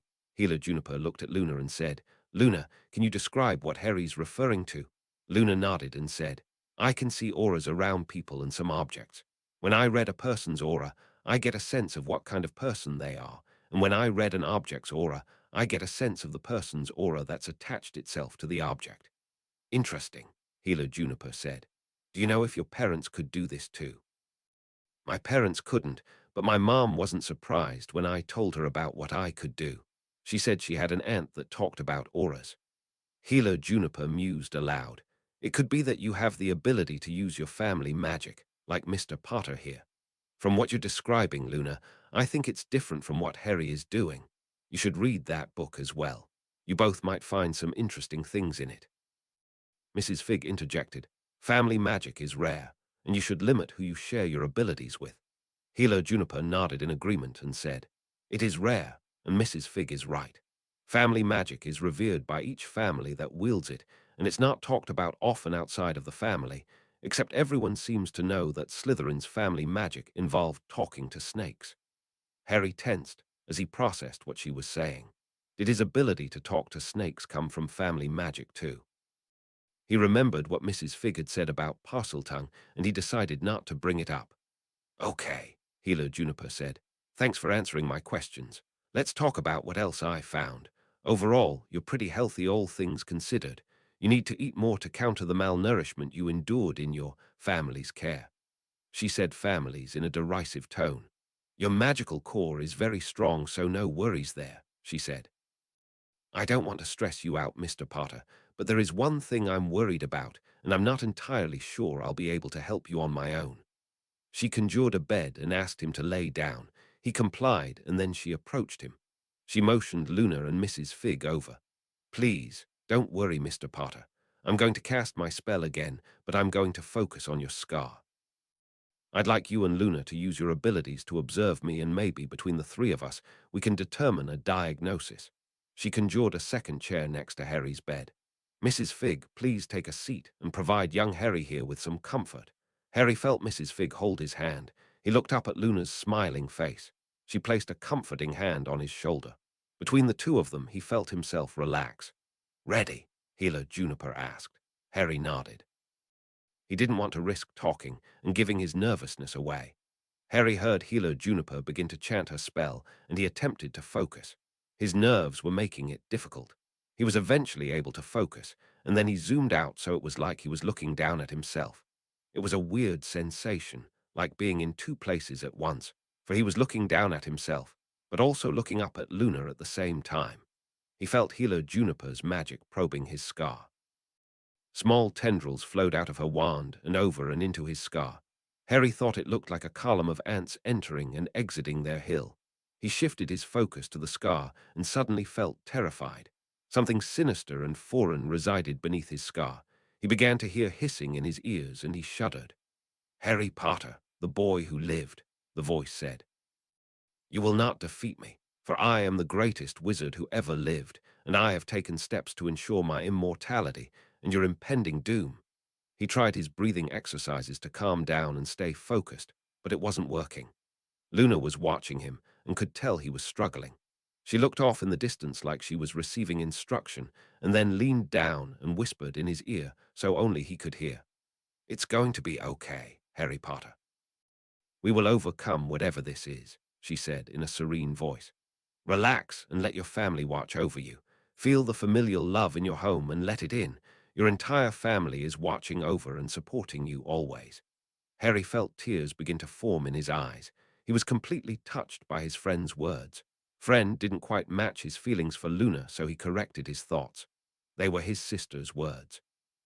He reached out with his senses and felt his magic reach out like it was searching and beckoning all the residual magic in the house to come to his aid. He felt the magic, or the auras, or whatever it was that resided in his home, and it answered his call.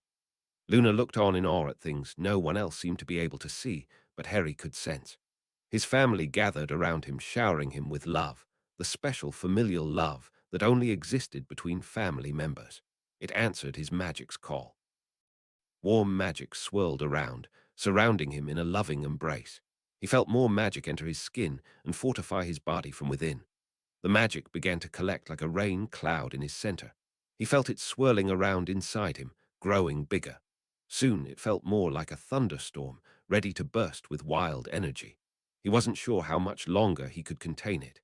He heard thunder crack outside, as if the atmosphere was reflecting what he felt inside. Juniper's chanting ceased, but Luna and Mrs. Figg continued to hold him. He felt the energy continue to build, and then he heard a hissing voice begin to scream, "Nuo!" A smoky substance began to release from his scar, and the group watched as it coiled to the ground like a snake. The smoke dissipated, and in its place was a tiny fetus-like creature, no bigger than an apple, before also disappearing into nothing. Thunder cracked ahead once again, and then the storm within him began to calm. He could still feel his family's comforting presence within him. He began to release tears of joy as he felt warmth and happiness manifesting from an unseen source. It felt like his magic and his family's magic were celebrating a great victory. He was filled with gratitude for his family, both living and dead. He felt himself gasp as if he'd been holding his breath as he returned his focus to normal. The experience had been intense, unlike anything he'd experienced so far. Luna jumped on him, crushing him with a giant hug. He returned the embrace with equal fervor and said, "Thank you. I don't know what that thing was, but it felt scary and said awful things to me." Mrs. Figg had tears in her eyes that she was wiping with a handkerchief. Harry glanced at Juniper and saw that she also had tears in her eyes. She sniffled and turned away. Harry had not expected what had happened. He thought they'd just be diagnosing his scar, not healing it, but it looked like his family's magic had other ideas, and when he'd identified that dark energy as a threat, his magic had reacted. They all took a moment to recover. Mrs. Figg ran to make some tea. Luna ran to find Loki. Harry found himself alone with the healer who was looking at him fiercely. "I need to tell you something while we're alone, Mr. Potter. I don't advise you to share it with just anyone as it's very dangerous information," she said. "What just occurred was more than family magic," she said. "It was ancient magic, something that I haven't felt since I was fresh out of school, exploring the continent where my friends and I were still set on being curse breakers. The experience was so frightening that I decided to pursue healing instead." "What happened?" Harry asked, intrigued. "My friends and I were visiting a small village. We'd heard rumors that there was a hidden ruin deep in the mountains. When we got to the village, a group of kids had found their way inside the ruins, and 2 of them were killed. The remaining kids returned home shaken, unable to speak. One of them eventually slipped into a coma, and we volunteered to investigate the ruins to find out what happened. We were young and cocky." "Foolish," she said as she shook her head. Harry didn't comment. He was happy to hear her story, and he willed that Mrs. Figg and Luna would stay away long enough for her to tell it. "I won't go into great detail, but our mission did not go well. We found the object seeping with dark energy that we suspected was the cause of the villagers' troubles. We brought it back carefully wrapped in a bag similar to what I brought your hospital gown in. When we got back to the village, The boy in the coma was working on a dark sacrificial ritual. He was being possessed by whatever was in the object, and he had killed over half the village. Hilo Juniper continued. We tried destroying the object, but nothing was working. We had to stop the boy, and one of my friends cast the killing curse in desperation. The boy died, and a dark energy left him and returned to the object. Harry gasped. It sounded just like the dark energy that left his body. What was it? He asked. It's called a Horcrux, she whispered. It's a piece of someone's soul anchored to an object. It prevents the soul from passing on into the afterlife. Harry thought about what he'd heard the sinister, disembodied voice say. You will not defeat me, for I am the greatest wizard who ever lived, and I have taken steps to ensure my immortality and your impending doom. My scar was a Horcrux, he whispered frantically. I believe so, she said. We eventually destroyed the cursed object using fiendfire. Dark smoke exploded out of the object before it dissipated into nothing. Harry didn't know what fiendfire was, but he was grateful he didn't have to be burned to a crisp in order to destroy the Horcrux inside his scar. Your Horcrux seemed weaker than the one we encountered. I suspect there may be more of Voldemort's soul anchors out there. Curse breakers have access to texts that most people don't. In my research, a Horcrux is made by splitting the soul in half, so that would mean that half a full soul is in the first object and half remains in the person. If the person were to create another Horcrux, they'd split their soul in half again. The second soul fragment would be even smaller. Harry wondered just how many times Voldemort had split his soul. There had to be a limit then, luckily. But he agreed with Hilo Juniper's assessment that there were more out there. That meant that Lord Voldemort was still out there somewhere and could return. Harry wasn't going to let him if he could help it. Harry wanted to ask her if she was going to tell the guild about her potential discovery. She'd sworn to keep his medical evaluation a secret, but he wasn't sure if this was covered by that. Did he want her to keep it secret? Maybe the guild could help. Before he could ask, Luna returned with Loki in her arms. Hilo Juniper asked where the kitchen was and then went to help Mrs. Figg with the tea. Thanks for what you said, Luna, he said while hugging her. It made all the difference. I only said what your family told me to say, she said. They really are watching out for you. Harry agreed. He just wished he could have pinpointed his parents in the mix and gotten to interact with them in some way. Still, he was very grateful for what his family had done for him today. Mrs. Figg and Hilo Juniper arrived with tea trays just then. Harry gratefully accepted a cup. Hilo Juniper handed a cup of tea to Luna and said, We never got around to talking about you, dear, before everything got out of hand. Luna simply nodded and said, That's okay. What we did for Harry was very important. The healer hummed in agreement while sipping her tea. Are you okay discussing my findings in front of these two? She checked. Oh, yes, Luna said. We're family after all. Harry smiled a big smile, and Mrs. Figg blew her nose again. All right, you need to eat 3 meals per day just like Mr. Potter. I'm also going to be sending you some Skelegro potion to help with your teeth. You can take it before bed each night until you finish the bottle, okay? She checked. Luna nodded her agreement. Hilo Juniper reviewed her notes one more time before saying, You'll probably start your cycle soon, so I'll also send you some supplies for that, and a potion to help with any discomfort. It should last you until Hogwarts, and I know Madame Pomfrey will provide you more as needed. Luna smiled and said, I can't wait to be a woman, Mrs. Figg chuckled. Harry was just confused, completely lost in the conversation. I should probably just send all the maturation material now, seeing as how you're living together here, she said. Oh, it's not like that though. Harry's like a brother to me, Luna said. Harry nodded in agreement. Still, just to be safe, expect my owl. I should get going, she said. She waved her wand and her privacy screen shrunk and flew into her bag. Harry got up and went with Mrs. Figg to escort her out. Thanks for all your help, Hilo Juniper, he said. No problem. Reach out if you ever need anything, she said as she handed him a note with her flu address. He just had time to read it before it ignited and burnt into nothing. She threw in some powder and disappeared a moment later.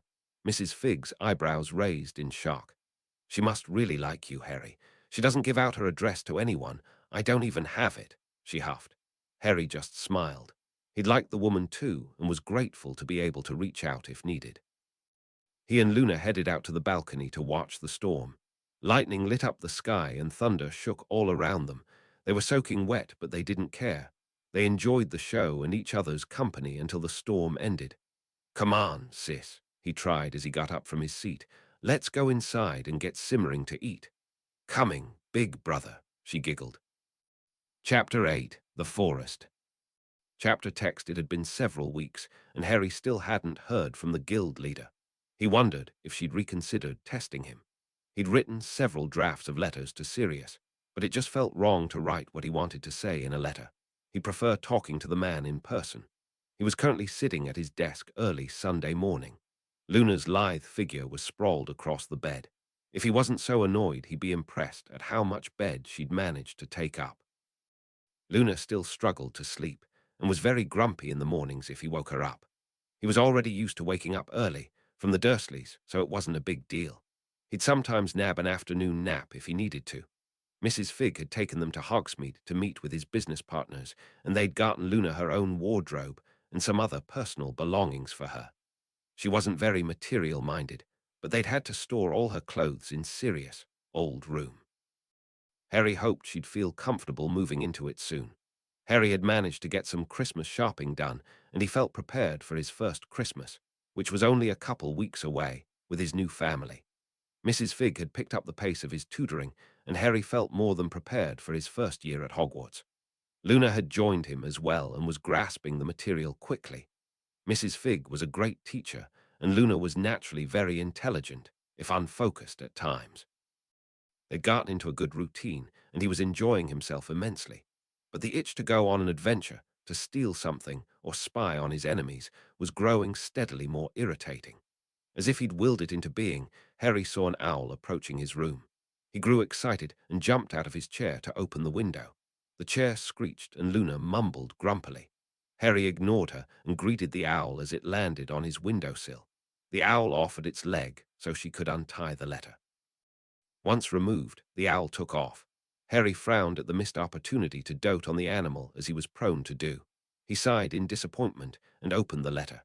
He noticed that the letter was sealed by a blank wax seal. He was met with neat, loopy black ink.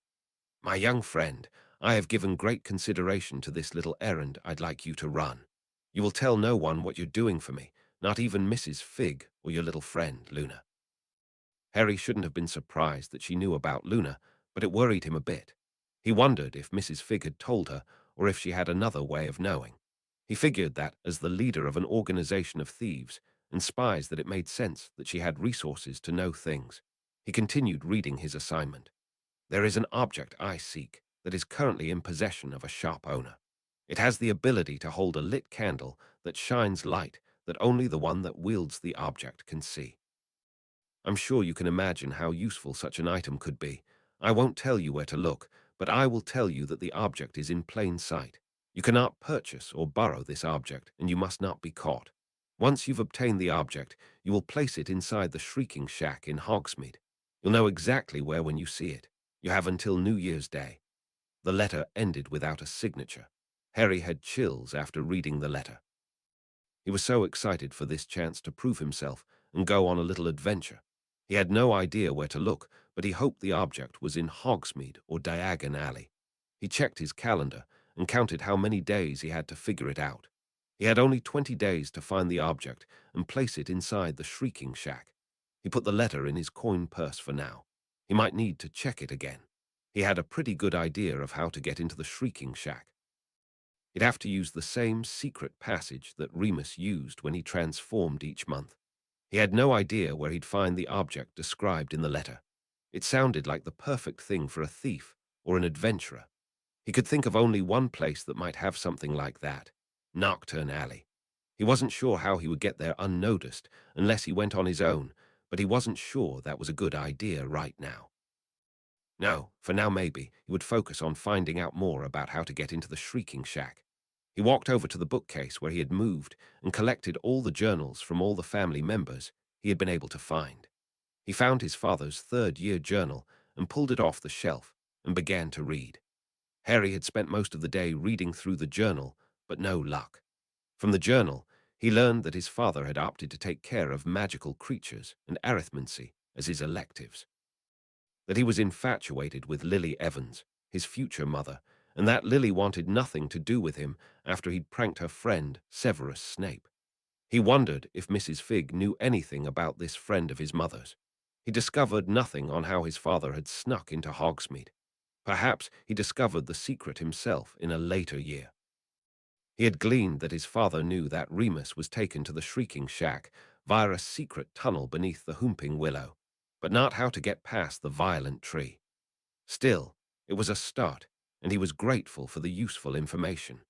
He'd keep reading the journals during the day in hopes of finding more information, and then sneak out late at night to explore. He wasn't sure how he was going to discover what the object was, and who had it without visiting the shops during business hours, and he wasn't likely to get away with that with Mrs. Figg around. Maybe he could do some recon while doing some actual shopping. Harry put the journal away and made his way to the library to see if he could find Luna. When he got there, he found Loki sitting on the couch next to Luna, who was reading a large tome. Loki had basically chosen Luna as her favorite human. "Anything good?" he asked. Luna held the book up so he could read the title. It was the book on family magic that healer Juniper had mentioned. "Oh, cool. I'd completely forgotten about that. Did you buy it or was it already here?" he asked. "It was here, but it took me ages to find. I kept getting distracted by other interesting books." "Have you read through the whole library yet?" he joked. "No, I have 735 books left to read, but only 227 if I skip the ones that don't interest me," she replied seriously. Luna had a hard time with jokes sometimes, so he wasn't surprised that his joke didn't land. He wondered just how many books were in here. He hasn't read much of them, choosing to focus on getting ahead of the coursework. "Are you hungry? Have you eaten?" he asked. "Oh, no, I haven't," she said, glancing at the clock. He checked the clock too. It looked like they'd both skipped breakfast and lunch at this point. "We should go eat something or Mrs. Figg will be cross with us," he said. Mrs. Figg has been spending most days with them, making sure they were taken care of and tutoring them, but usually went out on Sundays and they were left to their own devices. It was up to them to take care of themselves, but they often forgot. They whipped something up quickly and ate together in silence. They'd gotten used to each other in the kitchen and had a routine they followed when they cooked together. After lunch, they decided to venture outside in the snow. They put on coats, boots, and gloves and walked through the garden. Mrs. Figg had been able to procure some replacement glass for the greenhouses, and they'd spent the last 2 Saturdays fixing them up. She got Harry to whip up some herbicide potion, and they poured it into the pit of Devil's Snare, and then lit it on fire for good measure. Harry smiled happily at the memory of the plant writhing around as it burned. The greenhouses were in pretty good shape, and they were just waiting to start filling them with plants. Herbology was one subject he was behind on in practical work, but he'd studied a lot of the academic material already. He could say the same for charms, transfiguration, and defense against the dark arts. They were nearing the edge of the large forest that the Potter home was nested in. Harry thought he heard a mournful cry off in the distance. It was a pitiful and awkward sound that gave him chills. He heard it again, now closer than he thought it was before. He looked up in the direction he thought it was coming from, but couldn't see anything. He decided to try using his ability to see if he could pick up on anything. He pinged on something a little ways into the forest up high in one of the trees. He and Luna walked in to investigate. When they got to the area he thought he'd sensed the creature, they looked up. A large, worn-looking bird with greenish-black feathers was looking down at them. It cried its mournful cry again, but didn't move. Luna was looking at it in wonder and said, "That's an augury, Harry. They cry when it's about to rain or snow. A lot of people think they are a bad omen, but I think they're just misunderstood." Harry thought he could understand why someone would think the cry of an augury was a bad omen. He thought it was a pretty ominous sound himself, and he still had goosebumps. Harry watched as Luna extended her arm, inviting the augury to join her. Harry didn't know if that was a good idea as this augury was very large, but he patiently waited with Luna to see if the bird would accept her invitation. It cried again, but didn't budge. Luna hummed disappointedly. Harry knew that augury liked to eat insects and fairies, but with it being winter, he wasn't sure they'd be able to find any insects. He wondered if there were any fairies in these woods. He'd read a bit about them, but not much. He knew they were semi-intelligent humanoid creatures and liked to cause mischief and were incredibly vain. He hated seeing Luna disappointed, though, and decided to try and search for something to attract the augury for Luna. It had gotten easier for him to use his ability since healer Juniper had arrived. He wasn't sure why. He reckoned it could be a number of things, or maybe a combination. He suspected the shard of Voldemort's soul had been parasitic and was leeching off his magic, or maybe his family's residual magic had somehow enhanced his own magical core. Or maybe it was simply all the practice he did. He couldn't be sure, and there didn't seem to be a large amount of information regarding soul magic or family magic. He closed his eyes and expanded his consciousness. Rather than fly high above himself like he had done in the past, he chose to remain lower than the canopy. He didn't want to have to climb up very high in order to hunt whatever he found. He preferred to stay close to the ground if he could. In his mind, he soared through the woods, probing for anything magical. The forest was full of magical plants and creatures, and it took time for him to deduce if it was anything useful. Eventually, off in the distance, he thought he might have found what he was looking for. He left Luna so she could continue to keep an eye on the bird and went to investigate what he'd found. He was a little surprised at how far away the source of magic was from his location. He hadn't realized how far he was able to expand his consciousness now. He came upon a very large old tree. Next to it was a medium-sized bush that was blazing with energy. He walked over to the bush and moved aside its limbs as he investigated. As he went to push one of the limbs, a small creature came flying out and then gracefully landed on his hand. Harry was stunned at the small fairy's beauty. Suddenly, the fairy bared its fangs and then bit down on his thumb, and the fairy no longer seemed very beautiful to him. Harry flung his hand on instinct, but the fairy stayed latched on. Harry grabbed it with his other hand. Harry calmed down after that. He knew the fairy was just defending its home.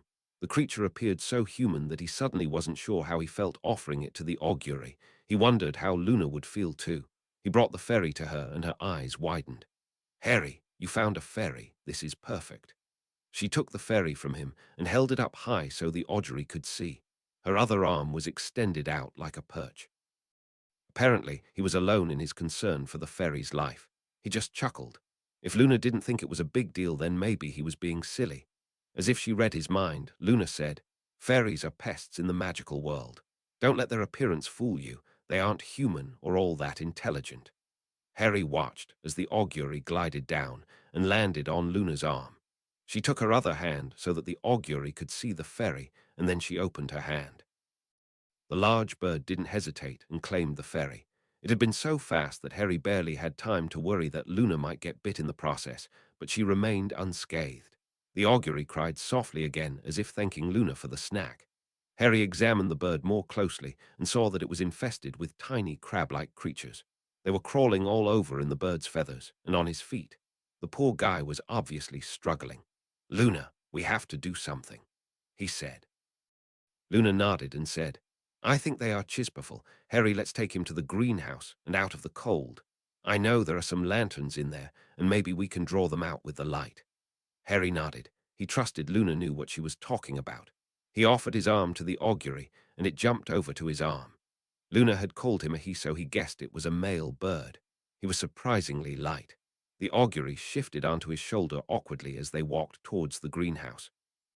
When they got to the greenhouse, the large bird soared over and landed on one of the empty tables. It walked around inspecting the area and then let another mournful cry. Harry was starting to get used to it by now and wasn't as affected. He and Luna found a pair of lanterns and lit them. They placed a lantern on each side of the augury and waited. While they were waiting, Harry went and collected a couple large jars to collect the tiny creatures in. He knew some parts were used in some potions he'd brewed. He just hadn't recognized them while they were living, used to seeing them in powdered or crushed forms. He watched as some of the tiny bugs started crawling towards the lanterns, but most of them stayed on the bird. "Luna, what all do you know about Chisperful?" he asked. Luna hummed in thought. "I thought the light would work. I read that they are attracted to lumos, but maybe it's magic they are attracted to, or both," she mused. Harry thought about what she was saying, and he think he had a solution he wanted to try. Maybe he could try concentrating his magic somewhere and see if the bugs would be attracted to it. Luna had said that he zoomed in too much when using his ability, but maybe that would be a good thing in that instance. He focused on a spot on the table, away from the lantern. He waited, trying his best to maintain focus on the one spot. Nothing seemed to be happening, but he remembered that Luna had guessed that they were attracted to both. Instead of releasing his focus, he shifted it to the flame inside the lantern. Harry watched as the lantern seemed to shine more brightly. Luna gasped as the small insects started marching towards the lantern. It was working. Once a large number of bugs were congregating around the lantern, Luna swept them into the jar as best she could. When they were sure that all the Chisperful had removed themselves from the large bird, Harry stopped. He looked at the jar. It was nearly halfway full. He couldn't believe how many of them there were on the augury, the poor creature. "Is that better, Augie?" Luna said to the bird. "Augie the augury," Harry checked with a laugh. "I like it," she said with a shrug. The large bird gave a loud, mournful call. "See, he likes it too," Luna said in a sing-song voice. "Don't you, Augie?" In utter disbelief, Augie dipped his head up and down as he walked toward the girl. Luna scratched his head gently in response, seemingly rewarding him. What the hell, he thought. He didn't understand how, but Luna had a way with magical creatures. Harry pocketed the jar of Chisperful in one of the pockets inside his robes. "I'm going to go back into the forest and collect some fairy eggs and maybe some wings as potion supplies," he said. "Do you want to come with?" Luna thought for a minute. "Sure." "I bet Augie is still hungry and could use some more fairies anyway," she said. They made their way back into the forest so Harry could collect his ingredients. He turned his focus on so that he could find things more easily. Most of the things he found with his focus were dormant plants, so he left them alone. He could always come back in spring to find out what they were. He found the fairy shrub pretty quickly and got to work. He wasn't sure if he would find any eggs in winter, but he wanted to check. Several fairies flew out and attacked him, but he was able to subdue them. He removed their wings and then offered the fairies to Augie. Eventually, he found some fairy eggs stuck to the bottom of a small stem. He cut off the stem with a pocket knife and then put it in a jar. He knew that there were still some fairies hiding deep within the bush, but he left them alone so they could repopulate. As he was leaving, a female fairy flew at him, waving her arms in anger. Harry thought she was rather beautiful, but he'd been bitten several times, so he decided to just leave her alone. He'd be angry, too, if someone came waltzing in and started messing with him and his family. Augie joined them on their way back to the manor instead of staying in the forest. He seemed attached to Luna. They went inside and took Augie back to their room. They would need to get some supplies if they planned on keeping him there for long. They decided to let him perch on the window sill so he could come and go as he pleased. The windows were charmed so that things like rain and snow couldn't come in, so it wasn't a worry. Augie seemed content to stay with them for now. Harry took the ingredients he'd collected down to the potions lab. He was proud of himself for harvesting his own ingredients. It was something fun and productive that he could do around the house, and he could see himself continuing the practice when he had the chance. He couldn't wait to try growing things in the greenhouse, and he did want to try taking care of some magical creatures too, but it seemed like too much work without the help of magic. He'd probably have to wait until he had a wand, and even then, what would he do when he went to school unless he figured out a way to come home every now and then to help? It would be too much for Mrs. Figg alone. He wondered if Mrs. Figg would have any ideas. She still wasn't back yet, and he had several things he wanted to ask her about, including a trip to Hogsmeade or Diagon Alley to do some shopping. If she was too busy, maybe he'd be able to convince her that the shop owners at Hogsmeade would watch out for him. When they'd first started venturing out, Mrs. Figg had been worried that people would discover that he'd returned to the magical world, but so far nothing had been in the papers. For the most part, no one seemed to recognize him except for people in Hogsmeade that knew his dad. But the majority of the shop owners that did know were now business partners and had signed non-disclosures. Harry chose not to question his luck for now. It would come out when it came out. That didn't mean that anyone would know where to look for him. His location was a well-kept secret, sealed behind several layers of security thanks to Mundungus. While a few people did recognize Mrs. Figg, most of them respected her and knew her to be a good person. They'd known she worked for the Potters years back and didn't question it. As long as the Free Death Eaters remained oblivious, then he figured he was safe. He and Mrs. Figg knew that they'd have to face magical society eventually. It was part of their plan after all, and the guild would certainly want to use him in a few years if they accepted him. When he tried to use that excuse in the past, Mrs. Figg had simply reminded him that he didn't have a wand or know how to use one. As a squib, she was limited in ways to protect him if someone made a move. She'd promised to lighten the restrictions once he got a wand and some practice using it. For now, he had to lay low. He decided to grab a few potions that he'd brewed from the cabinet and take them up to his room.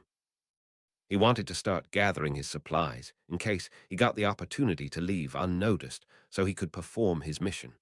When he got back to his room, he noticed that Luna and Oggy were gone. He continued prepping for his mission. He collected several things that he thought might be useful for causing a distraction. Zonkos and honey dukes had been great resources for that. He also made sure his blackest robes were clean and in good order. And even though he wasn't allowed a wand, he still put one of Zonko's joke wands in a holster on his hip. It might at least give him the appearance of being armed if he needed it.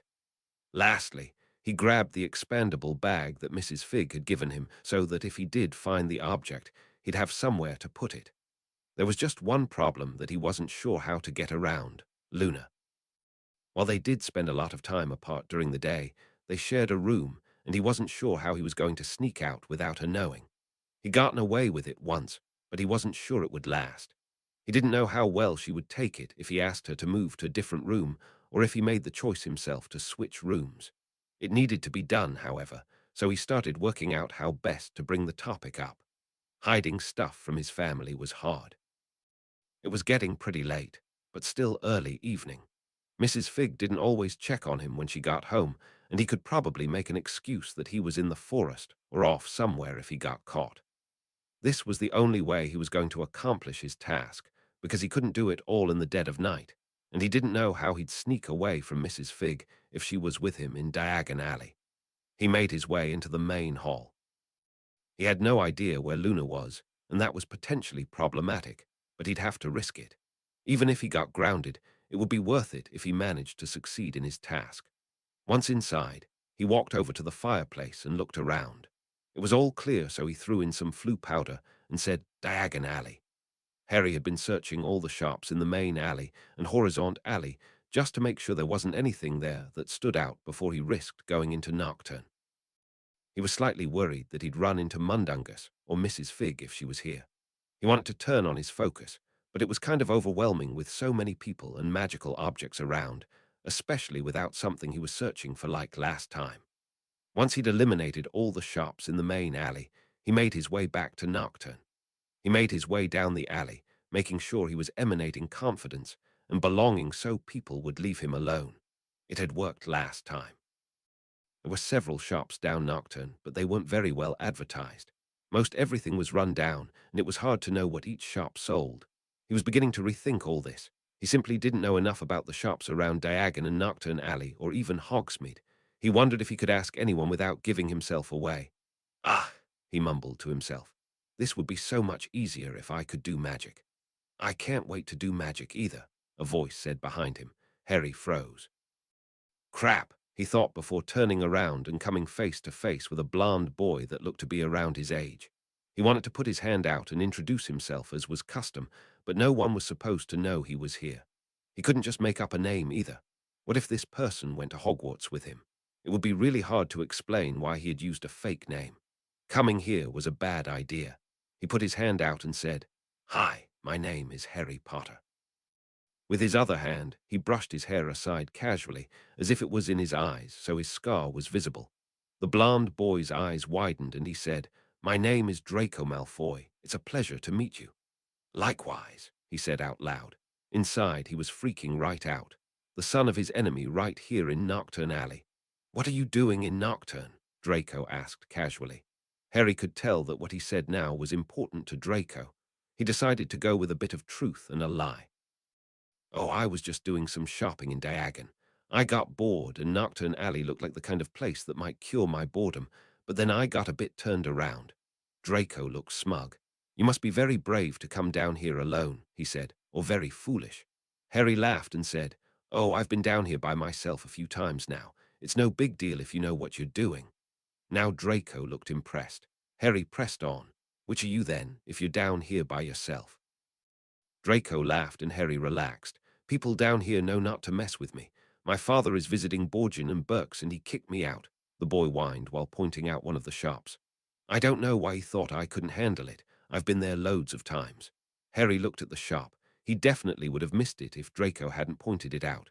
What kind of shop is that? Harry asked. Draco smiled smugly again at knowing more than Harry. They sell antiques that are sensitive in the current political climate and difficult to own without the right connections. Oh, that sounds fascinating. Your father must be very well connected to be able to handle transactions like that then, Harry said, playing on the boy's arrogance. Oh, yes, he is. You've heard of my family, I suspect. Draco checked. Yes, indeed, he told Draco confidently. He had heard of them after all, just not anything good. Draco nodded smugly. Well, I should get going. My guardians will be wondering where I've been, and I don't want to get in trouble. It was a pleasure meeting you, Mr. Malfoy. Draco practically preened when Harry called him Mr. Malfoy. You too, Potter, Draco said in return. It was clear to Harry that Draco was posturing, but he really needed to get out of here before the actual Mr. Malfoy showed up. He didn't want to meet him on his own. He let the slight go and wandered off back towards the main alley. It would be too dangerous for him to try and enter the shop while Malfoy was there. He was cutting it pretty close time-wise. He had a lead, at least, and plenty of time to come back and try again. He decided to just head back home and wait for another day to go into Borgin and Burke's. Harry landed roughly when he came through the flue in Potter Manor. He didn't want to be caught here in case anyone suspected him of leaving the grounds. He rushed through the main hall and then outside onto the patio. He crept along the house until he had a clear shot into the woods that were free from any windows. He decided to collect some more potions ingredients as an excuse in case he was found. He remembered that he'd seen some Wigan trees, and he knew the bark would still be good for use in potions even if he harvested in winter. He made his way in the direction he thought he remembered seeing them. The forest was quiet. It had been snowing when he arrived outside, but the forest was thick and the snow wasn't making it through the thick canopy. Harry was glad he didn't have to trudge through thick snow while he was out here. He finally found a tree and approached it. He was about to start peeling away some bark, but a little stick creature came rushing down the trunk. It stopped just out of his reach and started waving its tiny fists at him. All right, I get it. I won't mess with your tree, he said out loud, stepping back. Harry thought back to the book on creatures he'd read. You must be a bowtruckle, he said to the stick creature. The bowtruckle tilted its head to the side as if it were processing his words, and then it finally nodded. Harry extended his arm and then held his index finger in front of the bowtruckle. My name is Harry, he said to the bowtruckle. The bowtruckle hesitated for a long moment before he reached out with both hands and held onto Harry's finger. Harry moved his finger gently up and down, simulating a handshake. Harry laughed at the oddness. Harry was thoughtful for a moment. He knew that bowtruckle lived in magical trees and protected them, but maybe there was a Wigan tree that had fallen that was still viable to harvest from. The bowtruckle seemed intelligent enough, so Harry asked, Have you seen any Wigan trees that I could harvest from? Maybe one that has fallen already.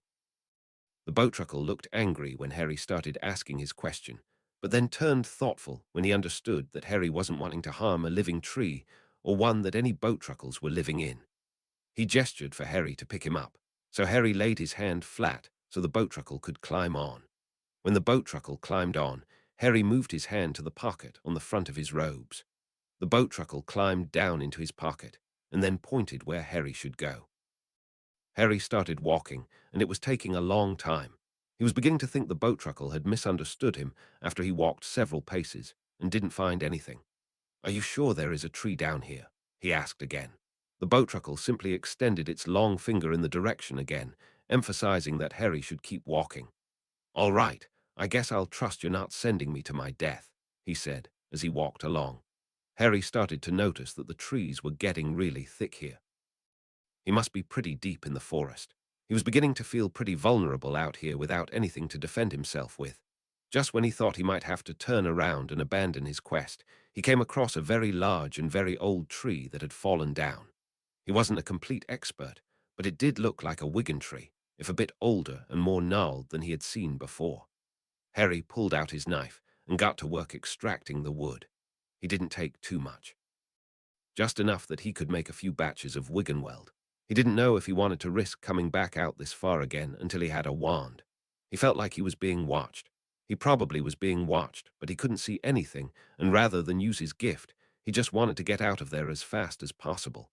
Bark harvested and collected, he thanked the boat truckle for helping him find his way here. "Do you want me to take you back to your tree?" he asked his new friend. The boat truckle nodded in response, so Harry started walking back the way he came, willing that nothing dangerous approached them. It felt like it was taking longer to get back than it did to get there, he mused. But the trees were thinning, so Harry knew he was heading in the right direction. Harry eventually found the tree he'd found the boat truckle in, and he picked up the creature and went to put him back on the tree where he'd found him. He extended his arm and hand palm up so the boat truckle could walk over to the tree. "Thanks again," Harry said. The small creature hesitated and shook his head while climbing back into Harry's pocket. Harry reached in and pulled the creature out gently. He placed him in his palm so he could see him better. "You don't want to go back in the tree?" he asked. The boat truckle shook his head no in response. "Do you want me to take you to another tree?" he checked. Again, the boat truckle shook his head no. Harry was confused now. What else could the creature want? "You don't want to come home with me, do you?" he asked. The boat truckle nodded enthusiastically. Harry smiled. "I'd like that, come on," he said. "You'll love Luna, but maybe I shouldn't bring you to her. You'd probably end up liking her more than me." The boat truckle simply tilted his head to the side at that. Harry placed him back inside his pocket. Harry walked back home, ready with his excuse that he'd been harvesting potion ingredients if anyone asked where he'd been. He knew he'd skipped dinner and Mrs. Figg wouldn't like that. He wondered if Luna had stopped to eat anything. She usually only ate when Harry reminded her, he mused. Harry walked through the garden and then into the main hall from the patio. Mrs. Figg was walking by and she said, "Oh, there you are. Where have you been?" I tried calling out. "I was collecting potion ingredients," he said, showing her the tree bark, "and I met this little guy." He gestured to his front pocket. Mrs. Figg smiled at the twig creature and offered her finger for him to shake. She then inspected the wiggentree bark and said, "This looks pretty old. How far in did you go?" "Not too far," Harry lied. I should hope not," she said. "There are dangerous creatures in those woods. Even with a wand, you'd be hard-pressed to defend yourself against some of them." Harry couldn't help but shiver at her words. He must have been lucky. "Have you seen Luna?" Harry asked, changing the subject. "I want to make sure she ate dinner." "Oh yes," Mrs. Figg said. "We ate together without you. You should tell someone before you go wandering out in the woods alone like that." "Yes, Mrs. Figg," he said. "I'm sorry." "All right," she said. "Go wash up and come back down for something to eat. I don't want Healer Juniper yelling at me, because the two of you aren't eating unless I tell you to." Harry nodded. "Okay, I'll be right back." He headed back to his room with a smile on his face. He felt bad for having to lie, but he was excited at getting away with it. He wondered how long it would take for him to get used to all the lying. He'd certainly have to do it a lot if he joined the guild. Hopefully it didn't become a problem, he mused. Back in his room, he realized he didn't have anywhere for his new friend to stay. He'd have to get an indoor tree or something for him. There were a few potted shrubs on the balcony that would do. Maybe he could bring one inside and put it by the windows. A few minutes later, he was dragging one of the shrubs into his room, making an awful noise that made him wince each time he pulled. Hopefully, he wasn't ruining anything. He inspected the area and was surprised to see no damage. Probably spelled with protection, he mused to himself. His new friend was inspecting the tree. Finally satisfied, he sat on one of the branches. "You need a name," Harry said. "How about Twig?" He then learned that boat truckles could glare. All right, I get it," he said. He thought some more. Loki was named after a Norse god. Maybe he'd like something like that. "I think you'll like this one," he said. "It's the name of a fearsome dragon that protected the great world tree, Yggdrasil." Harry checked and saw that the tree creature was leaning forward, interested. "Nidhogg," he said, hoping his new friend would approve. The twig creature actually laughed and slapped his knee before standing up and gesturing two large circles over his chest and then sashing along the tree limb. Harry was confused but eventually understood. "Oh, Nidhogg is a girl," he said to the twig. "I forgot." His friend nodded. Harry thought some more and then remembered another creature associated with the world tree. He couldn't remember the name, though. He walked over to his bookcase and found the book on Norse mythology he'd read. He eventually found what he was looking for and found Ratatoskr, he exclaimed triumphantly. The tree with legs nodded vigorously when he heard the name. Harry was pleased he'd found a name his friend liked. According to the book, Ratatoskr was less a protector and more of a messenger. He guessed if his friend liked it, then that was good enough for him. "All right, Ratatoskr it is," he said to his new friend. "I need to go eat dinner, so I'll leave you here. Feel free to explore, but don't ruin anything, please." Harry left his room satisfied with the events of the day. Even though he didn't find the magical item he was looking for, everything else made up for it. Chapter 9, The Hand of Glory. Chapter text. The next day, Harry formed his plan. With the new additions of Ratatoskr and Augie, he and Luna had an excuse to go shopping. And even though Harry had already finished his Christmas shopping, he planned to try and use it as an excuse to sneak away for a bit. He got dressed, fresh from a shower, and walked back to his bedroom to wake up Luna.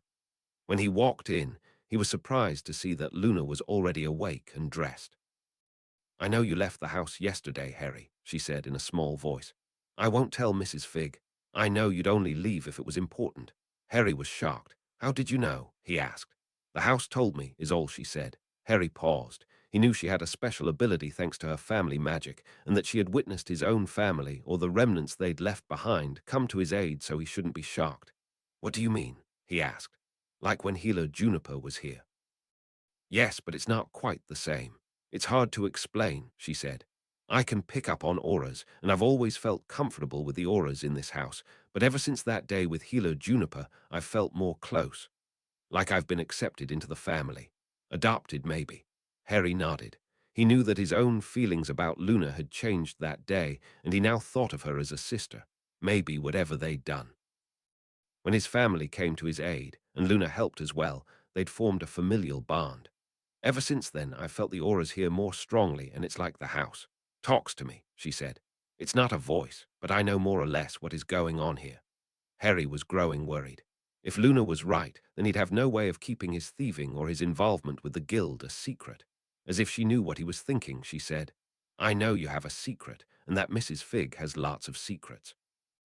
Luna looked uncomfortable. "But I don't know the details. I trust both of you, and I know you'll tell me when you're ready." Harry nodded. He was grateful that Luna was so trusting. He decided to go ahead and let her in on his secret, but he was going to avoid talking about the guild or his initiation mission. "Thanks for being so understanding, Luna," he said. "I've been trying to figure out how to bring it up, and I've been worried what you think of me once you find out, but I trust you too, so I'll just tell you." Harry took a deep breath and looked at Luna. She looked more curious than anything. She didn't seem worried or apprehensive, and so he said, "I'm a thief. I like to steal things, but I try to only take from people that are bad." Luna nodded simply. "That's not so bad, really," she said. "Kind of like Robin Hood. He only stole so he could give to those in need." Harry nodded and said, "Exactly, although I don't feel like I'm as generous or useful to anyone else just yet." Luna frowned. "I don't think you're giving yourself enough credit," she said. "You took me in after just a few hours of meeting me, and you are helping the shop owners in Hogsmeade, and then you helped me with Augie when you saw he needed help." "Thanks, Luna. I guess I've just been feeling bad about lying to you and Mrs. Figg sometimes, that I forget the good stuff I'm doing too," he said. "There is more that I can't tell you because I promised Mrs. Figg, though. That's okay. Everyone has secrets sometimes. I know you're a good person, so I'm not worried," she said. Harry's stomach growled loudly and they laughed. "Let's go get breakfast," she said with a smile. "Thanks for telling me, Harry." Mrs. Figg joined them just as they were cleaning their dishes. Harry watched as she poured herself some green tea and grabbed a slice of buttered toast. She seemed like she was in a good mood. "Good morning, Mrs. Figg," he said. "Good morning, you two," she said in return with an eyebrow raised. "Go ahead and spit it out. I can tell you have a request." He huffed. She away knew what he was doing. He guessed he still needed to work on his poker face. "Well, Luna and I adopted an augury yesterday," he started. "And then I found Ratatoskr, so we need to go to Diagon and get them some supplies." Mrs. Figg was giving him a look, and he wondered whether or not she was guessing he had ulterior motives. He remembered what she had said about giving Dumbledore certain information so he wouldn't get suspicious. So he added, and I may have forgotten to get a gift for you." It was a lie. He'd finished shopping for Christmas, but he thought it might be a good excuse for his less than forthcoming behavior. It seemed to take ages for Mrs. Figg to lower her skeptical eyebrow, but she finally did. "All right," she said. "We can go after your morning lessons." "Oh, good. I want to get Augie a proper perch and some treats," Luna said. "While we're there, I want to buy some potions ingredients. And that reminds me of a question I had about my mother," Harry said. "What happened to her friend Severus Snape?" Mrs. Figg tensed up a bit at that. "They had a falling out around sixth year before she got together with your dad," she said. "Then he got mixed up with a bad crowd and joined the Death Eaters. He teaches potions at Hogwarts." Harry was instantly angry. Whose brilliant idea was it to hire a Death Eater at Hogwarts? Harry asked, fuming. Mrs. Figg laughed and said, "Professor Dumbledore hired him. Apparently Snape switched sides before the end of the war and joined Dumbledore's little group." "Oh, still. It sounds like Snape joined willingly. Why did he switch sides?" Harry asked. "Dumbledore has been pretty tight-lipped about why, but he vouched for him at his trial and assures he's reformed and was vital in several key events." "Did my mother and him ever reconcile?" He checked. Mrs. Figg shrugged and said, "Not that I know of, but I lost touch with James and Lily towards the end when they went into hiding." "Ginny Weasley told me that Professor Snape was a bit of a bully towards the Gryffindors," Luna cut in. "Her brothers complained about it in a letter home." Luna didn't often talk about her life before her parents died, so Harry was very curious. "Who's Ginny Weasley?" he asked. "She's an old friend from before. They lived close by, so I got to hang out with her occasionally," she said. "Oh, okay," Harry said. He often forgot that Luna had a whole different life before they'd met. "Will Ginny be joining us at Hogwarts next year?" "Oh, no. Ginny is a year younger than me, so she'll not be attending until the year after us. Her brother, Ron, is our age, though. He's nice enough, except he'd make fun of me sometimes when I talked about Noggles or Raxburts. I've heard that Snape isn't very popular amongst the students, except the Slytherins," Mrs. Figg said, returning to the original topic. "Your dad and his friends did bully him quite a bit, so he might be prejudiced against Gryffindors in general." Harry thought he could understand that. He was kind of worried now that Professor Snape would be harder on him than the other students because of his dad. He hoped he'd be able to continue succeeding in potions. Harry remembered that he wanted to ask about Remus as well. Sirius was in prison, and Peter was dead and possibly a traitor. "What about Remus? Is he still alive?" he asked. Mrs. Figg tensed a bit at that. "He's alive. I think he travels a lot to find work. His condition makes it difficult," she said. Harry could tell that Mrs. Figg was uncomfortable talking about Remus. "What's wrong, Mrs. Figg? Do you not like Remus?" Mrs. Figg jumped as if shocked. "It's not that, laddie," she said. "If anything, it's the other way around," she murmured quietly. Harry was confused. He doubted very much that a werewolf would be prejudiced against a squib. "Why wouldn't he like you?" he finally asked. Mrs. Figg frowned heavily and poured herself another cup of tea. "Because my husband is the one that bit him as a kid," she finally said. Harry thought back to what he knew about Remus from his dad's journals. He thought he remembered reading that Remus had been bitten as a young child by a werewolf named Fenrir Greyback. "Your husband is Fenrir Greyback," Harry checked. "Aye," she spat. "That's the name he gave himself after he was infected. His real name was Gerald Figg. He was a good man when we met, and a good father." Mrs. Figg sipped her tea. "Things changed after he was infected. He had to be registered with the ministry, and then he lost his job. Couldn't find work after that, and we struggled. He fell in with a pack that was hell-bent on turning more people into werewolves, thought they were the superior beings, and wanted to be in charge.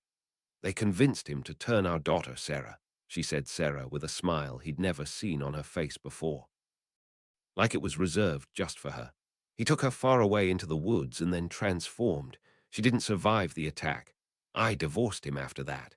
He got better at controlling himself during the full moon and became obsessed with infecting children. And that's when he attacked poor Remus," she finished sadly. Harry felt bad for Mrs. Figg. To lose her daughter like that to a man that was supposed to protect her. They both deserved better. He didn't understand how a man could do something like that to his own family. Greyback was now added to Harry's list of enemies. Harry snapped out of his thoughts of revenge and noticed that Luna had moved over to Mrs. Figg, and the two were embracing each other. The three of them made quite the group. 2 orphans and a woman that had lost her husband and daughter. "I'm sorry, Mrs. Figg," he said. "You deserve better, and it's not your fault that your husband attacked Remus." "Thanks, lad," she said with a small smile. After breakfast, Mrs. Figg insisted that they follow through with their scheduled lessons that day. Mrs. Figg was made of stronger stuff and wouldn't let the memories of her past drag her down. Harry and Luna each silently vowed to do the same. After the lessons, they headed out to Diogen Alley through the flue. Harry followed along with his plan, and they went to the magical menagerie for supplies. They got a nice perch for Augie, along with some treats that the shop owners insisted would be great for him. The shop owner was a bit stumped on how to care for a boat truckle, but told him to check with Mr. Ollivander, who as a wand maker had developed a bit of a relationship with the creatures. Harry agreed to go check in with the wand maker, but told Mrs. Figg and Luna that he'd like to go alone so he could get Mrs. Figg a present as well. Mrs. Figg looked hesitant, but Luna interrupted and said, "It'll be fine, Mrs. Figg, and I'd like to go shopping for a brazier, and I know Harry won't want to tag along for that." Harry knew that Luna was going out of her way to help him and was grateful. "Oh, all right. Meet us at the Leaky Cauldron when you're done, but no skulking down Nocturne Alley. And be quick." Harry smiled and ran off towards Ollivander's without agreeing to Mrs. Figg's demands. The shop was empty when he walked in. Long, narrow boxes were stacked unevenly throughout the store. "There must be hundreds of wands in here," he mumbled to himself. "Over 1,000, actually," a voice said from behind a large stack of boxes in the counter. The owner of the voice stepped out from behind the counter. He had large grey eyes that seemed to pierce right through him. His hair was wild and grey. The man looked ancient. "You're Harry Potter," Ollivander said. "And you're early." Harry nodded. "I'm not here for a wand, Mr. Ollivander," he said. "I met a boat truckle, and the little guy decided to come home with me. The shop owner at the magical menagerie was at a loss and told me to come here." "Oh my," Mr. Ollivander said as his eyes grew wide. "Boat truckles can be pretty picky about associating with wizards. You must have impressed the little guy." Harry told Mr. Ollivander about his quest into the woods for Wiggentree bark. "Marvelous," Mr. Ollivander exclaimed. "Boat truckles are fierce protectors of their trees. It was rather clever of you to ask about a fallen tree." Harry blushed at the compliment, but smiled, pleased. "You'll want lice or fairy eggs. Some apothecaries have them in dried form, which will do, but fresh is better," the man explained. "Other than that, as long as they have a tree or bush to live in, they're pretty easy to appease." "Thanks, Mr. Ollivander," he said happily. "No problem at all," the man replied. He was now looking at Harry rather oddly, as if he could see something that Harry couldn't. Harry was about to excuse himself when the man spoke suddenly. "You've been doing magic. Your core is very strong." Harry thought about lying to him, but didn't really see the point. He chose to be vague and silly said, "I can't say I've been doing magic like I've seen others do, but I have been working on my family magic." Mr. Ollivander smiled shrewdly. "Oh, you know about family magic." "I've known the Potter family for the last few generations. Fleamont used to send me the best wand wood from the forest when he was still alive." Harry thought for a moment before offering, "I'm sure I could continue sending you wand wood.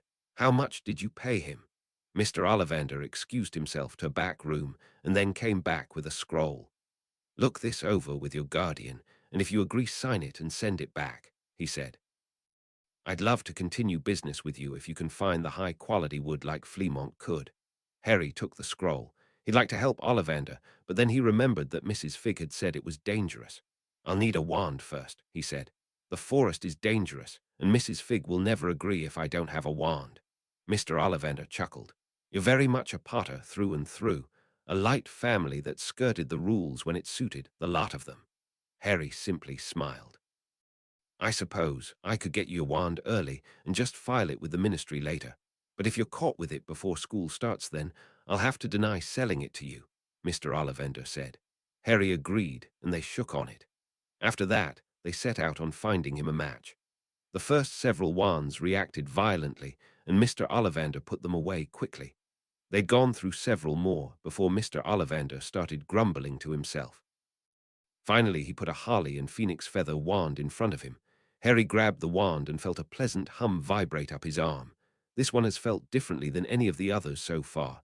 He waved his wand and a few sparks shot out. Harry smiled, but when he looked at Mr. Ollivander, he was frowning. "So close," he said, "but not quite a perfect match."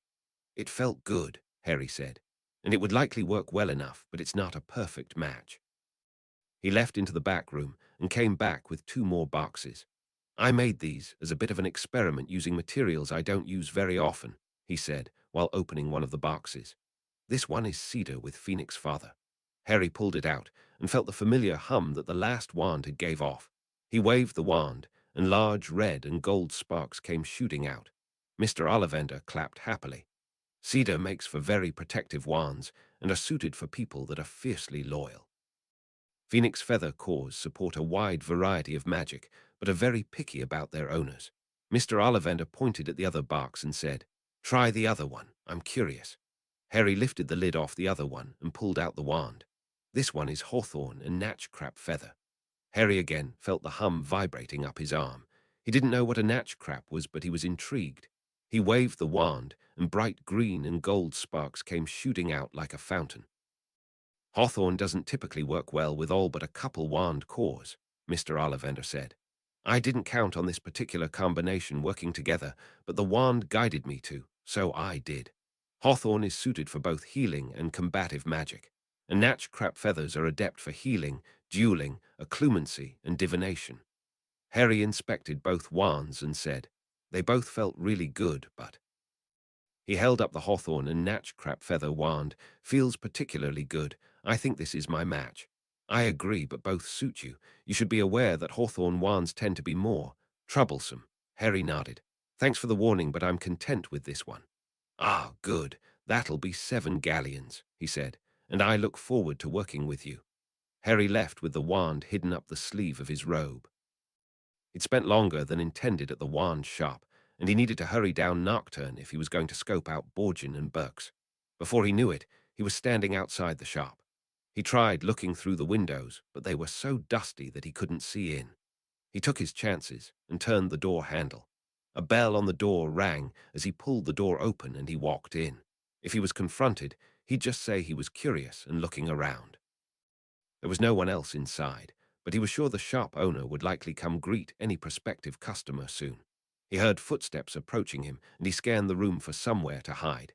He didn't want anyone to know he was here in case they weren't friendly. He saw a large cabinet not too far from him, and he bolted towards it. He climbed in and looked through the tiny slits in the door. He held his breath as an old man limped into the gallery. "Hello, is anyone there?" a deep voice announced. Harry heard the old man limp around the gallery out of sight. "I could have sworn I heard the bell," the old man said. "Must be hearing things." The old man limped back into the back room of the shop with a lot of grumbling and swearing. When Harry was sure it had been long enough, he opened the cabinet and stepped out. He perused the room carefully to not make any noise. The gallery was filthy. Cobwebs and dust covered most every surface. Display cases were filled with random items, from rusty shackles to human bones. He found several books that looked to be bound by human skin, and he shuddered. Next, he saw a pack of playing cards covered in dried blood. What he was seeing inside the shop didn't make sense. What could Mr. Malfoy possibly want from this shop? Maybe the stuff out here was just a distraction, and the really interesting stuff was stored elsewhere. He was about to give up when he saw a large hand with old leathery skin resting on a pillow inside a glass case. The description card next to it read, "Hand of Glory, insert a candle, and it gives light only to the holder. Best friend of thieves and plunderers." Harry knew this was the object he was meant to steal. He tried to open the display case, but it didn't budge. There must be some kind of lock or spell on it. Harry thought for a moment. Maybe he could try and sense for the spell and get a reading on it. Then he might figure out how to counter it.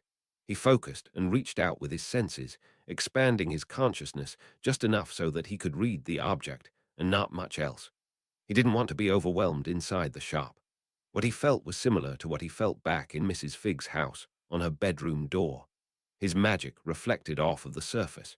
He continued to probe for a weakness or a difference. There has to be a way to access the Hand of Glory after all. The little probes he sent continued to bounce off the display case one by one. He was sure he'd checked every inch by now, but still nothing. Maybe the case was triggered open remotely. He extended his focus downward towards the floor until he encountered sobbing Ard. There was a line of energy running from below the table the display case was on and back behind the counter. He guessed that there might be a switch or some kind of way of opening the case from back there. He continued to probe, but it was getting harder to focus on a small area the further out he went with his consciousness. He didn't want to risk walking too close to the counter in case he was spotted. He stopped and thought again. Hadn't he been able to focus his magic in one spot when he'd been attracting those bugs off of Augie? Maybe if he focused on the line of energy he felt beneath the table he'd be able to trigger it. He sent his probes out and found the line. Then he focused directly onto the line and pushed a little bit. He heard a click and the glass case opened slightly. He pulled the glass pane open a bit wider, reached in, and withdrew the gnarled hand.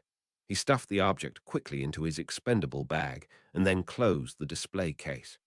This was a mistake, because an alarm started going off. Loud shrieking reverberated off the walls.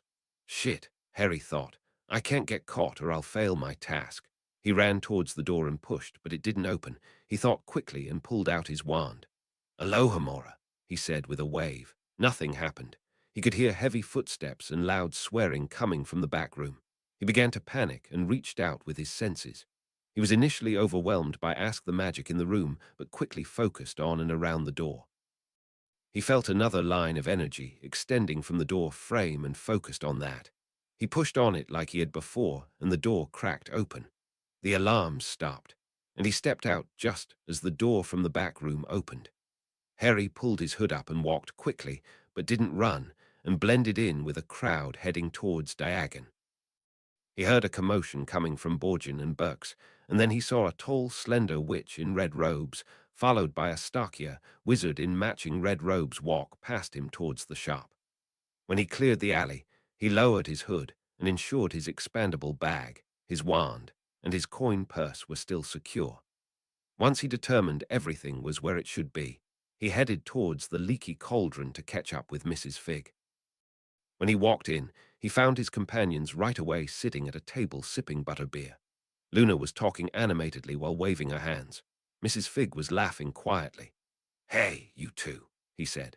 Mrs. Figg looked at him with a knowing look and just shook her head. "We should go before the auras block the flu," she said. She pointed over to a group of people at the table next to them talking loudly about a caterwailing charm going off down Nocturne and auras running down the alley. Harry didn't argue and let Mrs. Figg guide him and Luna over to the fireplace. She threw in some powder, pushed them all in together, and called out the 3 broomsticks. Harry didn't have time to be confused as everything began to spin.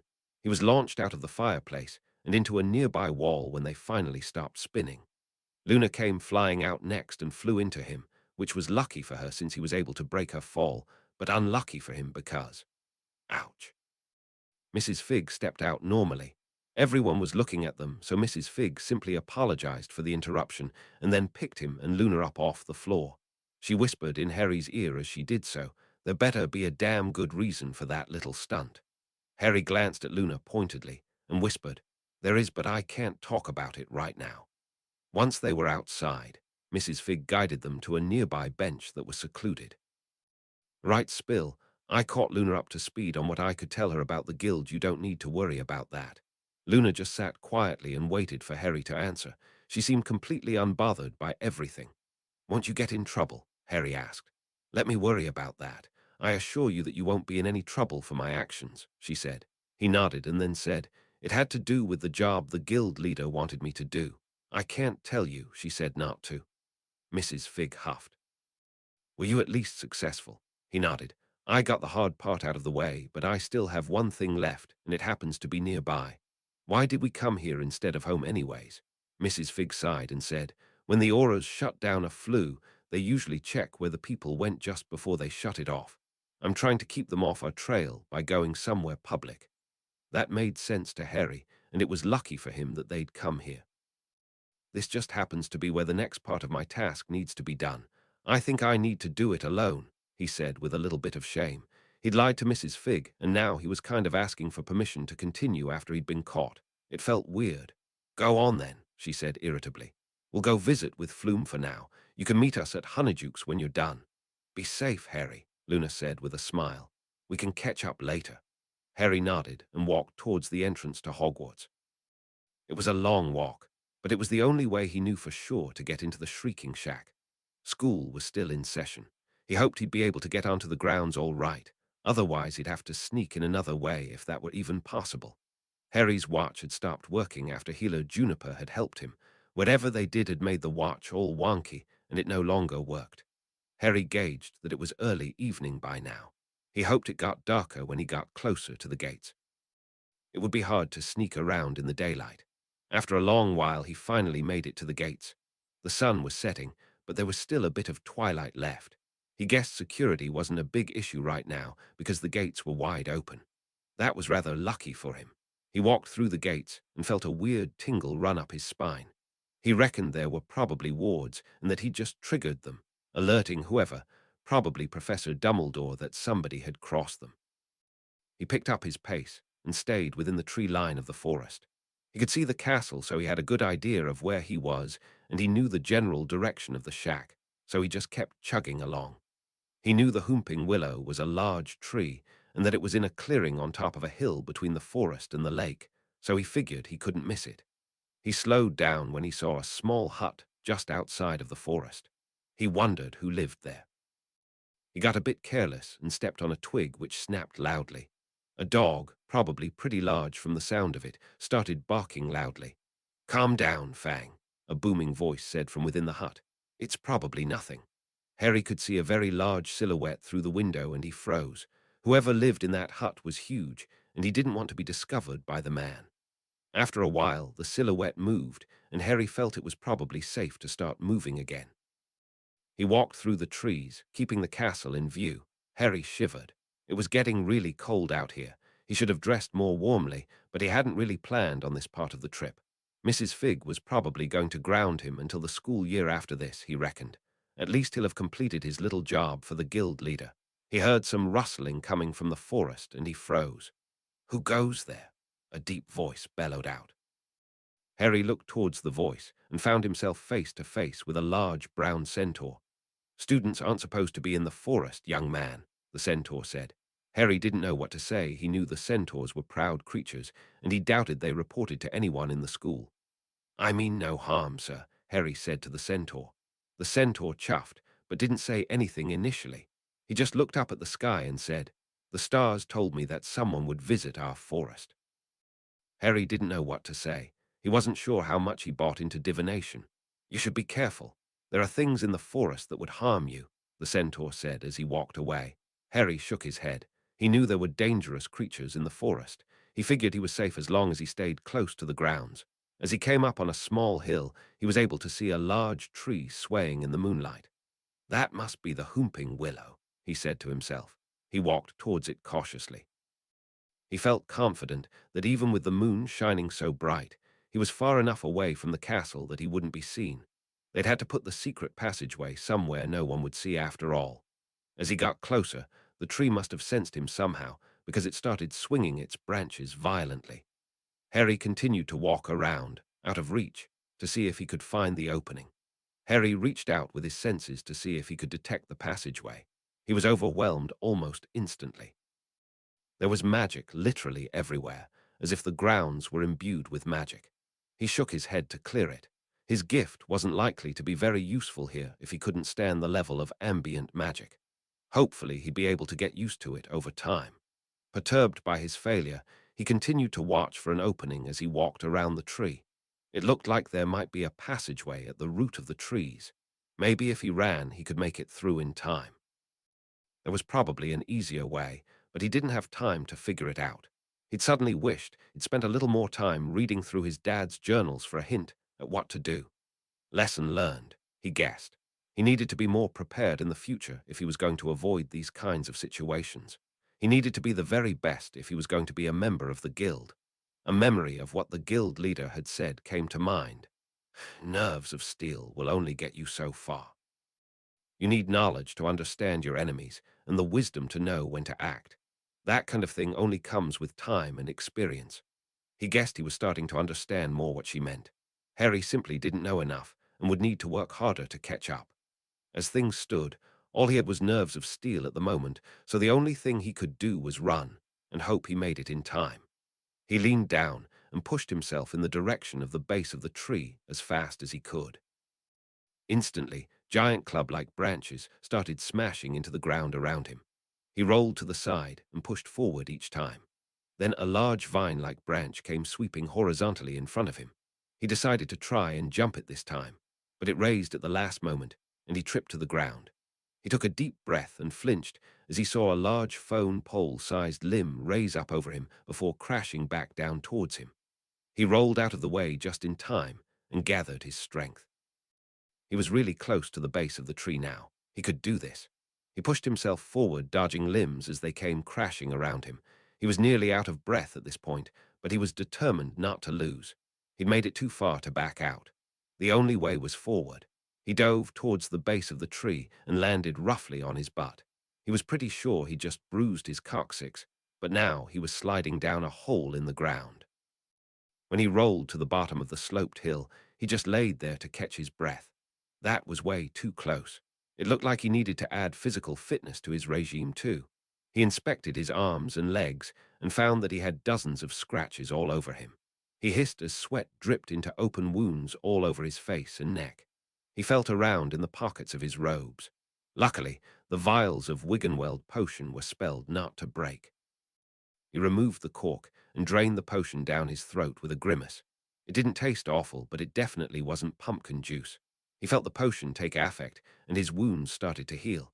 His vigor restored. He trudged on through the secret passageway. After a long while, he saw what looked like the end of the tunnel, and it started sloping back upwards. He felt the strange tingle again, and realized he must have triggered the wards again. He looked up and saw a large wooden trap door overhead. He reached up and pushed it open and climbed through the passageway. The floors were covered in dirt and dust. All of the furniture was broken, and Harry saw obvious signs of chewing and scratching on nearly every surface. The drapes were ripped to shreds. This was not a happy place, and he suddenly felt very sad for Remus having to go through this once a month throughout his childhood. We walked through one of the doors and into a room. In the center of the room was a small table with a note. He picked it up and read it out loud to himself. Turn around. He turned around and came face to face with the guild leader, who had a large smile on her face. Well done, Harry. You completed the job with time to spare. How did you know when I would be here? He asked. The old witch chuckled and said, I have my ways, but I won't share them. You'll have to earn my secrets, and they don't come cheap. Harry shook his head and grinned. That was fine by him. He'd do whatever it took. I heard things got a little too close for comfort in Nocturne Alley today, she said. Harry gulped. But I wasn't caught, he said. You weren't, she said in return, offering him a bow. I'll grant you that. She began to walk around him, studying him. And what of Mrs. Figg and your sister, Luna? She asked. Harry tensed when she revealed that she knew that he thought of Luna like a sister. Nearly nobody knew that. Don't worry, Harry. As a member of the guild, you are granted certain protection from other guild members, even me. I won't ever harm you or anyone you care about so long as you do the same. I'm in, then. He checked. You are, after you swear the oaths, she said with a grin. There's a little ceremony with some of the other guild members. I'll even let you invite Luna. She was still walking around him like a predator playing with its food. Gifts, there's no use trying to hide things from her anyway, she continued. She'll be offered to swear some oaths to ensure our secrecy and protection, but she won't be able to join, not that I think she'd want to. Harry nodded. He hadn't talked to her about it, but he doubted she was interested in the guild at all. Thank you, guild leader, he said with a bow. You're very welcome. You've done well overall, and I am impressed, she said. As a gift, you can keep the hand. It might just come in handy. Thank you, he said excitedly as he placed it back within his bag. Take my arm, she said, offering him her arm. I know that Mrs. Figg and Luna are waiting for you in Hogsmeade, and I don't want you to have to go back the way you came. You're too valuable to waste. Harry did as he was told and grabbed onto her arm gently. He was surprised when his fingers came in contact with silky smooth skin instead of the leathery skin he saw. She must be wearing a glamour of some kind. Tighter, Harry, she said with a wicked laugh. I don't want to lose you. He tightened his grip and she spun. He heard a large crack and then felt like he'd been squeezed into a tiny ball before being wrung out like a wet towel. He thought he was going to be sick for a minute before he finally recovered with a small shudder. The old woman leaned down and kissed him on the cheek. "Goodbye, Harry," she said, and then she spun and disappeared with a loud crack. What in the world was all that? He asked out loud, touching his cheek. Her lips had felt full and not at all what they looked like. He was standing in front of Honeydukes. He saw the closed sign in the window, but walked forward and checked the door. It was open at least, and he was grateful. He walked inside and then upstairs to the apartment. Mrs. Figg and Luna were sitting on the sofa talking to Mr. and Mrs. Flume. They turned and took in his haggard appearance. "Harry," Luna said, "are you all right?" "I'm fine, I promise." "I had some Wiggenweld potion, and that helped a bunch," he said.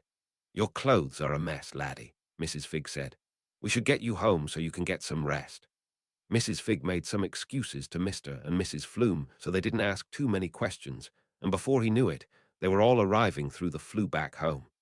Harry was so exhausted that he didn't even want to eat, but Mrs. Figg made him and Luna something small and quick anyways. Since his job was done, and the guild leader said he was basically in at this point, he didn't feel like he needed to keep everything a secret any longer. He told them about the letter, Borgin and Burks, the Whomping Willow, and the Shrieking Shack. He didn't hold anything back, relieved at finally being able to share his experiences with his family.